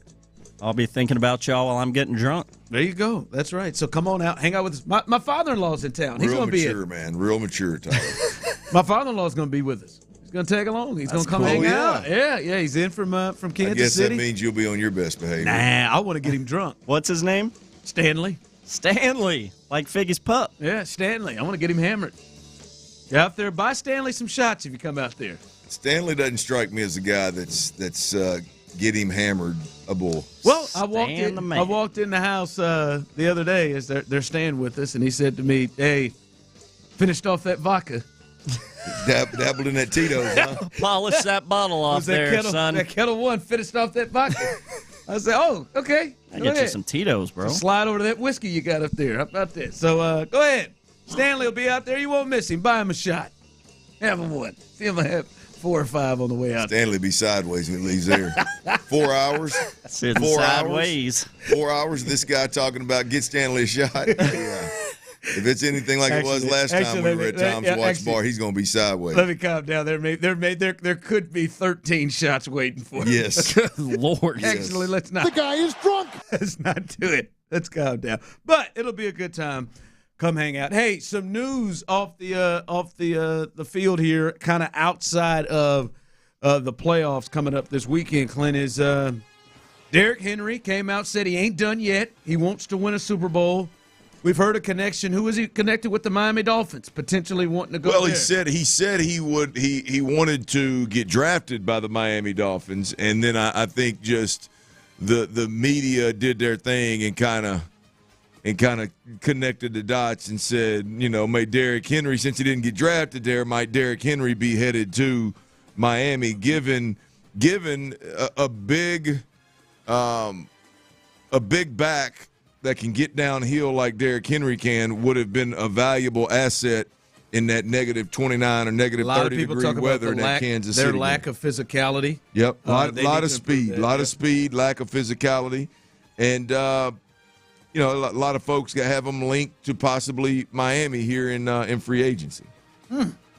Miami, that would be that would make sense to go along with the speed they have. Him and A-Chain, that would make sense.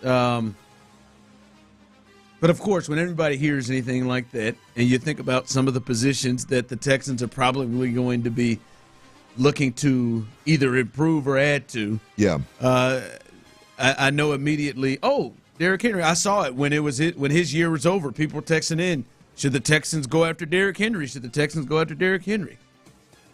That'd be an interesting thought. Well, look, I think the interesting thought to me is if you look at the similarities in Houston that are Miami and that are ultimately San Francisco, and you start kind of connecting those dots and you go, okay, Shanahan had some really, really good success in San Francisco and last year made a move to go get Christian McCaffrey. And since then is on record of saying, hey, man, Christian McCaffrey took this offense to a whole nother level, allows us to do X, Y, and Z, yada, yada, yada. Just can't quit raving about what Christian McCaffrey adds to that team, obviously. The point is just very rarely do you get one of the top 3 or 4 backs in the league comes available, right?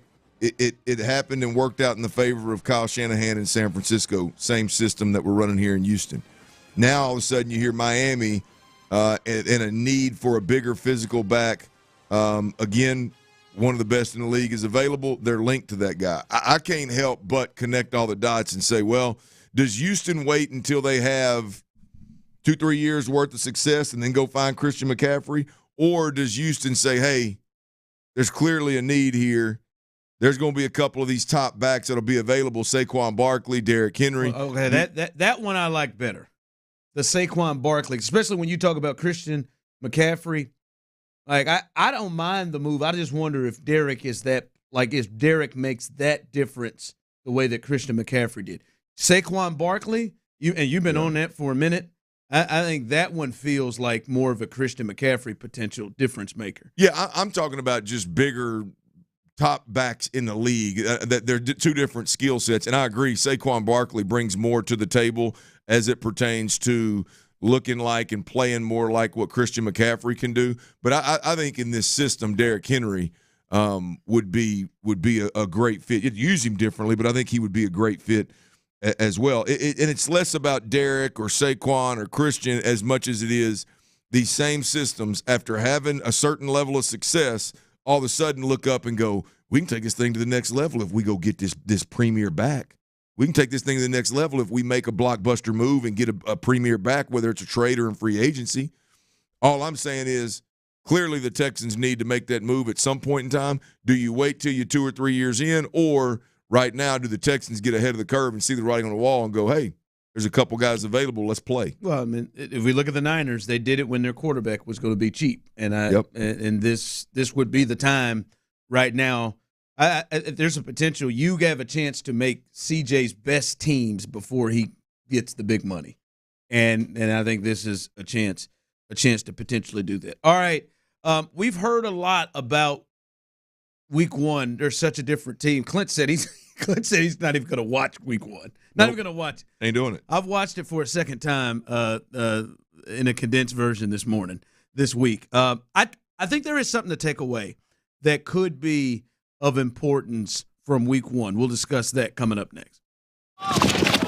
It's divisional round week. The Texans face a tough test in Baltimore on Saturday. Can C.J. Stroud carry them to the conference championship game? Pre-game coverage starts at 12:30. Kickoffs at 3:30 with Mark Vandermeer, Andre Ware, and Sean Harris on the call. Then Texans postgame as soon as the clock hits 0.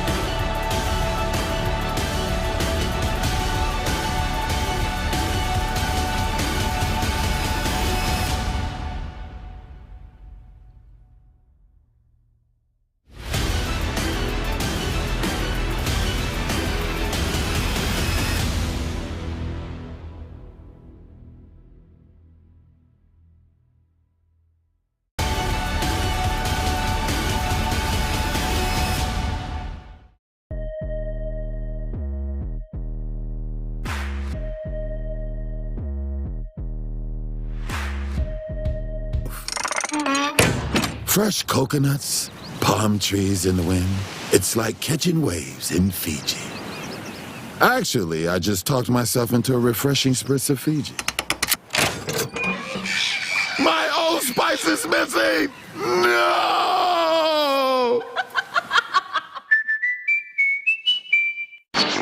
Live from the Twin Peaks studios, Sports Radio 610 presents The Drive with Stoerner and Hughley. Here we go with a 3rd down and 10 from the Ravens 43. Jackson shotgun. 3 receivers left, 1 to the right, 1 back Edwards. Here's the snap to Lamar. Looking. Lamar stepping up. Lamar in trouble, and Will Anderson Jr. has him down. A sack by the Terminator. All right, that was week 1 and the first time Mark Vandermeer was able to unload the Terminator line. Yes! Honest to God, that one gets you every time. I swear, like you could roll out the Mark Vandermeer like greatest hits, like that would. I could sit there and listen to that and just die laughing. Him and Andre, I mean, they're a comedy. Uniforms back well, in the trunk. The level of like excitement that like Andre has just been bottled up for 4 years. Wow! Is there a camera in there? Does someone have a camera in there? I've seen clips before, but I don't. There are teams around the league that have cameras like inside their radio booths, and it is funny to watch those guys. I need a camera inside with those two. Yes! As you said, it's bottled up. I mean, when Andre went to the trunk. Put those uniforms back in the trunk.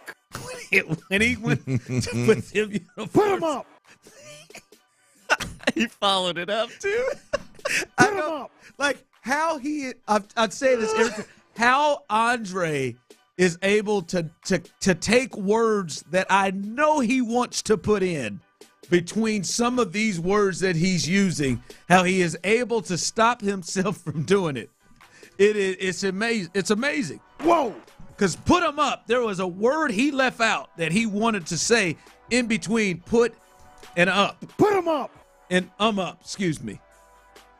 Put those uniforms back in the trunk. He wanted put them bees up. Wow.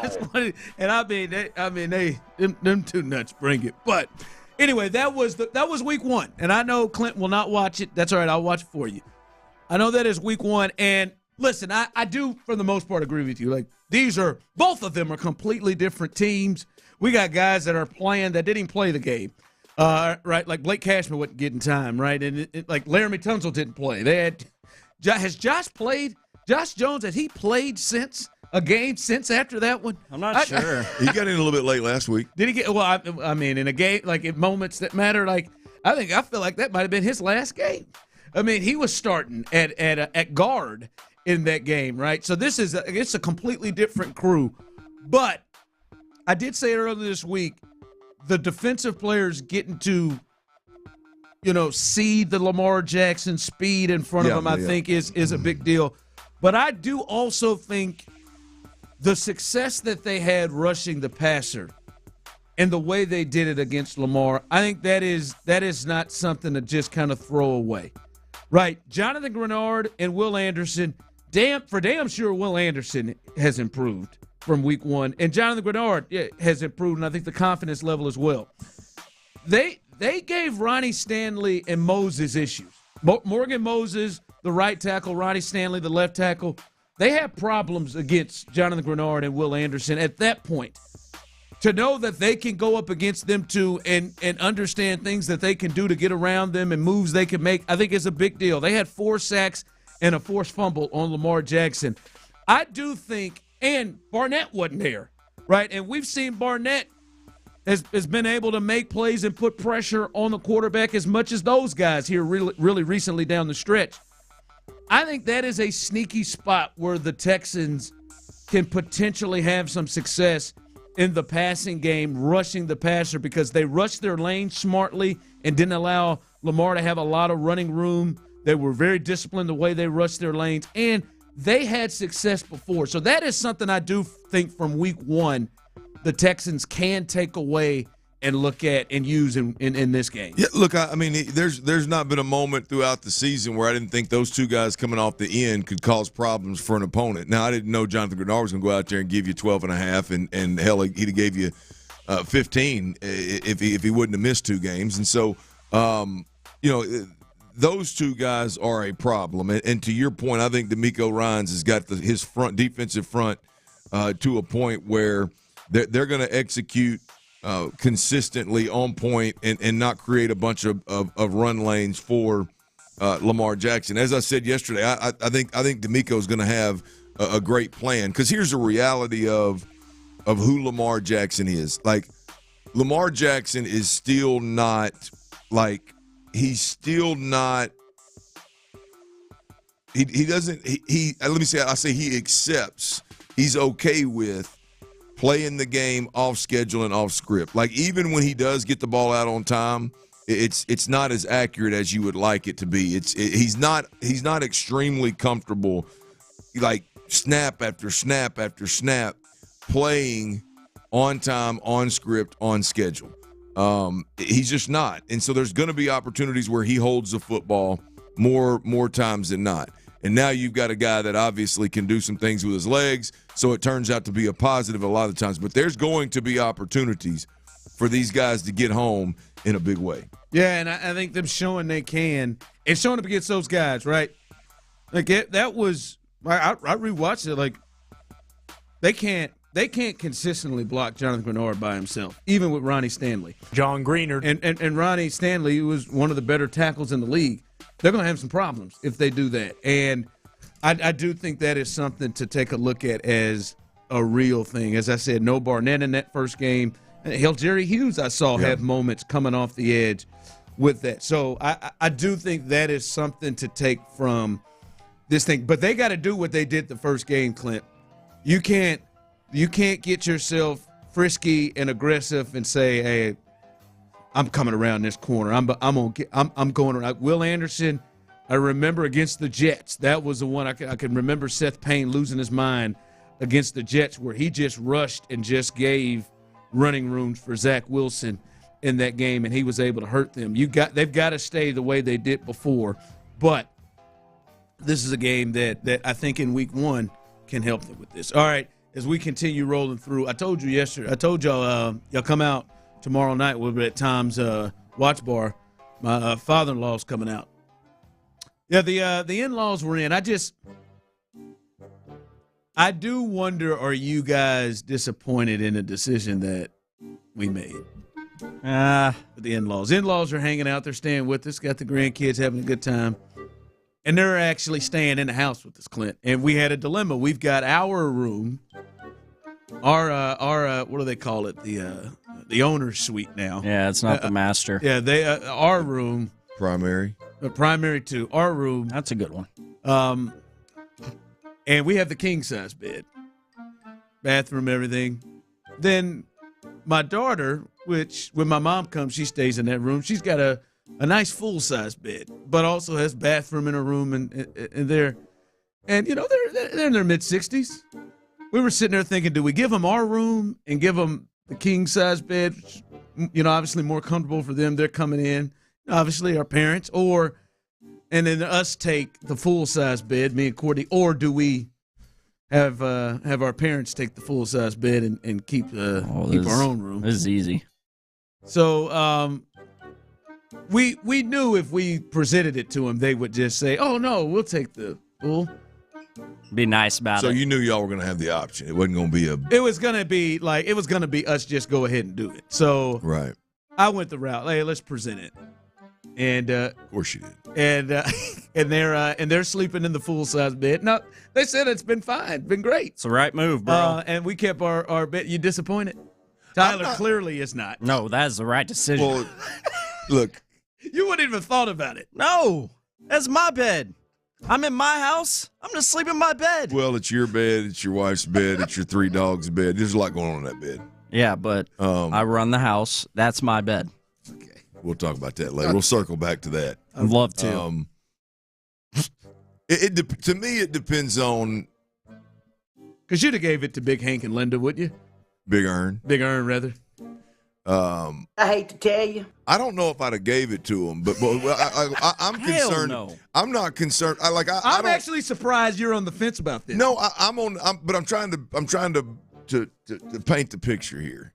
Like, I'm more concerned with the arrangements otherwise. Like, I would have made, like, there needs to be, like, you didn't put both of them. You ain't got your both, like, husband and wife. How old are they? They're in their mid-60s. Mid-60s. You ain't have both of them in a full size. Like, both of them. They're sleeping in it together. Both in one bed. Yeah, that's what we were going to do. They're never going to do it again.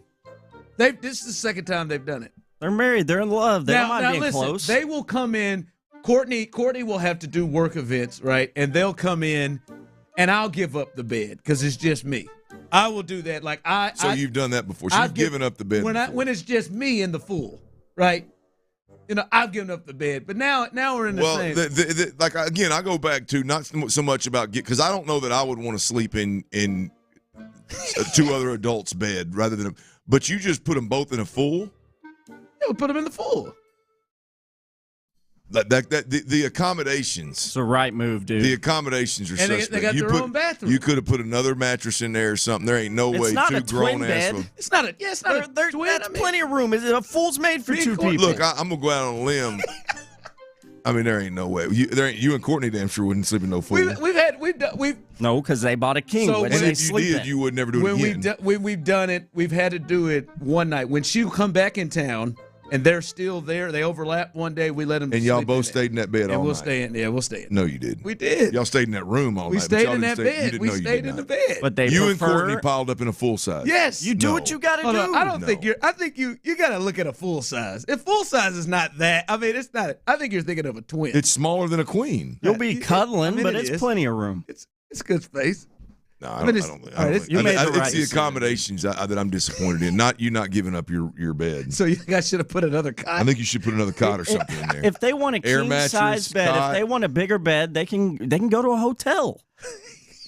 They want to stay in the same. You're dead ass serious. They want to eat. They want to eat breakfast with their kids and their grandkids. Get up early and get to the house. They want to.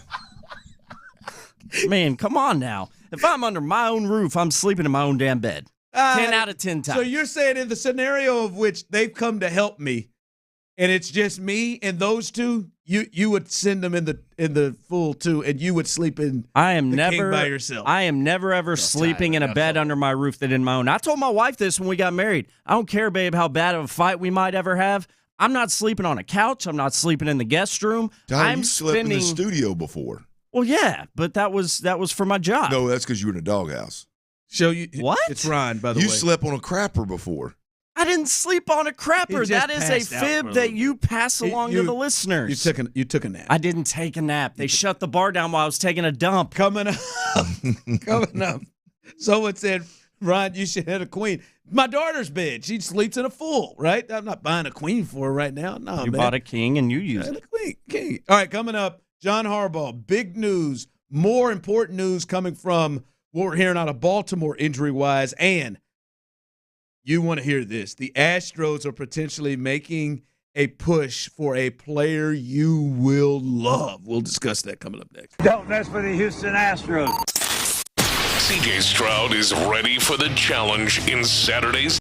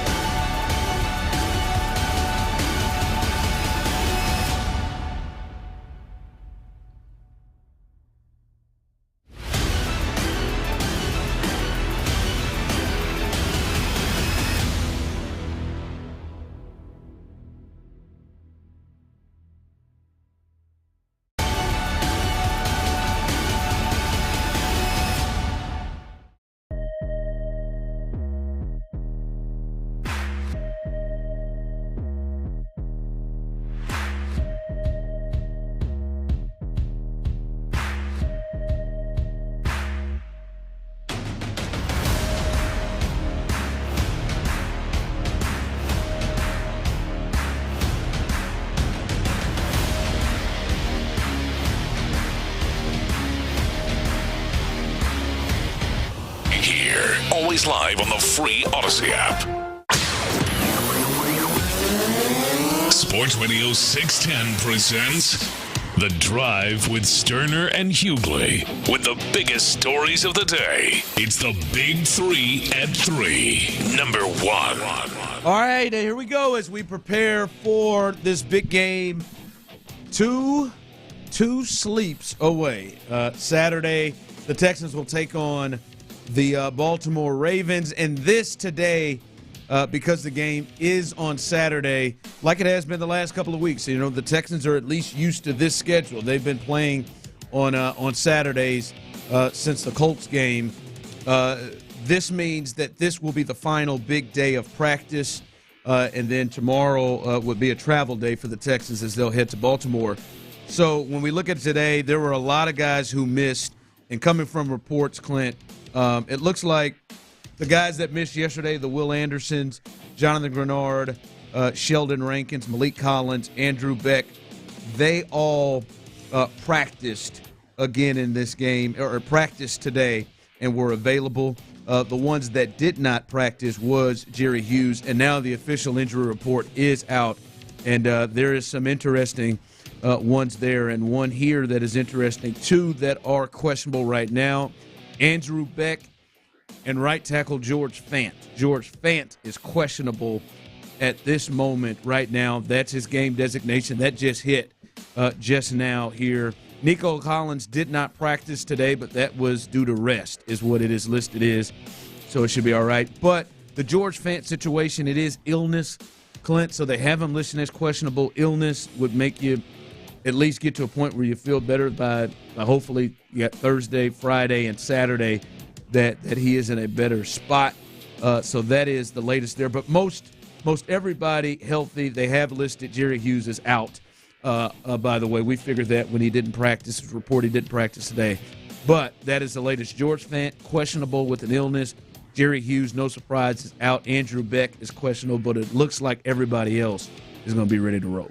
Yeah, the George Fant thing is interesting because if it's an illness that hits you Thursday, you know, you'd rather have an illness hit you Monday, Tuesday, something like that, so you can get through it. If it hits you Thursday, it must be pretty serious for them to list him as questionable. But I tell you what, it would have to be really, really serious to keep him out of this ball game because I'm not. We've talked about this. I'm not a believer. I don't subscribe to all of a sudden Charlie Heck came back from an injury and there was some kind of competition and he beat out George Fant midseason. So George sat the bench for a couple of games, or he was your swing tackle for a couple of games.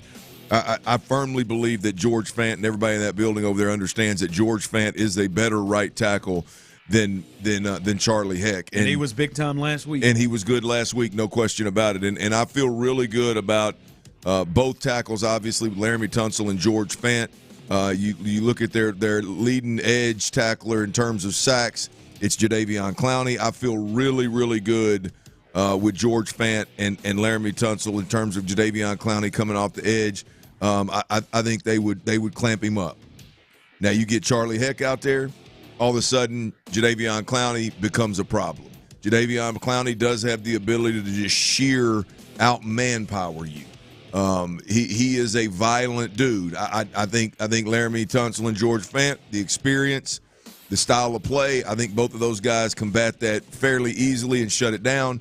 I think Charlie Heck, now a lot of this has to do with inexperience or a lack of a sample size for me, but there's a chance that Charlie Heck could have a problem blocking Jadeveon Clowney. So I think that is something. I think that's bigger than just, hey, keep an eye on. Like, I think the George Fant, if it's an illness to a point where he doesn't practice on Thursday and they list him questionable, that's something. So to you, it could have been an illness and he had no designation. They just have him on the list. Yeah, didn't practice because of an illness. Yeah, what kind of illness would make you? Because obviously these other guys, you don't have to designate anything in the game column for them. Yeah. You got one guy that's designated as out, which is Jerry Hughes, and all of a sudden Andrew Beck and George Fant are questionable, but nobody else is questionable. You seen that happen in your time in the league? A guy get so sick. I don't recall. No, I don't recall. But there also COVID wasn't a thing. You know what I mean? Like this. I mean, if if you catch a strong case of COVID, that thing puts you out. I mean, there is zero chance 2 days later you're going to have the strength, much less the energy to go play a game. So, yeah, I mean, the George Fant thing is something that if he can't, I guess my bigger point is if George Fant can't go, I think that's advantage Baltimore. Now they got Justin Madubuike inside that's going to cause a problem. It's caused problems, double-digit sack getter from the interior. Now all of a sudden you got their second-best sack defender in Jadeveon Clowney that has a chance to bump up against a swing tackle. Now you got even bigger problems. Yeah. And you're going to be more than likely going to be a pass first football team. The game is going to hinge on C.J. Stroud. So I mean, there's just that George Fant thing could impact this team negatively in a big way. Well, the Ravens have put theirs out as well, Clint, and Marlon Humphrey is listed as out. He is out in this game with that calf issue. Tyron Wallace, a receiver, he is listed as out as well. Then they have Mark Andrews as questionable, Devin Duvernay questionable, but we heard from John Harbaugh, who felt better about Duvernay and said that Mark Andrews today in his presser is more up in the air. Adarius Washington, a safety, he is listed as questionable as well. But the big news coming out is Marlon Humphrey. It's not a game time decision. There's no questionable. He can't go. He had not practiced all week. So that is a big storyline right now, because I didn't think even with Marlon Humphrey, especially if he's nicked up, they had anybody that could handle Nico Collins. Now they definitely don't. With the size and everything that he's been able to do, this is their best corner. And like Tyler, Nico is on a heater right now. This is a big turn of events for them. Nico has got him on fire, baby. Absolutely. I mean, there's just, again, when you've got Bobby Slowick on the sideline and you've got C.J. Stroud pulling a trigger, I mean, you can expect these guys, whoever that next man up in the secondary at the cornerback position is for Baltimore, you can expect that guy to be challenged early in this ball game, and if he isn't up to task, I would imagine Bobby Slowick keeps shooting at him. Now, they're a heavier zone team, so they're not going to ask their guys to just man up with no deep help. You're not just going to all of a sudden, because one guy's out, you're going to all of a sudden be able to take advantage of man-to-man situations, although they will play man, and you can take advantage of a third-string corner in that situation. To me, it's going to be more about double moves, catching the ball in front of the guy, making him miss a tackle, that kind of thing. Maybe targeting him in a zone and getting him to bite down on a route and being able to hit the wheel over the top, things of that nature. Bobby Slowick and C.J. Stroud can definitely attack a weaker corner and at least attack him early on and see, is he susceptible? Yeah. Is there a reason why he's a third or fourth string guy, or does he step in and does the guy play lights out? I would expect Bobby Slowick to take shots. Well, luckily, for them, he did miss game one, so they didn't have him. Marlon Humphrey didn't play in that first game either, but he will be out in the game. Big news, and that's a help, obviously, for the Houston Texans having their best corner out. Big 3 at 3, number 2. All right, little Astros news. Chandler Rome and Ken Rosenthal of The Athletic are reporting this. Fellas, the Astros are making a push for free agent reliever Josh Hader. Josh Hader, who is I would think is the number one reliever on the market. That makes me baseball horny. It should. Any Astros fan should be getting themselves real excited as I work around how I wanted to say that. There were 6 or 7 other ways. I saw it in your eyes. And the coping skills that I have developed stopped me from doing it. But Josh Hader is big time. He is one of the hardest pitchers to pick up, a lefty that has everything going everywhere when he throws, and he throws that gasoline. And I'm telling you right now, he would move Ryan Presley out of the closer role like this. And we've watched the Astros lose a bunch of guys, Hector Neris, and now we saw what's his name go on have shoulder surgery the other day, who was a big part of the Kendall Graveman of the bullpen. We've seen them lose 200+ innings from the bullpen last year, and they need to add that. If you can run out there with Josh Hader and Brian Abreu and Ryan Presley in whatever order, and I would have Josh Hader as the closer, woo! Come on out there. Now, that is the best bullpen in baseball. Hell, you can have some fun and try to figure out some things like Ronell around him or whoever else around him. Montero can maybe give you some innings. That threesome, woo, that's something else. I'm getting excited. That bullpen with that bullpen right there with a surplus of starters and the hopes that at least 3 of those starters emerge as big time, if not more, right? I mean, you've already got Verlander, obviously Framber Valdez, and Lance comes back. What's Lance going to be? Luis Garcia, Jose Urquidy. Who am I leaving out? Big boy Hunter Brown. Yeah. There's another one in there somewhere. Christian Javier. J.P. France. Yeah, I mean, you got a surplus of starters that can either bump into the pen or be trade pieces. That bullpen is, and I'm gonna be honest with you, if I'm Ryan Presley, because this is what this all boils down to, right? Is if you can get Hader in here, you get him in here, period, point blank, it's done.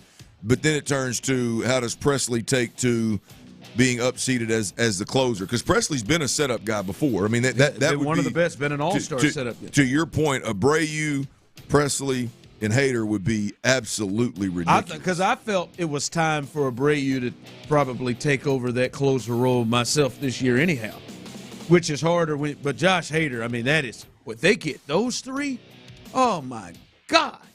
Don't let Rafael Montero return back anywhere close. He's still out there, too, ain't he? They can't get rid of him. Don't let him come back and return. Yeah, now you can feel some things with Seth Martinez around there. If they could pull that off. Dana, well, if you pull that off, that is a big time move. And to that gentleman, I'm not even going to tell you I told you so on the text line. Oh, they can't go and spend that amount of money on them. They can't, man. Stop acting like the Astros or the damn Twins. 7 times. Well, speaking of spending money, Ryan, the contract that he's rumored to be seeking is something north of Edwin Diaz's 5-year $102. You got to do what you got to do. No, look, I'm with you. Like, I mean, is it 5 years? Is it 3 years for more per? I mean, at some point you gotta. Let's go. Yeah, you're big. This is big fish hunting. Yeah. Yeah, but hell, y'all want to sit out there. Y'all gonna do something to make me feel better about y'all just saying Jake Myers is the plan in center, and we ain't gonna do nothing else. Why'd you bring that up, man? I'm just saying. I'm faded as hell right now. You bring in Josh Hader, I can forget about Jake in center. I could piece that together. Big 3 at 3. Number 3. All right. Why you lying, though? Hey, you'd be mad as hell with Jake in center field. The only person more mad be me. You'd be mad as hell. Hader will be in an Astros uniform week 1 or game opening day. You'd be talking about Jake Myers in center. That's some bull. Jake in center, I can get it. All right, man. Just put your 9 in left and put Chance in center. Come on, do something. All right. This is kind of a surprise to some. I wonder, you've been around Jerry. You've been around the Cowboys. You kind of know a lot more how people think. Mike McCarthy, he is returning to the Cowboys. Jerry did not make a move. Remember, it didn't on my schedule. People wanted him to fire Jason Garrett for years, and he didn't do it. They've done things, and he's kept guys for a long stretch. He is keeping Mike McCarthy. Here was Mike McCarthy speaking to the media about remaining the head coach of the Dallas Cowboys. I'm not very comfortable talking about myself, but I came here to win a championship. I didn't come here to get another contract or anything other than that. I came to Dallas to win the world championship, and that's why I'm standing here and buy into us. World championship. Buy into us. World championship. When are you something to buy into? Are you surprised that Jerry stayed with Mike McCarthy? Very. Very, very surprised. I don't have time. Because it's not just about this year. I mean, Mike McCarthy. I know he dodged a bullet because Kellen Moore was his offensive coordinator, but he's an offensive-minded head coach, and a lot of the struggles last year were offensive. Like, you look how the season ended; it was offensive issues, and you talk about the discipline. That's the head coach. That's Mike McCarthy. I mean, all of the issues. Now you're the play caller. And now you can argue the defense. I mean, obviously, was an absolute mess in the playoffs as well. That's a big reason why they lost the ball game. But it got away from you because the offense just flat ass stunk. Yeah, Sunday was a dumpster. Yeah, absolutely. And you're the head coach. And so I don't see how you justify keeping Mike McCarthy. Now, Jerry is loyal to a fault. He always has been. He is a player's owner, always has been, And it seems like all the news around this is that the players, Mike McCarthy, had the support of the locker room in a big way. And so I'm sure Jerry took that into consideration. But with all that said, yes, I mean, given Jerry knows he's up against it, he don't know how much time he's got left in an active role with the Cowboys. You mean death? Yeah. I mean, that's just the reality of it. I mean, he ain't gonna be able to Dak's contract or something. He ain't gonna be able to do this forever, and he's going. I don't think I thought he would move that. with a little different sense of urgency. I don't think Jerry, on my schedule. I don't think Jerry believes that. You're probably right. Jerry thinks he's invincible, always has. I mean, sometimes not just invincible, invisible. When's the last time you think Jerry said sex? Tuesday. Really? You think this week? Maybe a few hours ago. You think Jerry is still getting it in? Oh, yeah. Within this week? I'd be willing to bet you a significant amount of money Jerry's still getting it in. Side table full of Blue Chew. Oh, there ain't no whatever surgery, whatever medication, Jerry's got it. I guarantee you. I mean, I guarantee you. There ain't no Glory doubt. hole. Check his age for me, Tyler. Coming up, is this the week it finally happens? Is this the week that it finally happens? I've been wondering if it would happen.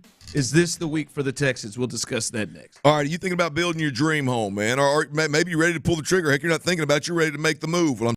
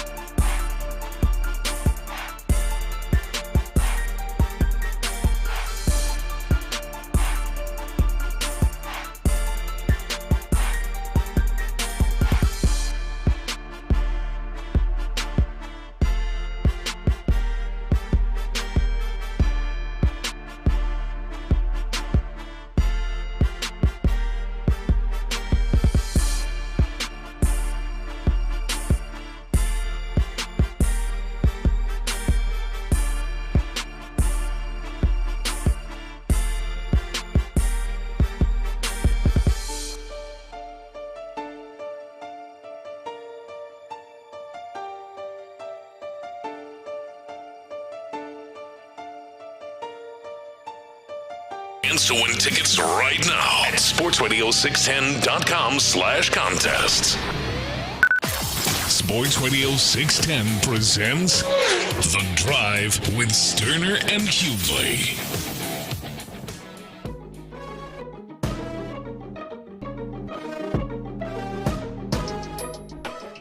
All right, welcome back into The Drive. Come on, hang out with us tomorrow as The Drive will be live. As Tyler will be live as hell somewhere tomorrow in Vegas as well. So live. Oh, you got them flights worked out? I did. I'm on a plane manana. My man, what time you leaving? What time you flying out? I can't remember exactly, but it's somewhere around 4:30. Is it United? It is. Man, by the end of the show, I'm going to need door issues. Be careful. I'm going to need a game plan on where you're going to watch this game. I'm going to map that out tonight, I think. Hey, you want me to hook you up with my boy that's a host out there, man? I'd love it. Yeah. And my friends coming with me to Vegas would probably love it too. Yeah, dude. Wait. See, I can hook Tyler and Megan up. I don't know about these. Well, it's a couple that's our friends, and they're a lot more responsible than me. You got nothing to worry about. Well, I mean that's not saying much. Fair. I just like to say I have a good time. I don't know if I want to. That's like saying a guy would fall asleep at the urinal, not in the toilet. I didn't fall asleep on no damn toilet. Sorry. I do enough bad things that y'all could actually talk about. You're right. Without you didn't fabricating fall asleep. You passed out. Oh my! I've never passed out on a toilet.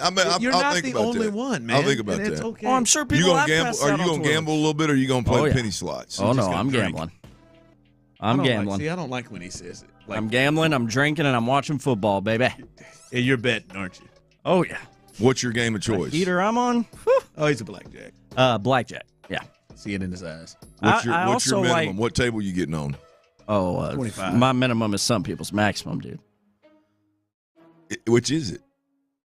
Show's near it. It's Ron, but yeah. I mean, 25 or 50. It's not like they go up $5 increments. You don't know which casino I'm going to be at? No, which one? Well, I know I've never been in a casino, and I've been in some raggedy ones that got a $30 limit. I know that much. I've hung out with the 5. Yeah, the 5. That's where they start. I love a good 5. Nah. You got a 5, 10. I've seen some 15s. $5 just wasting my time. Yeah, not me. I've seen the 15s at my 3-card table because there's 3 bets, so it's 3 $5 chips. Tupelo, Mississippi, baby. $5 table. Get all that. Tupelo, Mississippi. Oh, and I'm cashing in. I'm cashing Larry and Stafford's betting ticket. Not Tupelo. Oh, I'm sorry. Not Tupelo. Isn't that where Elvis is from? No, Elvis is from Memphis, isn't he? No, it was born. Graceland? He was born. But isn't Graceland in Tupelo? I don't know. That's where the casino is. No, Tunica is where Tunica. the casino. Yeah. I'm in my mind. I'm saying it's not Biloxi. It's not. And that concludes today's geography lesson. I was fixing to say you really did. I mean, you really Tunica. are. I mean, you are really low level. If Tunica. Tupelo got I knew it was they a got T. a river casino somewhere in Tupelo. It was a T. Yeah, it was Tunica. a T. We used to, living in my days in Tennessee, we had to go there. There was no gambling there, either Metropolis, Illinois, or Tunica. This is when I was really pushing the limits of being able to have a problem. 1-800? Having a Tyler. Yeah, but Tyler, he'll have a good time. Problem. I know. We'll be out at Tom's Watch Bar tomorrow. Come hang out with us on this Football Friday. Playoff edition presented by LaMisha Wakana. Hang out tomorrow 2 to 6 with us. All right, is this the week, fellas? I have been wondering, okay, against the Colts, there is no Noah Brown. There's no Robert Woods. Obviously, Tank Dell is hurt. So, yes, all right, the Colts are going to take away Nico Collins. They're going to try to. They're not going to allow Nico Collins to go crazy. And then Nico Collins went crazy. 9 for 195 and a 75-yard touchdown pass right off the rip. Nico has got him on fire, baby. Then we talked about the playoff game against the Browns. We're talking about, all right, we're going to have to find other things. Hopefully Noah Brown and Robert Woods come back so they can have some help, because surely with Denzel Ward, the Browns aren't going to let it. That first quarter, Clint, they couldn't do a damn thing with Nico Collins. Nico Collins, catch of the year, I think you said on that long ball. He catches a touchdown. He goes off in the first quarter, 3 catches, 74 yards, and a touchdown. Is this the week? Is this the week where Nico Collins is taken away, or is he just reaching a status where he's just going to get his? Is that where we are right now with Nico Collins? Well, can two things be true? I think Nico's going to get his this week. I think Nico is going to get his. So you think we're beyond stages where Nico has the 4 catches for 26 yards? Yeah, absolutely, absolutely. And now, I mean, there's there is a defense that, I mean, if they just allocate that many resources to him, then they may take him completely out of the game. Here's what I expect. You're going to get, I don't know that Nico Collins at this point in his career. In fact, I know he's not. We just watched it. Nico has not done enough and has not been good enough for long enough, if you will, for a defensive coordinator like Jim Schwartz to say, that guy's going to determine my game plan. That guy's going to take me out of what I do. The way that Amari Cooper did D'Amico Ryan. The way Amari Cooper went for 250, and then, boom, all of a sudden, D'Amico said, I got to adjust here, right? Now, it bit Jim Schwartz in the ass. But I'm just telling you from a sample size. And I would say Jim finally adjusted, because after the first quarter, now the second half, they didn't have as many possessions. Nico goes 3 catches for 22 yards. Well, I guarantee you if they played the Browns again this week or next week, that Jim Schwartz would make – I guarantee you that Nico ain't getting behind his defense over and over again. I would think. But this is I still think that's where Nico's at. I think Nico's going to have a hard time, and he's going to have to do it for an extended period of time to get into that Devontae Adams, Tyreek Hill, Mike Evans level of player where you literally are dictating coverage. Right? Now what you're doing is you watch Jim Schwartz, who played more man than most last week, say, to hell with it. We're going to close the middle of the field, and we're going to be okay with it. And it bit him.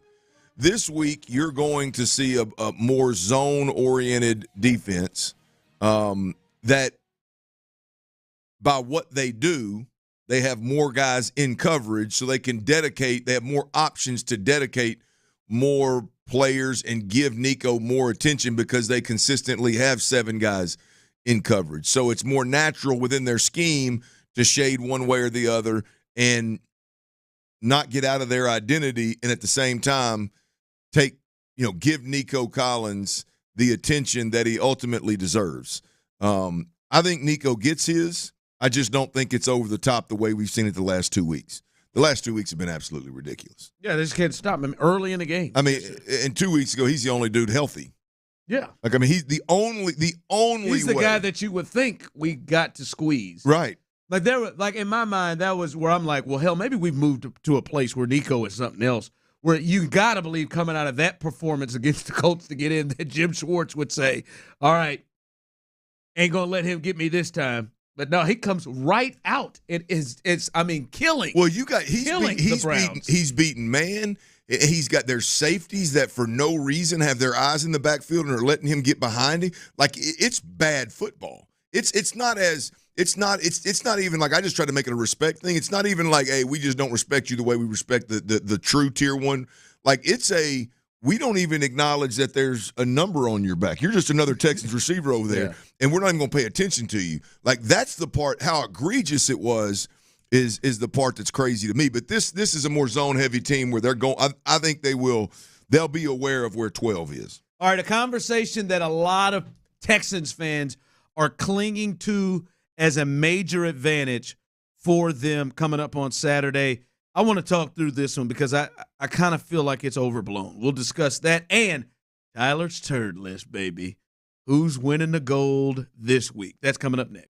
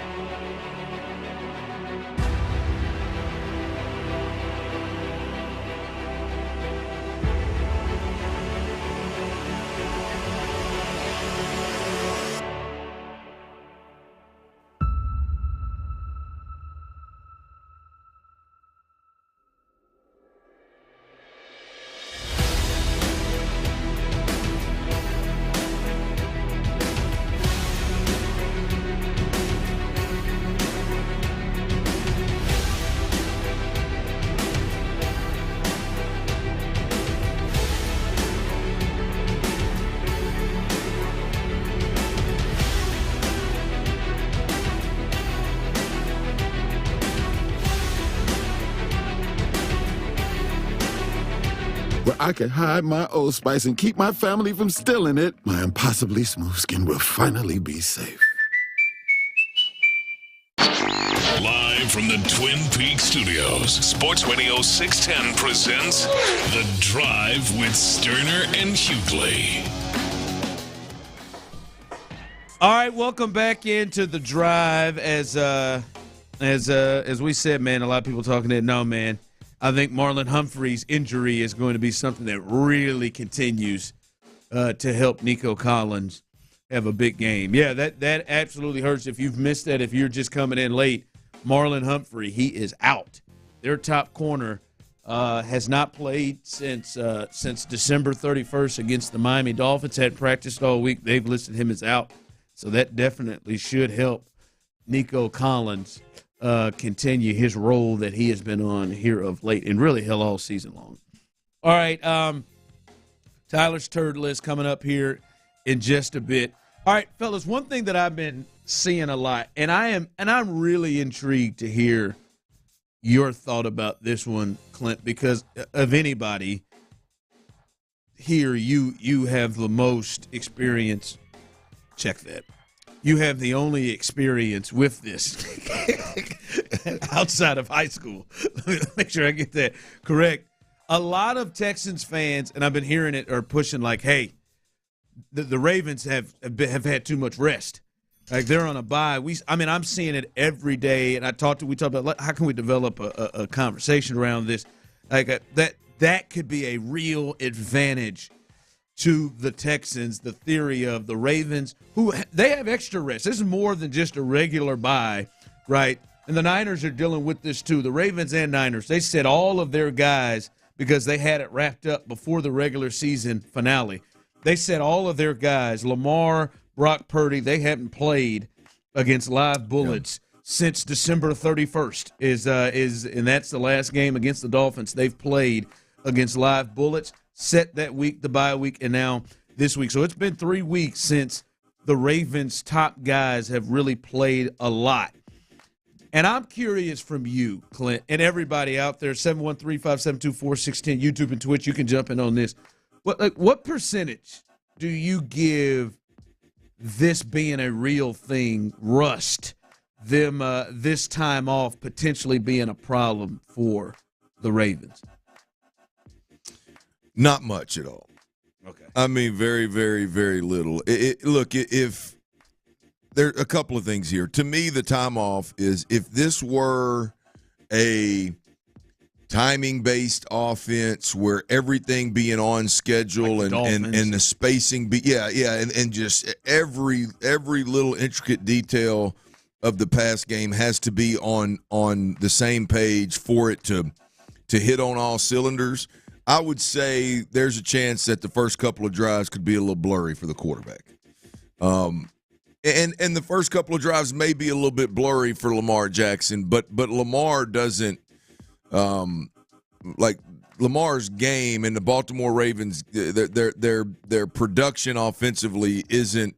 I mean, I would be willing to bet you there is a more than half of it is off schedule, off platform, and so it's going to affect them less than it would, I think, a team that is more about the precision pass game. And I even think in that case it's a very small percentage. So and then you can also say with Lamar Jackson, hell, I would rather Lamar Jackson throw the ball on time.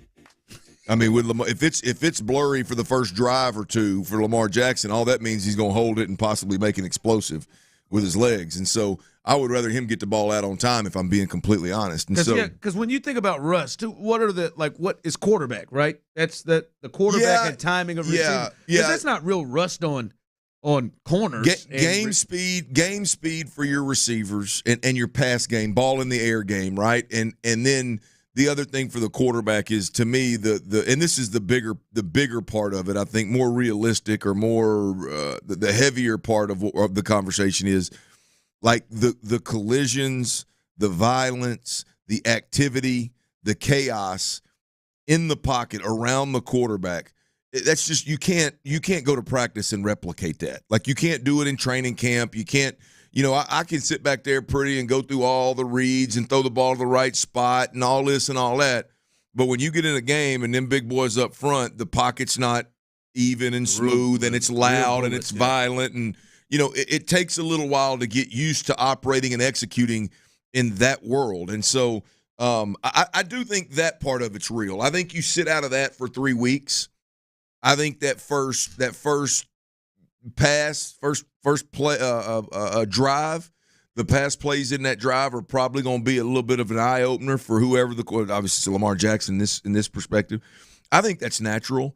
I don't expect for us to see that as we watch the game. Yeah, because I was seeing it and I didn't, because I maybe give it 5-10% of a factor early in the game. Maybe you can see something. Maybe you see some errant throwing, some timing off or something. Yep. Maybe, but not big, because how long they been doing bye weeks? how long has bye weeks been happening in the NFL playoffs? And it's always been talked about the numbers, especially now the last couple of years, it's just been the one team getting a bye. But forever, the Super Bowl participants, the overwhelming majority were coming from the 1 or 2 seed. Sure. That had buys. And I even went a little sports nerd, stupid. The last 10 seasons, teams that have gotten buys are 28-9. 28-9 in the second round of the playoffs. Just in the playoffs in just general. a team following the team that played a game following their bye. So before the last couple of years, it was the 1 and 2 seeds in both leagues would get a bye and will play a team that just played the week before. They're 28-9, and generally the difference is the time off isn't usually the thing if the team is just the better team. Yeah. For the most part, right? Yeah. Right. Well, the time off is outweighed by the getting healthy and being fresh and the additional time to prepare. And I mean, there's a lot of. I mean, that's you're talking about the biggest advantage in sports. In my opinion, you're talking about the biggest advantage in sports, especially when there was 2 teams on each side getting the bye. Yep. It's the biggest. It's even bigger now. It's just 1. Yeah. Right. It's for that individual team. Yeah. It's bigger. So. Look, but I also think there's, to the point of the quote unquote rust or whatever you want to call it. I mean, we also hear coaches talk about, like this year, one of my favorite video clips is Dan Campbell when he's expressing to his team, like, guys, just trust me. We've got to get physical. If I thought we could go win games and become the team we want to be without hitting in training camp, I would never put the pads on you. Like, he's trying to convince the guys. And within that spiel, he says, I mean, yeah, we could not put pads on you, and then hopefully by week 6 we'll be ready to rock and roll. We'll be ready to go. So clearly there is something to, like, laying off and not being as physical for 3 weeks and playing a game versus playing every week and never getting out of that rhythm. There's definitely something there. Yeah, something. I just don't think it's a huge advantage. I agree wholeheartedly. All right, let's do it. Texans. Tyler, who is a Texans fan. Tyler's turd list, baby. You're a turd. I can't wait to hear who wins the gold, the silver, and the bronze. Let's do it, baby. Who is bringing up the rear? Who has the bronze medal in Tyler's turd list? Let's look at that turdish-looking podium. There's plenty of nominees this week. Bronze medal for this week is going to go to all these dingo boys up in Cleveland. I don't have it with me, but I know y'all heard the audio this week of these fools accusing the Houston Texans of pumping in fake crowd noise during that playoff game at NRG Stadium. Shut the hell up. This is the first time in literal years the city of Houston had a sellout game for the Houston Texans. Let us have our moment. Take your ass beating, Cleveland, and head on back north. Yeah, being in the stadium did not hear the pumping of crowd noise. That was the real deal. Yeah, and one of the other guys said, "Oh yeah, I saw some empty seats." Nah, it was a packed house, dumbass. My favorite from Sean, when Sean Pendergast spoke of it, he told the story. And said, hey, there's 3 guys sitting there talking. I just want to let you know, most of them are really heavy-set guys. And I was like, damn, Sean. Damn. Why'd you have to know that these guys are heavy-set guys? So that's the bronze medal this week, all those fools in Cleveland. I thought those guys would get gold, man. This must be pretty good. So where's the silver? Silver, okay, silver. I want to play this for you real quick. This is linebacker for the Ravens, how do you say his first name? Roquan Smith, week 1 against the Texans. He was mic'd up. Take a listen. Goes quickly, deflected. Stroud catches it on the deflection. No! Wake his ass up! Wake his ass up! Come here! Come here! Come here! Come here! It's too easy! It's too easy! It's too easy out here! Ain't none of that this house! None of that this house! Hey, boy, this ain't college! This ain't college! This ain't college. Yeah, Just a horrendous example of smack talk. You went back 17 weeks to find a turd. Huh? That's one of the more turds your dog eats. That's a long turd right there. No, yeah, so it's going to Roquan Smith. Keep that same energy this week, buddy, because the quarterback in Houston, C.J. Stroud, was just not too long ago in the MVP discussion with your quarterback, Lamar Jackson. Keep that same energy. Let's see if you want to go back to college after this game, huh? He's getting a silver medal. Let's get to the nitty-gritty here. It's University of Georgia, by the way. All right, who gets the gold in Tyler's turd list? The gold this week. Got the trophy right here, Yep, folks. second ever trophy to be given away. The trophy this week, before I give it away, got one more piece of audio from you. This is coming from 105.7 The Fan in Baltimore, one of our sister stations. Oh, Lord. Just take a listen to these asshats that work the middays over there and what they had to say yesterday about the Houston Texans and Baltimore Ravens. The Ravens are much better than Houston. I mean, talent-wise. Overall. They're just, I mean, Bob, Houston is a team that, how many Pro Bowlers does Houston have? Oh, no. I'm going to say if it wasn't for, if the quarterback won, they had none. Maybe Tunsil. I don't even think. No, I wouldn't even say Tunsil. I would say no Pro Bowlers. I mean, this was a team that was picking number 2 in the draft last year. So I mean, talent-wise, the Ravens are much more talented than defensively. What do we want to take? Theirs or ours? Other than Willie Anderson, probably all of the Ravens guys, especially the linebacker for sure. Pressure starts to make diamonds. Yes. Or turds here. Couldn't have said it better. Because y'all were made into some turds right there. You sound like some fools. I love you. I bet you're great guys. Love to get a beer with you. But you're getting this week's gold medal for Tyler's Turds of the Week. There it is. No Pro Bowlers? No. Have you ever heard of Laramie Tunsil? Did you see the dude that was eliminating Myles Garrett last week? You don't want to talk about one of the best tackles in the league? Clamps. Come on now. And Willie Anderson Jr., that's the one guy on the Texans defense that guy would take. He's not even the best pass rusher on this defense right now. Johnny Grenard, ever heard of him? Greenard? These guys need to be more educated before they start spewing stuff like that about the Houston Texans. Cleveland 105.7, The Fan, middays. You win the gold medal for Turd of the Week. They were kind of accurate in there, too, but I hear you. Yeah, man. Get the hell out of here before I give you one of these trophies. They were. All right, what you got going on? I think you should save one of those for Ron. I got a football horny clip of the week, and this you don't want to miss because you're going to remember the play, but did you know that D'Amico called it? And there's proof. They're mic'd up. It's a beautiful thing. Get ready to get turned on, Texans fans. And we got some serious things we got to discuss in the world of college football. What in the hell is going on? All right, before we get into that and figure out what the hell is going on, I was asking myself that same question. Hell, I knew what was going on. I just couldn't.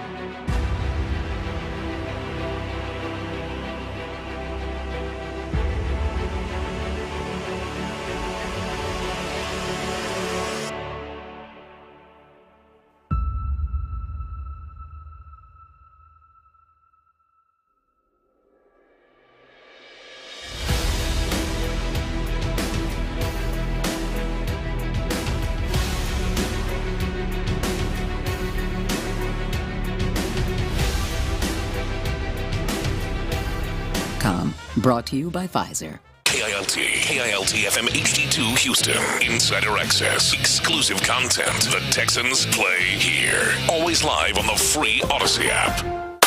Sports Radio 610 presents The Drive with Stoerner and Hughley. Clint Stoerner's Football at 4.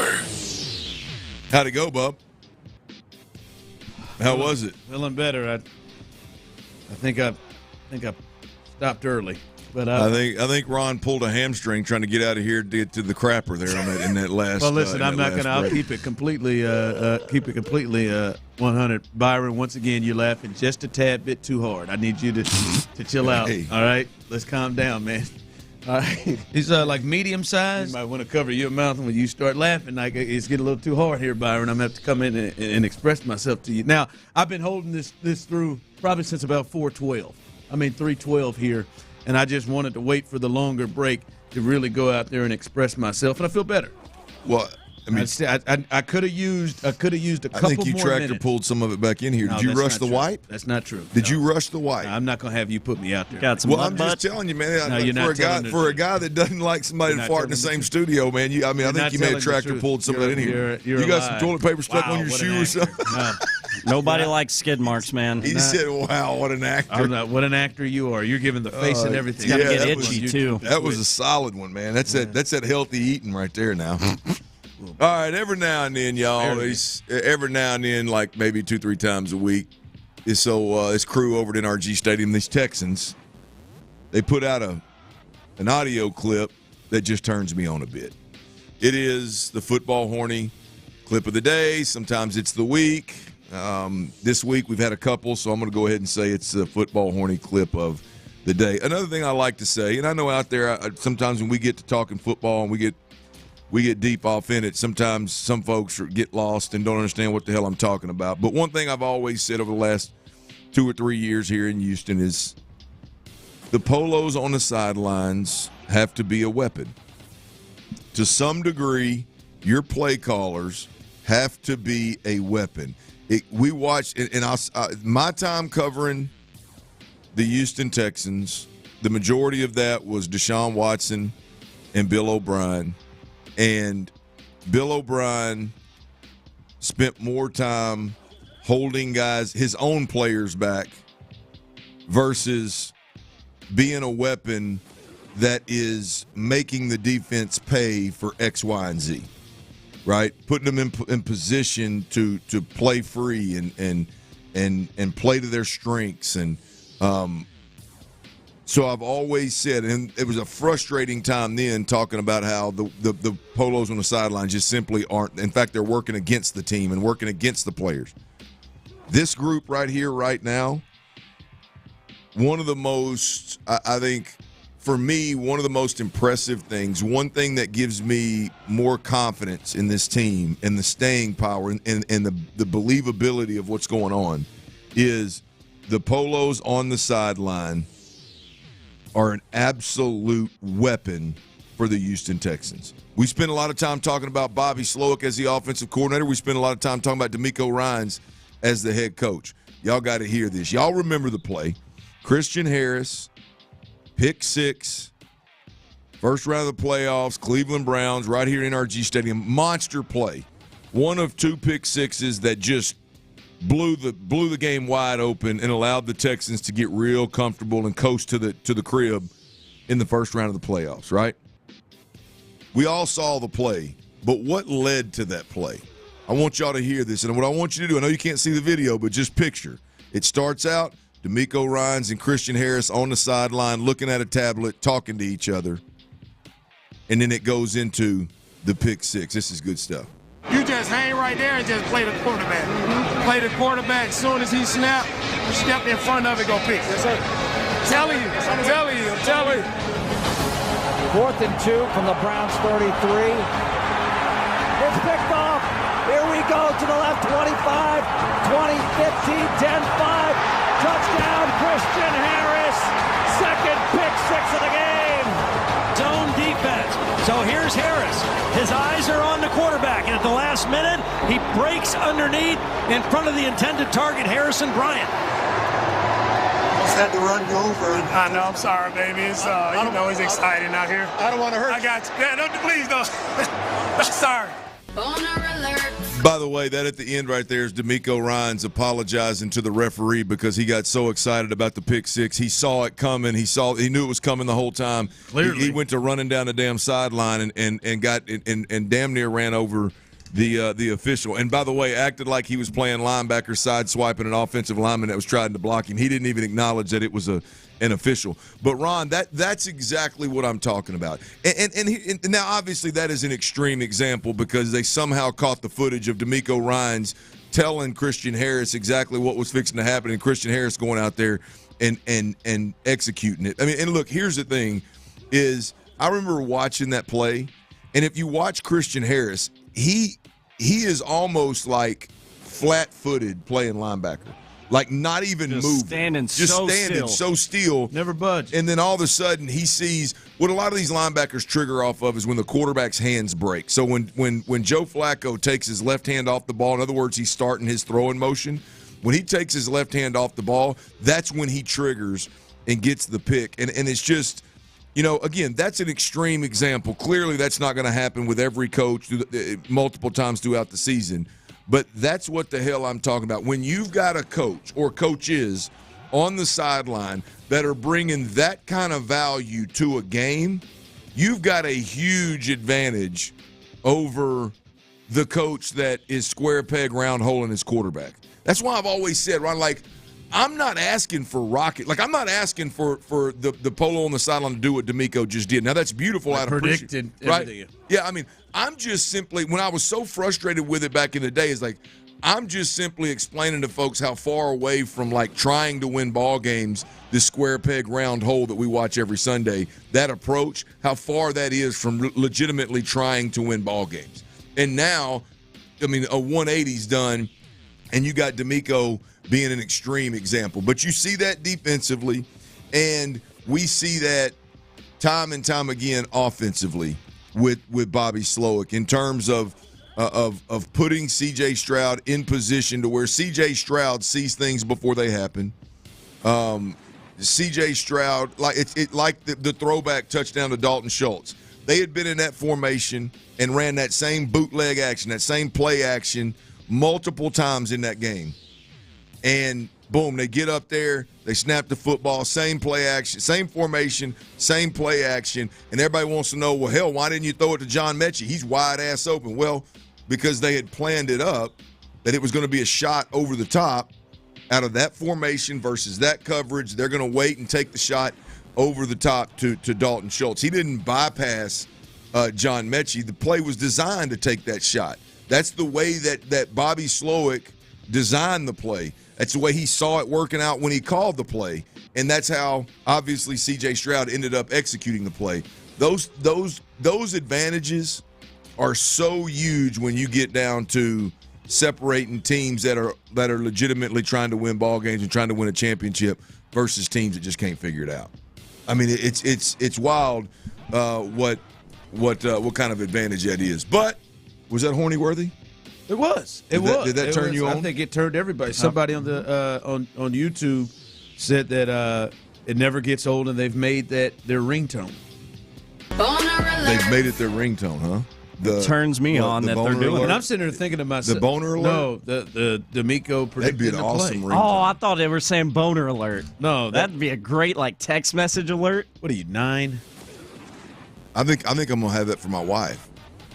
You're grumpy today. It'd be tough if you're sitting there eating dinner with the in-laws and she texts you What and are you, all of a sudden 9? it says boner alert. Is that what you're gonna do? Yeah, every time. Right now, do that. What are you? 30-something years old? You're gonna have.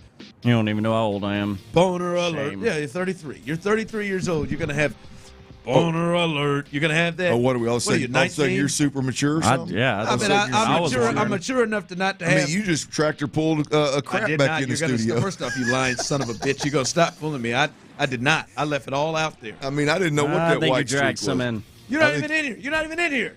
As long as you keep saying I'm passing out on toilets. Put that out there. I'll spread some fibs. You did that. Speaking about childish and classless and all that stuff, Ron, did you see what happened with University of Texas basketball? By the way, this is something that really bothers me about the Longhorns. Right? I hate to give Tyler. I hate to give Tyler this long of a runway to play all the jokes and stuff with the Longhorns because I'm typically not that guy. But like the opponents doing the horns down thing when playing. Well, I did it, of course. So I'm clearly a little. We beat him in the Cotton Bowl after the coin toss. All the 4 captains, we won the coin toss. And we turned to our crowd and did the horns up like the Longhorns and then stuck them joints in the ground. And everybody went crazy, right? I didn't know it was such a thing. I thought we were being real creative at the time. I didn't know that it was this real disrespectful movement here. But my point is we were playing the Longhorns, so it made sense, right? I've expressed to you and Tyler, like I don't understand why, like during an A&M Alabama game, the camera pans the stands of in College Station, and everybody's doing horns down when Alabama's on the field. And I co-sign that. I think that's so stupid. Agreed, right? So that part bothers me. But I'll be honest with you. This Longhorn stuff where fans or coaches or players get butthurt about an opponent or a fan or somebody doing the horns down thing, like that is soft as hot butter. Anyway, listen to this. The basketball coach, Rodney Terry, who I love the way he got the gig in Texas and has done a good job. I like Rodney Terry. I respect it. I like watching him when I do watch college basketball. I like watching Texas. UCF, the Knights, went down to Austin and beat the Longhorns in basketball. And apparently – they beat Kansas, too. And apparently – Central Florida did? And apparently the players – it's not apparently, I saw the video. The players are to the stands, as basketball teams come to the middle and meet. Well, as on their way, they're looking in the stands. Clearly not the coach, not the players, but they're looking in the stands and doing the horns down. Everybody knows that, huh? Kids in Central Florida got the horns down. Yeah, they get it. I mean, to me, it would almost be a respect thing to me at Texas. But nonetheless, if I were a Longhorn. But nonetheless, they do it, and Rodney Terry apparently found it disrespectful and thought he would tell him about it in the line, in the handshake line, right? And then obviously he was asked about it in the postgame presser. Here's Rodney Terry, University of Texas basketball coach, explaining why he felt the need to go off on the UCF players that were doing the horns down. I'm a big believer in, you win the right way, you lose the right way. And, I always tell my guys, whether you win or lose, you win the right way. You lose the right way. You carry yourself the right way. You don't go through the handshake line or try to get into the handshake line and have about 6 or 7 guys putting the horns down. We don't do that, because when you do those kind of things, it looks very classless, and it also looks like you were just hoping to win. We never go into games trying to hope to win. We go into games expecting to win. So we don't act like that, You guys won. Hey, we shake your hand, tip our hat to you, but we're not going to let you act that way in our building. You're not going to do that. You're not going to put your horns down and do all that nonsense. I don't. I'm gonna be honest. I don't like the way he handled it. When did he say it happened? When did he? Oh, there's a video. It happened in the handshake line. In the handshake line, they're doing it to. Well, they're all lining up, and then they start looking at the crowd. They're lining up, and really, it looks like right after the game was over, their players. But they're not going through the handshake line. No. Okay, Rodney Terry and his team were trying to make their way, and they weren't even looking at their direction. They were doing it to the stands. Sensitive ass Longhorn. That was just because he lost. I'm gonna be honest with you, Ron. That was just win, dude. That's one of the horns down thing has become annoying to me on multiple fronts. Used to it was just because look, I'll be honest with you. I give A&M a hard time about it. I mean, Arkansas has got a long history with Texas, with University of Texas. And there's some clowns in them Hogs uniforms, too, or them Hogs fan base doing that horns down thing, too, when the horns are nowhere in town, right? So it ain't just A&M. So this whole thing about, it's disrespectful or it's this or that, like, come on, man. It's not. It's all fun and games. I would almost find, like I said, it like as a respect thing of like, you're over there doing my sign and what my school stands for. And sure, you're doing it down, but so what? You're still using it. I don't know. It's just annoying as hell to me. Yeah, to me, if you're going through the line, hit me with it. No, it wasn't. Now, that's a different. Well, you're doing anything in my face at that point is disrespectful. Yeah, no, that wasn't the case. No, Just win, baby. He just, man, he's mad when he lost. He lost in a game he didn't think he was going to lose. Tyler, you going to do the horns down in Vegas this weekend? No, Probably. I don't think so. I don't make a habit of it. But I'll sure as hell be doing that whenever them Longhorns come into Kyle Field this year. Are y'all ready? I'm so ready, man. No, I know you are. Are the Aggies? I think Elko's getting him there. He's been real active in the portal. Number one team right now in the portal. I didn't get to that. I was going to tell you that. I didn't know that they were number one. I knew they were up there, but he's been the number one spot in the portal. Now there's still a couple of windows left to go, but he's number one in the portal, man. Love that. Good for him, man. I hope so. I sure hope so. All I know is Aggies ain't sensitive like them little sensitive-ass Longhorns up there in Austin. Easy. Don't speak with such a wide... we rub dirt on it and go on. Don't paint with such a wide brush, there's Tyler. a sensitive Aggie fan out there. There's just a few. Okay, guys. Well, yes, literally, I'm sure there is one out. I'm staring at one through the glass right now. I wouldn't say that. Get the hell out. I'm just kidding. All right. I want to present a couple of scores. Let's say 34-30, 17-14. If that is the score of the game, those are the two scores of the game. Which game do you think the Texans got a better chance winning? The 34-30 game or the 17-14 game? We'll discuss that coming up.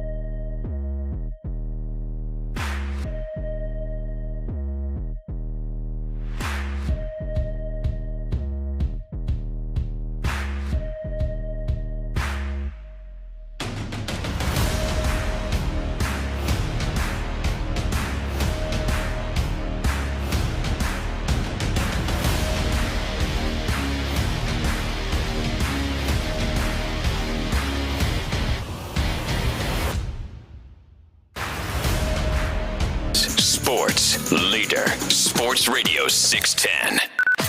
Sports Radio 610 presents The Drive with Stoerner and Hughley.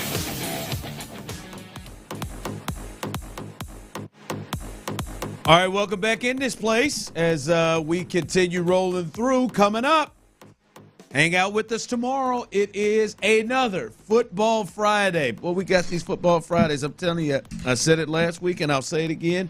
I did not believe January 18th we'd be having a Football Friday out somewhere. I did not know if that would be the case, and we are having a Football Friday, and the Texans are playing in this Football Friday. We'll have you ready. And it was so great last week. It really was. We had a great time at Tom's Watch Bar downtown right next to House of Blues. Then we're going to do it again. We're going to have it again out there, Football Friday, playoff edition, again presented by the great people at La Misha Wakana. Prizes, giveaways that you have a chance to win coming up tomorrow. And not to mention just not those giveaways, but you got a chance to win 3 big prizes. 1, an autographed jersey, game jersey from Laramie Tunsil. 2, an autographed football. This is what the size of a football they use in the game. It's authentic. It's authentic. It's the Duke, baby. It is what is used in the game on Sunday in every NFL stadium. A real one there, dude. Would you say 8 panels? 4 panels, 8 laces. Yeah, 4 panels, 8 laces. I forget how you said that. 8 panels, 4 laces. 8 laces. That'd be an odd-shaped ball. 8 laces. That's a new sport right there. More like maybe a med ball. Yeah, whatever. But I'm with you, man. I'm with you. Whatever it is, Derek Stingley Jr., you can get that signed and get a football signed and win that, as well as a game-size helmet signed by C.J. Stroud. Those will all be a chance for you to win that raffle. So come on out, hang out with us. And yes, as my man hit me up, I love people just like to DM me questions. Yeah. DM me. Now, do you have to be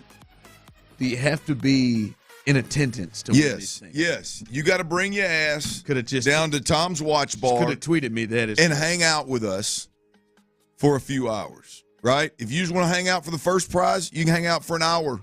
Get a chance for an hour and a half, whenever Ron decides to give this thing away. But your ass got to be there. Right? You can't just show up and slip your name in the box and bounce and still get it. No. Part of the deal is you come hang out with the drive, baby. It's that easy. And here's the other thing. We've been doing these raffles, Ron. And I'm gonna be completely honest with you. We've been doing these raffles for a while.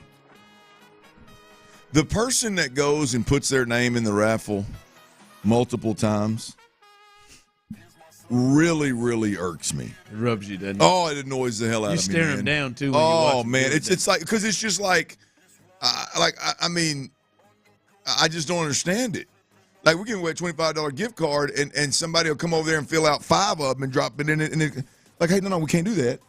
Like it just irks me. Like I gotta get Tyler last week with them tickets. Announced it. Nope. Just one. No need to come up here and put your name in the bucket again. We're gonna pull from the same bucket right here. If you're already in there, we're all set. Yeah, that's some real turdish behavior. It just really bothers me. It really does. Oh, it annoys the hell out of me. I'm with you. It's just not right. It annoys the hell out of me. And then the one that thinks they're being sneaky and just walks by and grabs a couple of like several slips and goes in the back and fills them out and comes back in. Like you ain't smooth with it. Right. So I'm just letting everybody know I'm on top of this. You're gonna do something about it. I'm the raffle So police. on this one, you're gonna do something about it. I'm definitely gonna put them on the spot. I'm not gonna lose my job over it, but I am going. Please don't. I am going. Say, how far are you thinking about going with it? It started last week. I had to announce it. I made sure everybody, and I kept pretty good eye on it. And I'm gonna tell you, I'm keeping an eye on it this week. We do have my promo guy sitting there. I mean, he could keep an eye on that for me. I think it's gonna be Aaron this time. That's supposed to be part of the duties of the promo guy, you know. Wow. I know. Well, either way it goes, I think our promo guys do a great job. I'm sure he does great. Either way it goes, one name, extra, one raffle ticket per person. Show your ass up, hang out, and Ron's gonna decide when he's gonna pull it. Just one. So y'all ass better sign one. All right, you all come in here try to get 5 in. Clint will call your ass out. You try to get 5 chances when all the decent humans that follow directions that are still coachable, they have 1. It's not fair, man. Clint's drawing a line in the sand right now. Damn it, I've drawn a line in the sand. Damn it. I mean, this is authentic gear, man. That jersey has got sewn on name and number. That's game. That football, that is what C.J. Stroud is throwing on Saturday. That's what Derek's picking off. Yes. Yes. I mean, that's what Jonathan Grenard is strip sacking. Yeah. I don't know that this is completely 100% true, but C.J. Stroud wore that helmet. I don't think that's true. Not 100%, but you can tell people that. It is not a game-used helmet. Just to be on a false advertising. And they say no. But it could be. And they would all look really good. No? They would all look really good in your man cave, your trophy case. Wherever the hell you want to put them, they'd all look really good. Yeah, I don't think CJ wore it. But you could lie and say he did. Yeah, just rub it on the grass a little bit out in the front yard. Wouldn't that be the thing if he's signing helmets? Wouldn't it be the thing? All right, we want you to sign some helmets, but once you put them all on, bam, put them on. That would be an odd. But he wore it. Be an odd recommendation, but our request. But I don't think that helmet is going to pass concussion protocol like requirements.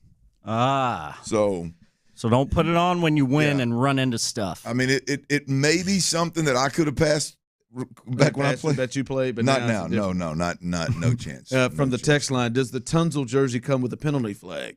No, but it also comes with a video of what he did to Myles Garrett last week. Yeah, exactly. That hate was so unnecessary. Tyler will cut out the box score of him clamping down Myles Garrett's ass neck last week. Y'all call me a hater. And more than half that game was after he came out of the blue tent. Many of y'all call me a hater, and you gonna text it. Does that jersey come with a penalty flag? He been known to get a couple false starts now. Yeah, I know it. Does you see? Almost see. Ooh. Hold on, so. Because I feel like Laramie would have said, "Yo, does your ticket come with a get your ass here on time? Does it come with a picture of your ass on time? Does it come there?" get in the stadium. Does your ticket come with that? Or does your ticket come with, arrive at 12:40? God. Your hating ass up. Y'all catch that latest episode of Laramie's reality show? Nobody's watching Laramie's reality show. I think you're the only one. I find it entertaining. Is there? I didn't know there was one. Yeah. Every time you say that to somebody, we say it. We may have talked about it during the holidays when you were out, Clint. But yeah, Laramie Tunsil has a reality show on YouTube. You can watch it for free. Is this being recorded during the season? Yeah. Mm-hmm. See, you about to roll your night and watch this Laramie. On a scale, I'll be honest here. On a scale of 1 to 10, 10 being high level of entertainment, how entertaining is it? I'm not. I mean, it's not a feature film. 6.5, 7. And that's coming the week after he clamped down Myles Garrett. What was it? I haven't seen the latest episode. What was your feeling on the episode after the Josh Allen game? I can't remember. The entertainment value. That's the one you want to hunt down and watch. 1.4. I can't remember, but I have enjoyed watching them. Just put the YouTube. He's a tequila guy. He's a tequila guy, right? He enjoys his adult beverages, yes, sir. Yeah. I'll have to check that out. I can see where Big Tom would be entertaining. Ain't no doubt about it. I can see it. That's why I wanted to see what it was like. All right, coming up, let's do that. We didn't get a chance to hit that. Where do you think that the Texans need to live in terms of score of this game? Does this need to be a high-scoring game, high-possession game, or do you think the Texans are better keeping the score down in this game? We'll talk about that coming up next. Hey, New Year's Eve, man, I'm going to look a few people over, and I'm walking.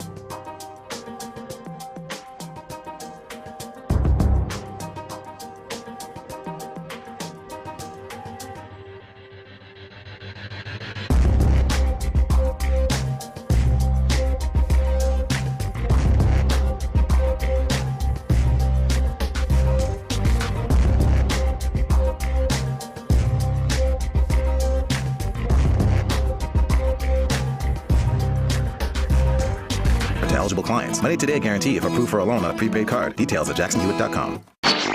Live from the Twin Peaks studios, Sports Radio 610 presents The Drive with Stoerner and Hughley.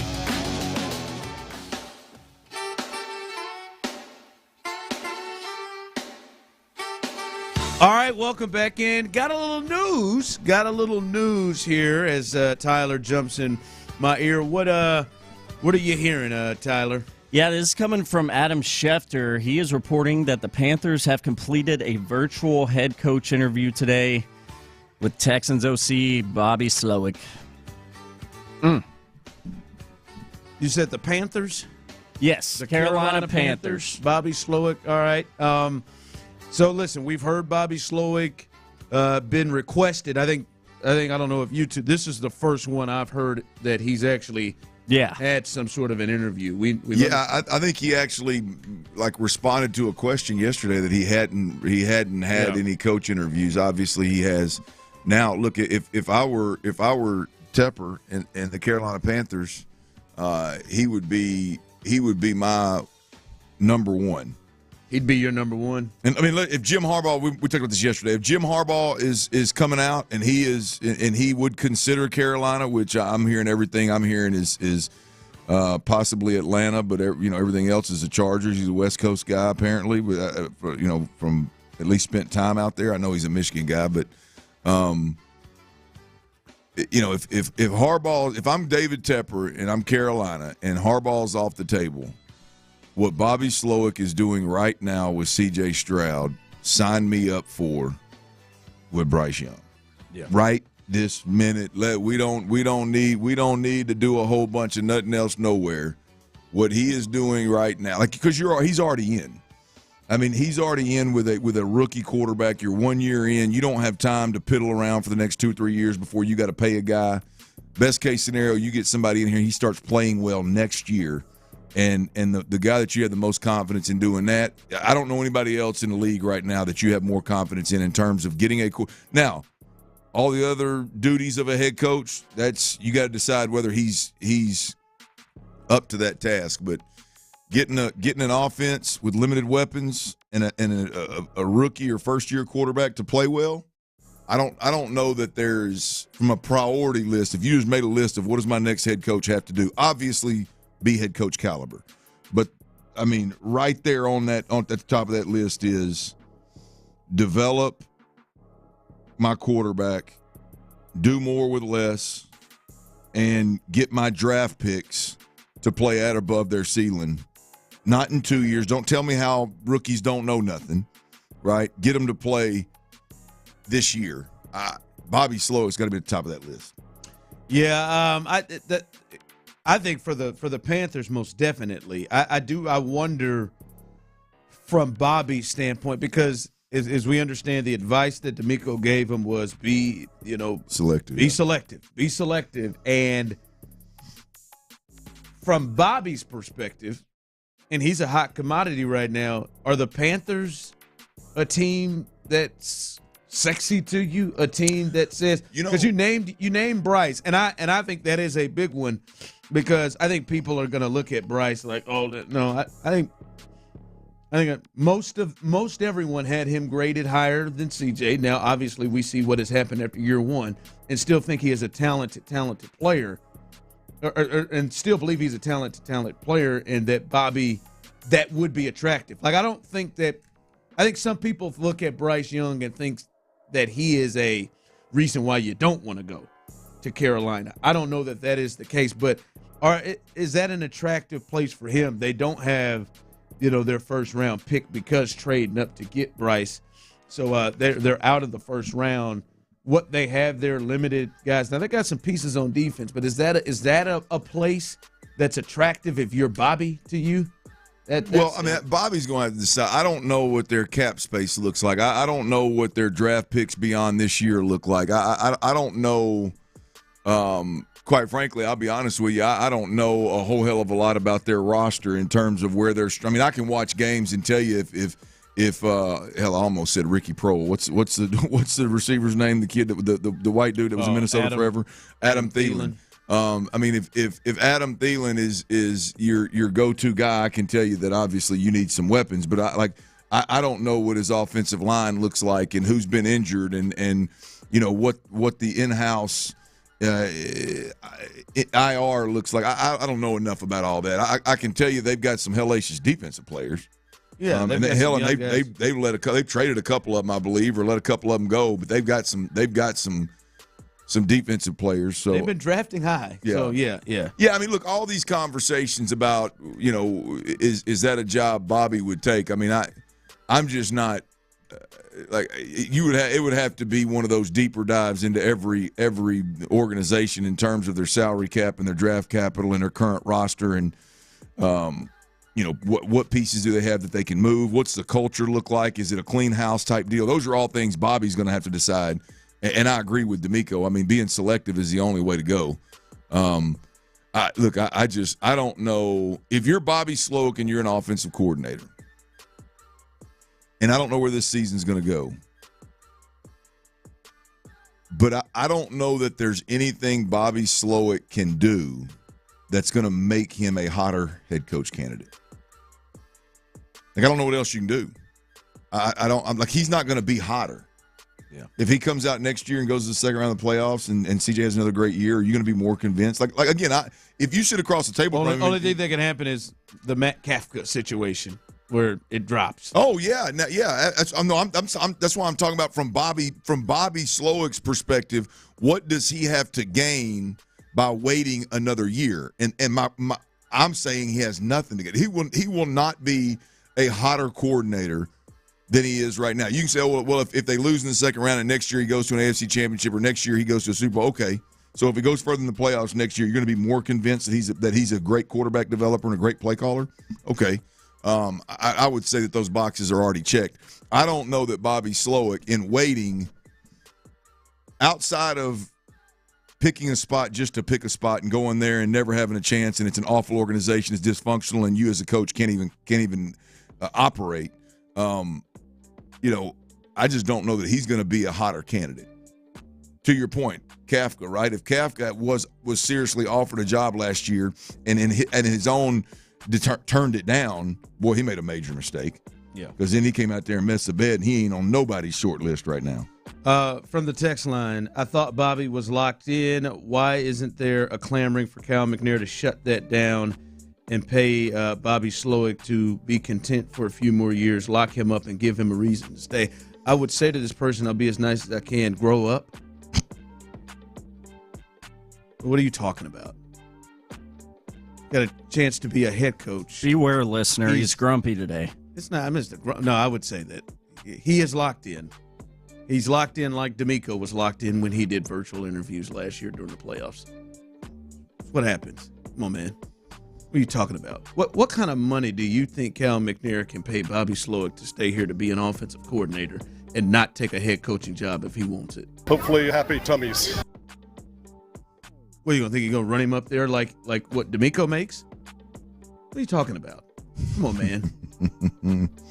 Cal McNair going to shut this down. What are you talking about? Hold on, Joe.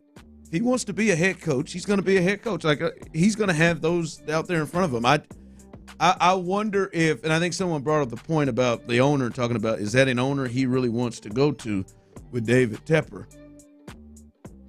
Well, if you're the right guy, you can fix a lot of feelings of how people think about you as an owner, as D'Amico Ryans has shown here. Yeah, right? I don't think.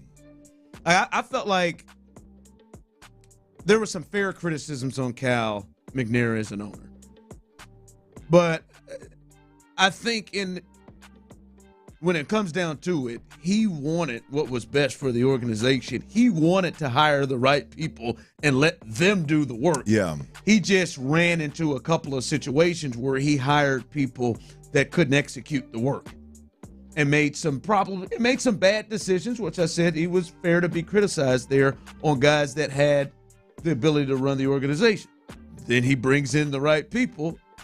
Now all of a sudden, it feels different. I don't know that Cal has completely changed 100% of who he is. And I think if Bobby Slowick is anything of a head coach like he is an offensive coordinator, he'll make David Tepper or whatever owner he goes to look better. Yeah. Yeah, and I don't think, and I don't have any inside knowledge or anything like that. I just don't. I doubt very seriously that David Tepper being a bad owner is what happened in Carolina. You bring in Frank Reich, you hire, you trade away assets to go get the quarterback that you want, and you and your wife, David Tepper and his wife, and all of the entire coaching staff. Remember, they were the ones that were taking private jets to all the workouts and talking to all the quarterbacks. I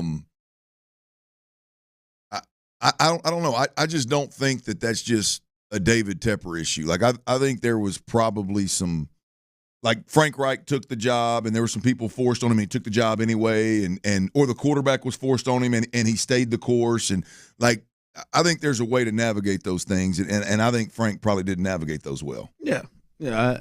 I don't. We'll see. Like David has not gotten the right guy. Yeah. Right. Twice. Right. And he throws drinks on people. So that probably has not helped his cause either. But listen, there are a lot of examples of owners who looked real bad, and then all of a sudden they hired the right guy, and voila! Oh my God! Look at that! How great of an owner is! How great of an owner has my man in New England Bob Kraft look like the last 4 years? He let his head coach hire a defensive coordinator and special teams coach to run his offense. And he went to that massage parlor. I mean, he was horny. Got caught at that Florida massage parlor, didn't he? All right, coming up, a little 5 o'clock fire, and there's some big news. Big news that really goes in the Texans' favor. Coming up with the injury, there's a player that is out for this game that is huge for this game. And the Astros, they potentially are in business to make a major move to their team. We'll discuss all that coming up next. All right, look, you're never prepared for a life-altering experience like being injured in an accident.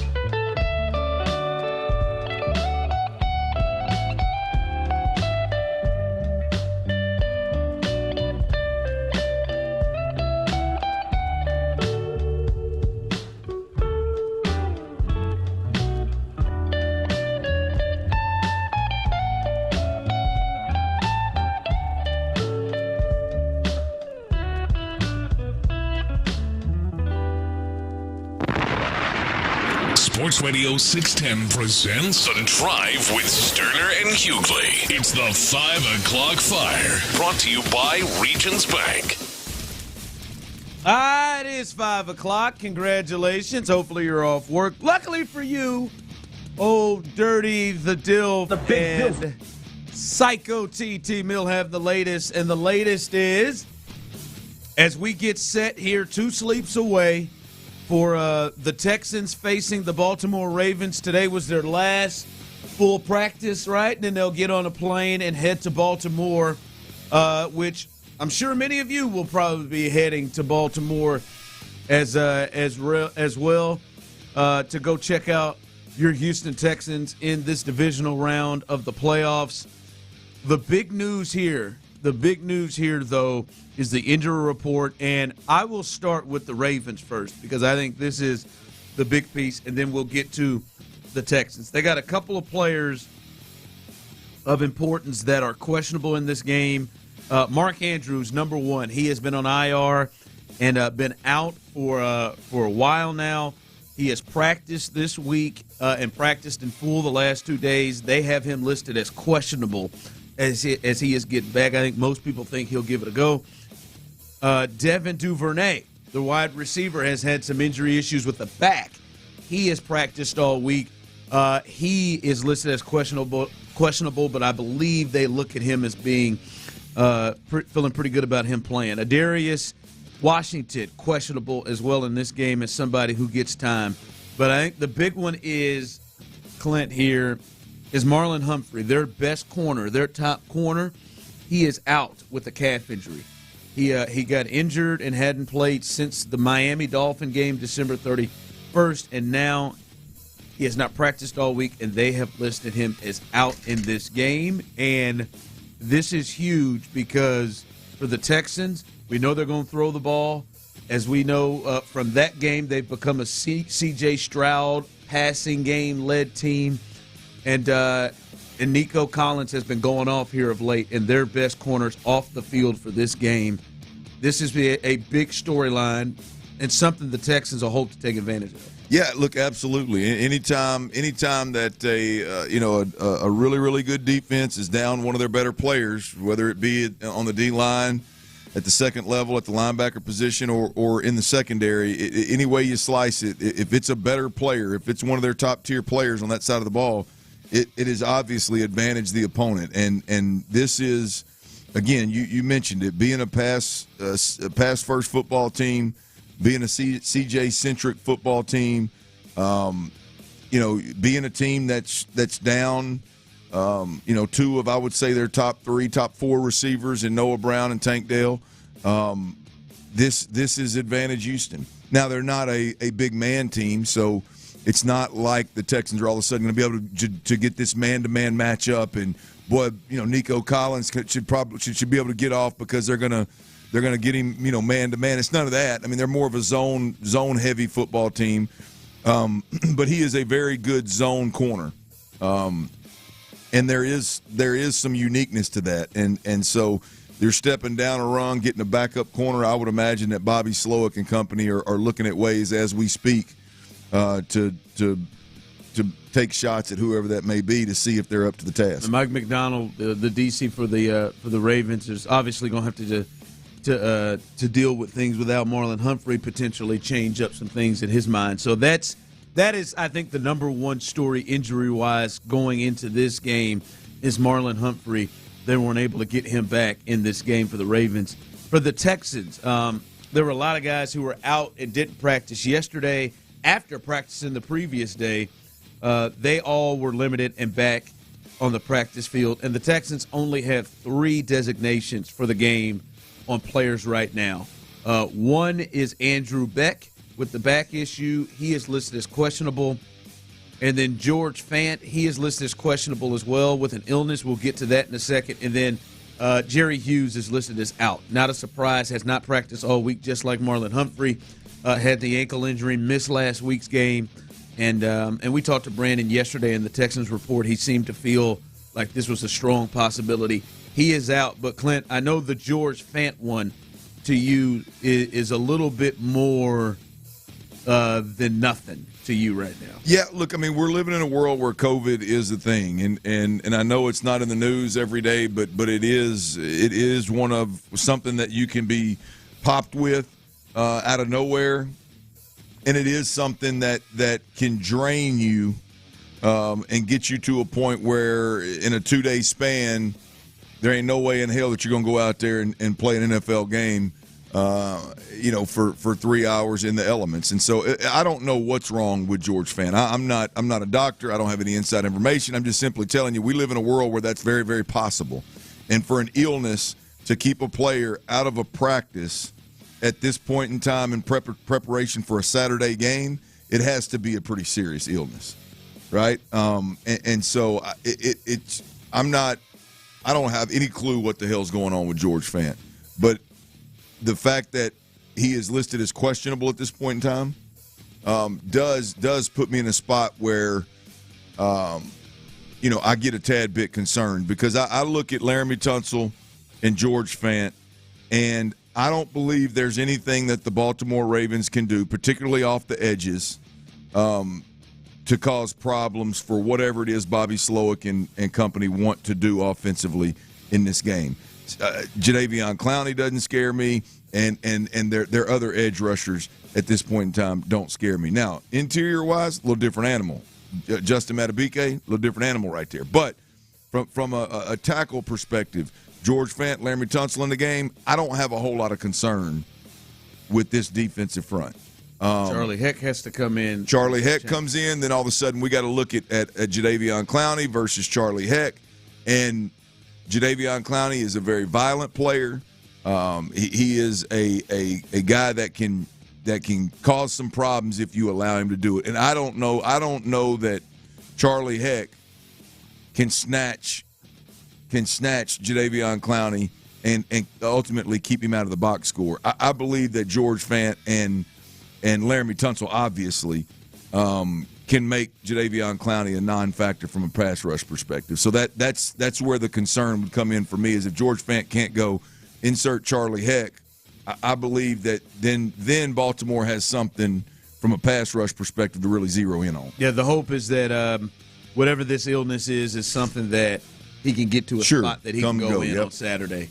So they've got a couple of days before that. That's something we'll obviously keep looking at and see if we get any updates with George Fant.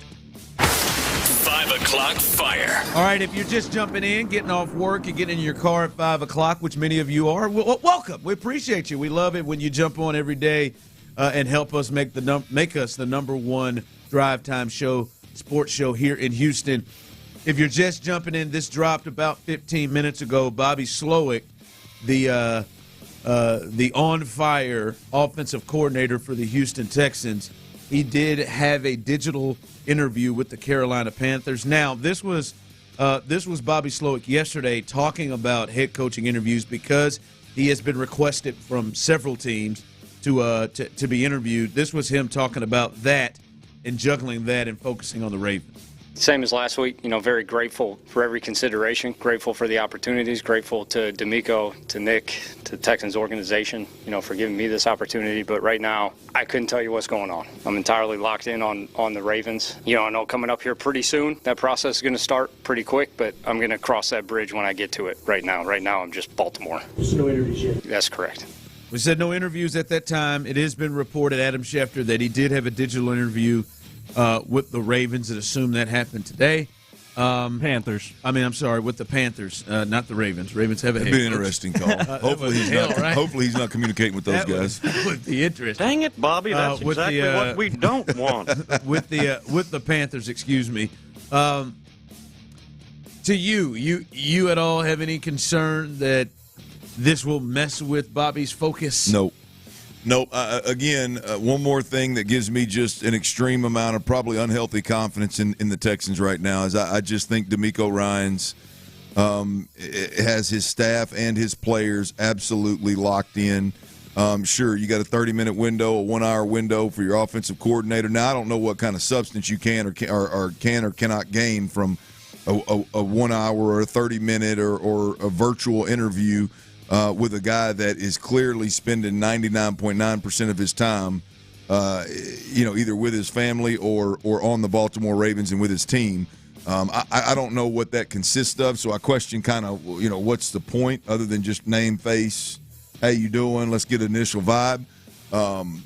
But, yeah, I think DeMeco Ryans in this squad, I think there is an understanding of being locked in, being dialed in, eliminating distractions, being professional, and doing all that in the effort to give yourself the best chance to win a ball game. And that I'm pretty confident in. So, no, I have zero worries about Bobby Slowick being distracted anyway. This happens every year. We see it happen. Hell, the Panthers, they've already interviewed both of the OC and the DC for the Ravens. So they've interviewed both of them, and those guys have had lots of requests as well. So Bobby Slowick, his first, as we're hearing, first reported interview that he has had with the Carolina Panthers. But to me, as I'm with you on that one, Clint, I feel like that is not going to have any bearing on his game plan or what happens offensively in this game for the Texans. Dang it, Bobby. 5 o'clock fire. All right, the Astros are potentially in the news. Chandler Rome and Ken Rosenthal of The Athletic are reporting this, fellas. How about this? The Astros, the Houston Astros, are making a push for free agent reliever Josh Hader. Josh Hader would be, I believe, the top prize in terms of relievers out there as a free agent on the market. And if you were to get him, and we already know they have Ryan Presley under contract, they were able to settle with Brian Abreu, who they have. Montero is down there, but in particular those two. If you add Josh Hader, to me, who I think I think you got three closers, and I think Josh Hader, between Hader and Abreu at this point right now, boy, you almost can't go wrong with either one of them, and not to mention Ryan Presley, who for years has been this team's closer, and that they trust.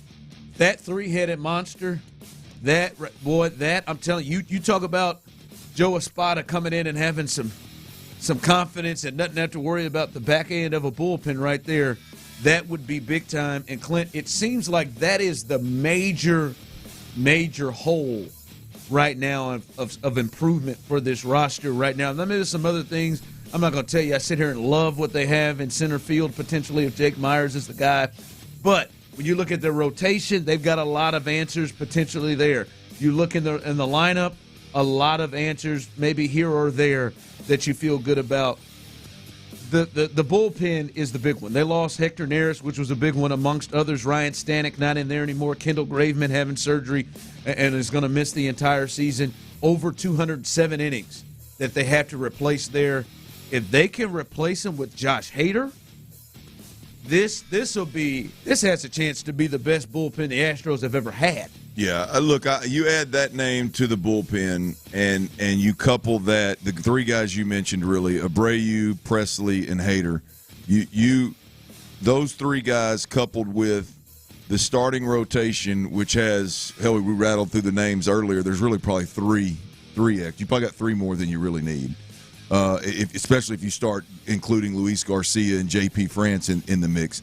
I mean, the top line starters at the front of the rotation, the sheer depth and surplus of starters that you have in that rotation, the potential of Christian Javier taking the next step, Hunter Brown taking the next step, potentially Lance McCullers coming back and being a big-time factor at the top of the rotation.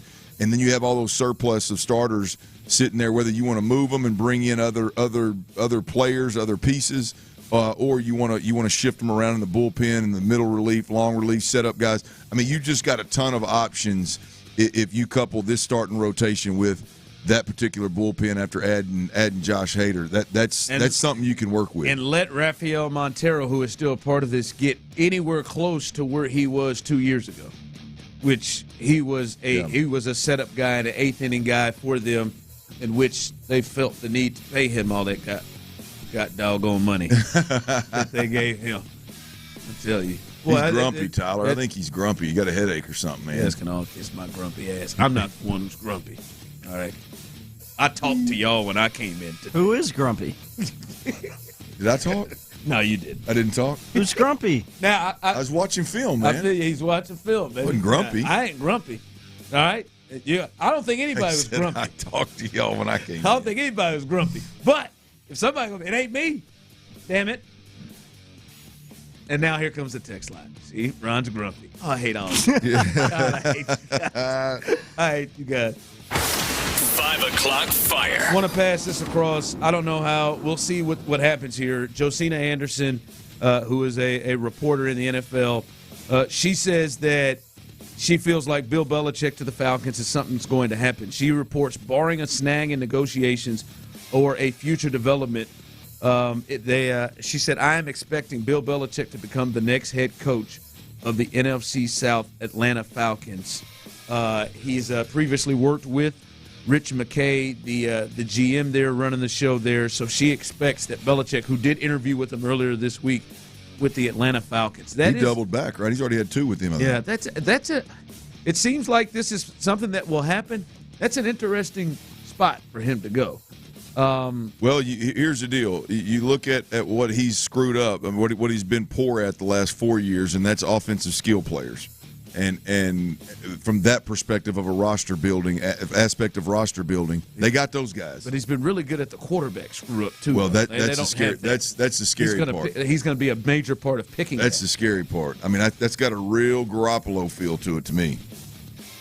Good. He's done in Vegas. Oh, yeah, absolutely. He's got a real Garoppolo vibe for me. I mean, that's just the thing is, they've got Pitts, they've got it's Drake going London, to be a some New England guys. run it back, man. But they've got some skills. So like when I look at that, and I'm like, God, whoever's going to bring, is it Bill? Is it Josh McDaniels? Like that's the crew you think they're gonna be the innovative ones to really pull out everything out of a Bijan Robinson. No. What's up, Bird Gang? I mean, we'll find out. We'll see. All right, looks like Bill Belichick will take over the Falcons potentially coming up in the NFL next year. All right, this to me is a major storyline in the game that could really shape a win or a loss for the Texans. Will this be the week that Nico Collins is taken away and the Texans need other receivers to step up? We'll discuss that coming up.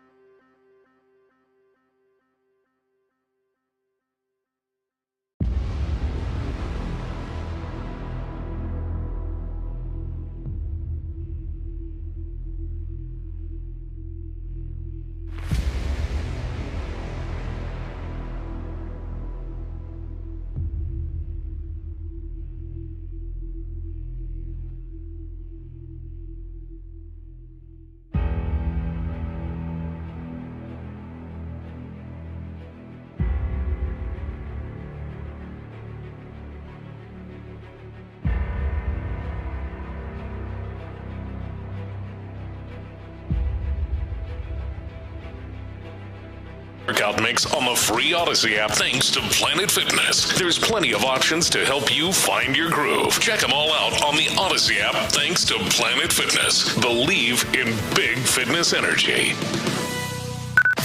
Sports Radio 610 presents The Drive with Stoerner and Hughley.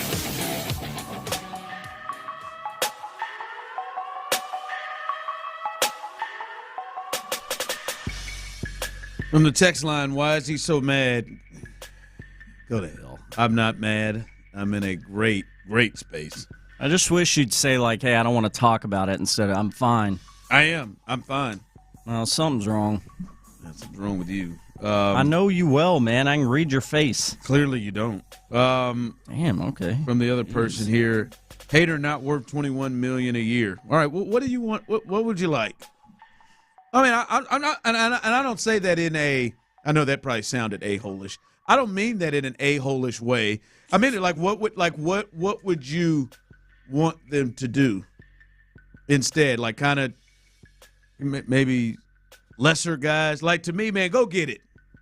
Like I don't want you to piece together the $21 million. Like to me, if you don't give him that money, like who else? Go get it. Go solidify it. Couldn't beat the damn Rangers. Damn it, man. I'm just right. That's where we are. Yeah, that's right. But I didn't need to hear it. Look, and I understand that piecing it together with multiple pieces sometimes that works. But the tough part is you kind of piece things together and take a lesser deal, and you end up with Montero. You end up with a guy that you've paid a bunch of money to that has been inconsistent or isn't top line and look, Montero. Hopefully he comes back to what he was a year ago. But boy, Josh Hader, if it is 21, 22, whatever it may be, boy, you sure feel pretty good about, barring injury, you sure feel pretty good about what you're going to get every time he trots out there to the bump. Yeah, I mean, to the point you're making, you got to try to piece it together. You end up, letting Justin Verlander go and then having to go and pay him anyway. Yeah. You're like, what? Because you could see is, all right, we're going to try to piece this thing together, and, hey, we're rolling pretty well, but our major issue is the bullpen. So what we're going to do, we're going to go trade prospects that we don't have or trade something we don't have and end up paying for it anyway. Right? Try to be cheap with your starting pitching last year, and you end up having to pay him anyway and bringing him back and giving up your top prospect. So go get it done, man. To me, I'm not about the piecing together. Go get that dude and put together. I just want to see that bullpen. I just want to see that joint. It'd be nasty to be able to roll those guys out there, man. Well, who was that? Was that the Rain? No, who was it that had that setup this year? Where, boy, if you got to the bullpen, the bullpen was just we played them. We beat them, I think. Wasn't the Twins? Was it? Hell, was it? No, it wasn't. It wasn't the Rangers. Well, the Phillies had a really, really good bullpen, but maybe it was the year before last. Anyway, I just remember one of those deals where, boy, if you didn't get to the team early and they got to they had three guys that they could roll out there, bang, bang, bang, and you were in trouble. If those guys were healthy and those guys were fresh, your ass was in trouble. I can't remember who that was, but anyway, boy, that'd be a hell of a thing to watch all season long instead of just having to try to beat it in the playoff series. Yeah, man. Oh yeah, here we go, Presley. Oh, get through that. Oh, Abreu. Oh, Josh Hader. That's nasty. All right. Clint, we've been saying, boy, that the Texans are going to need the non-Nico receivers to really step up coming up in the last couple of games because they've had injuries, and he was the one guy without Tank Dell, especially since he's been going, the guy that you got to stop. Well, Clint, he has just come out, and it doesn't matter. Against the Colts, he goes crazy. And then that game, you would think, all right, damn sure – The Browns are going to make it a point, and they didn't. And right off the bat in the first quarter, he's got 3 catches for 74 yards and a touchdown, and he's off and rolling again, almost getting to 100 yards, and I think would have gotten past 100 yards if the Texans just weren't beating the hell out of them in the second half and didn't have – they would touch the ball like 3 or 4 times in that half, and Davis Mills was the quarterback twice. On 2 of those possessions. So he just didn't get a lot of work in that second half. But something tells me, Clint, that 3 games in a row, do you think with the injuries and everything that he's going to break out and go off again? You think he's going to get his again to a point where like it's not as big of a deal? Now, they got a lot of help last week outside of Nico, which turned into 45, but surely he doesn't just have his way with the Ravens. 3 times in a row, you think? Oh, no, I think he gets his. I think he gets his. Now, I'm not convinced that he is the get behind the defense guy consistently after showing the NFL he can. I'm not sure he's that guy, right? I'm not sure that we're going to see, back-to-back games where he either gets behind the defense for a big touchdown or gets behind the defense for a touchdown and then also is missed on a long touchdown behind the defense. Like, I don't think he's going to keep doing that. But I do think he gets his. I think with C.J. Stroud and Bobby Slowick dialing things up, I believe that Nico is going to get, the bootleg last week that he hits full speed, comes underneath the offensive line, I guess behind the offensive line after the snap and underneath the play action, and he gets the ball in the flats full speed on the other side, and he turns the corner on a zone corner and a zone safety. He beats them around the edge. The dig routes, the 18 to 20-yard in routes that we've seen him running all year long, the screens where he's hard to tackle. I think he's going to get that. I think Bobby Slowick's going to dial it up. I think he's going to get it. I doubt very seriously this week if we see Nico Collins over the top for a huge gainer where he just is running free behind a defense, whether it's a double move or it's a deep post over the top. I don't I mean, I would be surprised if we saw that against this zone-dominant defense. But I think he gets his.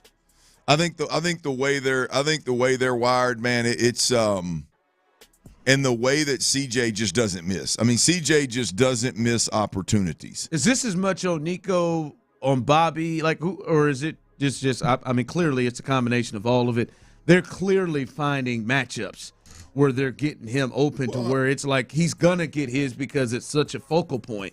I think there's just fewer guys to scheme up. Like I think there's going into it with all your personnel, right? You may try to scheme up, 20% of your pass plays may start with Nico, and the other 20% may start with Tank, and then you got 10 or 15% that are designed to work the tight ends, and then you got the other 30% that are back driven and tight end driven and maybe different receiver. But right now, everything they do from a wide receiver perspective, whether it's a screen game, the quick game, the man beaters, the zone sitters, the deep shots, everything is designed with Nico in mind, right there. And for some reason, the last 2 weeks, defenses have acted like that wasn't something that they thought was going to happen.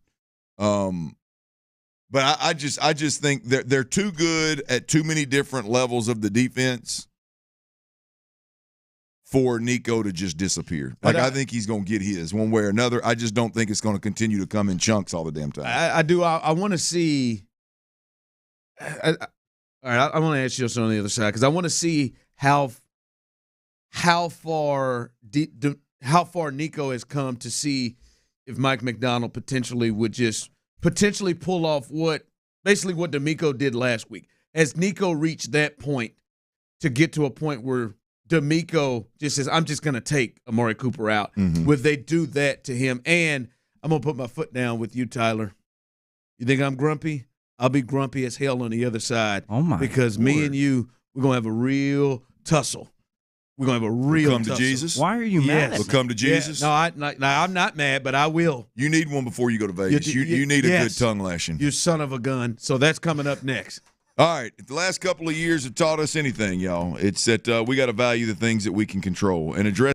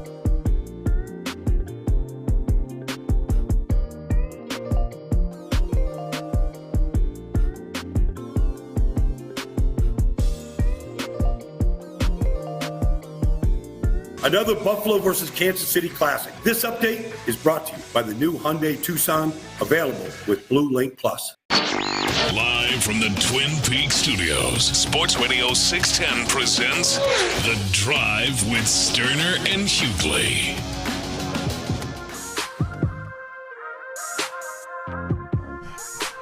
Welcome back in.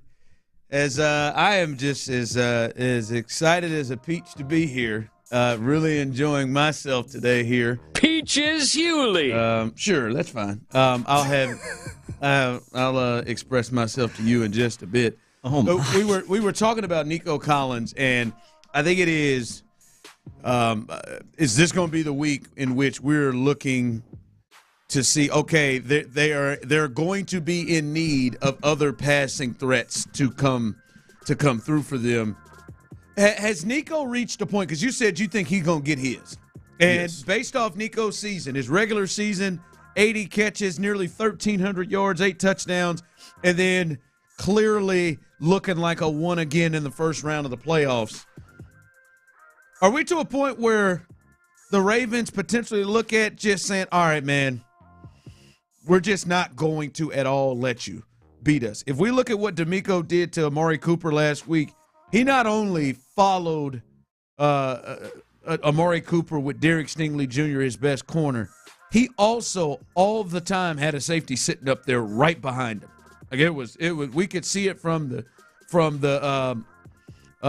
press box. The majority of the time, it would be generally Jalen Petrie sitting right there behind him as a safety, and that they were taking that deep ball away. They were taking everything away. They were not going to let him impact the game that way. Do you get the sense that Nico has gotten to a point where Mike McDonald, the coordinator for the Ravens, may look at doing something like that to him? No, I don't. I don't think Nico Collins is getting the respect around the league to where teams are going to change what their identity is and what they do. And that's ultimately, maybe not identity, but that's ultimately what D'Amico did. Last week, D'Amico said, hell, I ain't sitting around and waiting for him to attack me before I adjust. I'm going to adjust from jump, and it worked. So I don't know that Nico Collins is to that. In fact, I know. I don't think teams give Nico Collins that level of respect, which is ultimately the top-tier wide receivers in the league. You're talking about Devontae Adams. You're talking about Mike Evans. You're talking about A.J. Brown. You're talking about some of those guys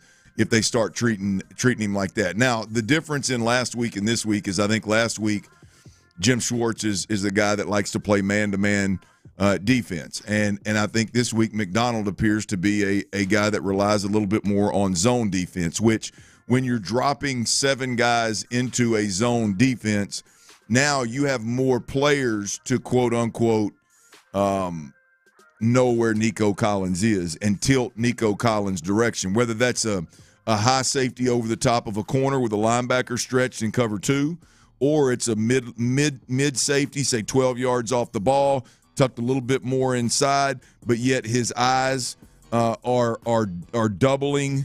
Ultimately, his double principles in a quarters look with that corner, that they would know where he's at. You could expand a backer there as well. If you did want to close the middle of the field and play some 3, then obviously the safety could be aware of where he's at and shade that direction. Your flat defender and another interior linebacker could be, again, aware and maybe lean that direction, tilt that direction of Nico Collins. When you're a predominantly man defense, there's no, like, everybody's got a man or everybody's rushing. There's no, like, hey, let's shade this guy over there, let's shade that guy over there. I guess you could with a free safety if you're playing cover 1, but ultimately that's not going to last forever. That's you're giving that away from jump. I think Baltimore schematically, like, their identity lends itself to being able to, one, know where Nico is and maybe dedicate eyes and attention. Much more alert than they were week 1. Yes. Eyes and attention without having to get outside of the framework of their defense, if that makes sense. You know, and so I think he's gonna continue to garner more attention, but I do not think that Nico's at a spot yet where he's garnering the respect of you know how you would defend some of those just man-beating monsters in the league. Now, Nico may get there. He's damn sure flirting with it. Now, I do think, because I think Jim Schwartz may have done this, I do think there is a chance that within the game that if Nico starts getting in, say like he did in the Cleveland game, 3 catches for 74 yards, and he's down the field. He's behind your defense. You got lucky that he didn't catch another long touchdown pass because he broke open again for another big. Yeah. Then I think Jim Schwartz did adjust something because the rest of the way it was different. 3 catches for 22 yards after the first quarter. So I think there could be some changes with him, but I'm with you. I don't think that at least going into it, Mike McDonald is saying, all right, hold up, we got to change exactly what we do to accommodate for Nico Collins, although that could be a help for the Texans because I'm telling you, man, if Bobby Slowick is still able to get him in advantageous matchups, there ain't nobody over there that can stop him. Well, that's the beautiful thing about it, Ron, is like you mentioned Schwartz with Cleveland adjusting, and I've broke down just a run of the Brevin Jordan touchdown, a Nico Collins pass that he caught underneath on a bootleg. It was the same play action that they used, same formation, same play action. They had 3. They probably had more than that, but I charted three plays that were monster plays. The other one was a Dalton Schultz touchdown. And if you look at it, they played man the first 2 snaps, which is Brevin Jordan or middle close. They played middle close with the middle safety on Brevin Jordan's touchdown and Nico's chunk play that he caught on a 1-yard pass that went for 15 or whatever it was. Right? The next time they came out in that personnel, they had 2 safeties on the roof, and Nico was running the over route underneath Dalton Schultz. And what happened? A corner chased him and a safety bit down on him, which gave Dalton Schultz a throw over the top. I say all that to say I trust that. If I trust one going into the game, C.J. Stroud, Bobby Slowick, and Nico Collins to find ways to get touches. Now, if Nico Collins doesn't break tackles or if he doesn't get over the top, the stat line is going to look different, but I believe they're going to find a way to get him touches. And if he does go off and McDonald adjusts with safeties or corners or linebackers, then I trust Bobby Slowick to then counterpunch with something. That's what makes Bobby Slowick so good, and C.J.'s ability to understand it and ultimately execute it. That's what makes those guys so good is that the ability to counterpunch is elite in the league right now for the Texans. Yeah, so we'll see what happens. That's a big situation because if they do in some way take him away, Clint, they're in much need for the Texans' non-Nico receivers to look the way they did last week and not against the Colts. Against the Colts, they had 11 catches for 69 yards. Stay nasty.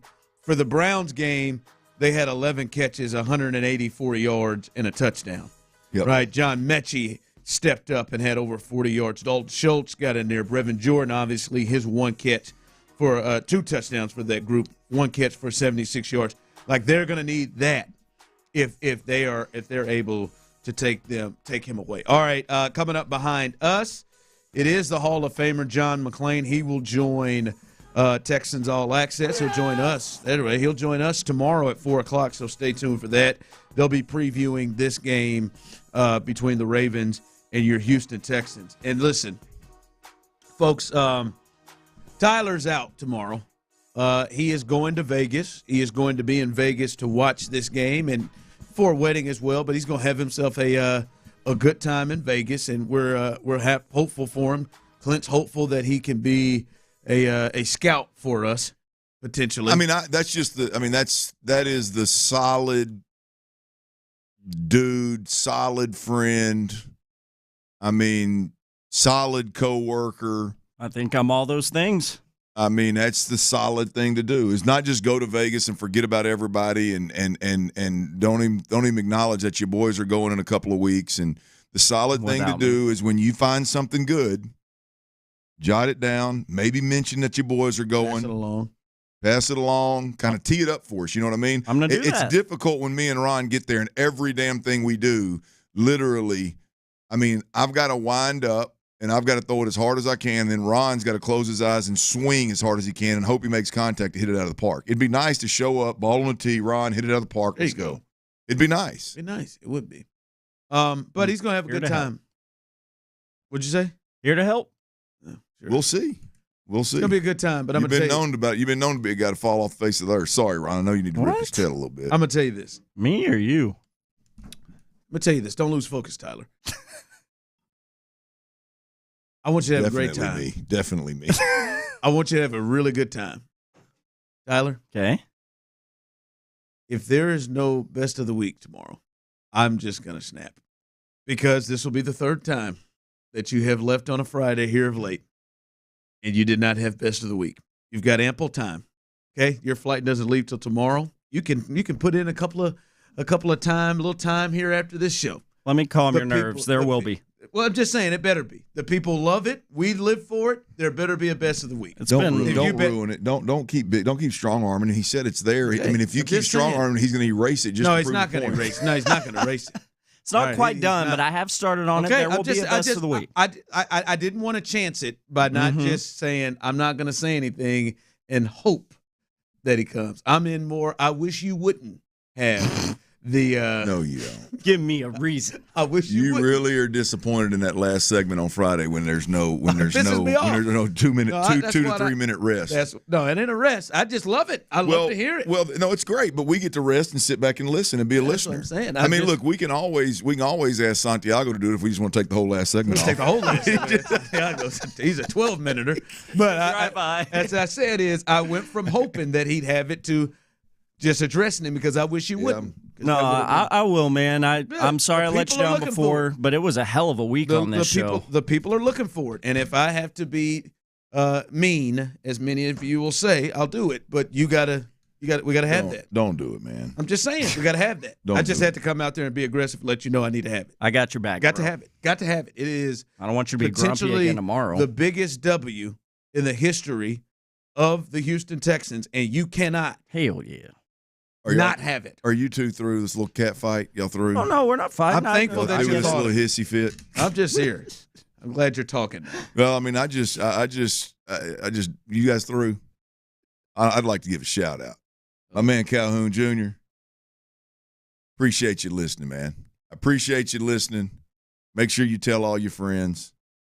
Make sure you tell Mom to keep it on that station, Chief. Sports Radio 610. That's right. right. The Drive. Appreciate you, brother. Calhoun Jr. All right. Shout out to Calhoun Jr. See, CJ. I bet he didn't know he was going to end that cat fight like that. Got y'all's mind right off of it. Like my 2-year-old boy, you just change the topic and she starts smiling again. I'm just happy that he did it. There you go. Not necessarily happy right now. I'm more confused. Yeah. Just give a shout out? Yeah. He just gave a random for Calhoun Jr. Yeah. There it is. Just quick shout out, man. Shout out to hell of a guy. To old Calhoun Jr. Yeah, we'll see. Once again, like he said, Tyler won't be out there, but come hang out with us. Football Friday tomorrow. We'll be at Tom's Watch Bar downtown right next to House of Blues. Right, Caroline, Dallas, where that meets. We'll be out there 2 to 6. You got a lot of prizes you can win. You can win a C.J. Stroud helmet. I'm looking at it right now. You can win that Laramie Tunsil game jersey. You can win that autographed game football from Derek Stingley Jr. So come hang out and have a good time with us tomorrow. Tom's Watch Bar. We'll do it again on this Football Friday. And thanks to our great friends at La Michoacana who are helping us put this on. Clint, great job. Tyler, stay safe. Have a fun time in Vegas. And all of you, we appreciate you. Don't come back without a good report, man. Oh, I'll have a report, and I will have some stories. Viva Las Vegas! I'm Ron Hughley. As always, Houston, we love you, baby.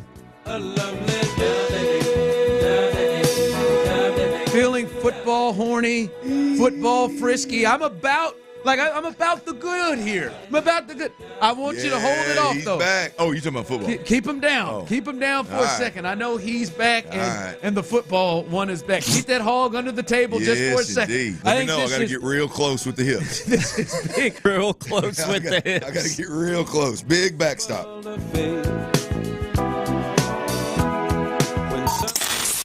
CJ Stroud is ready for the challenge in Saturday's divisional round.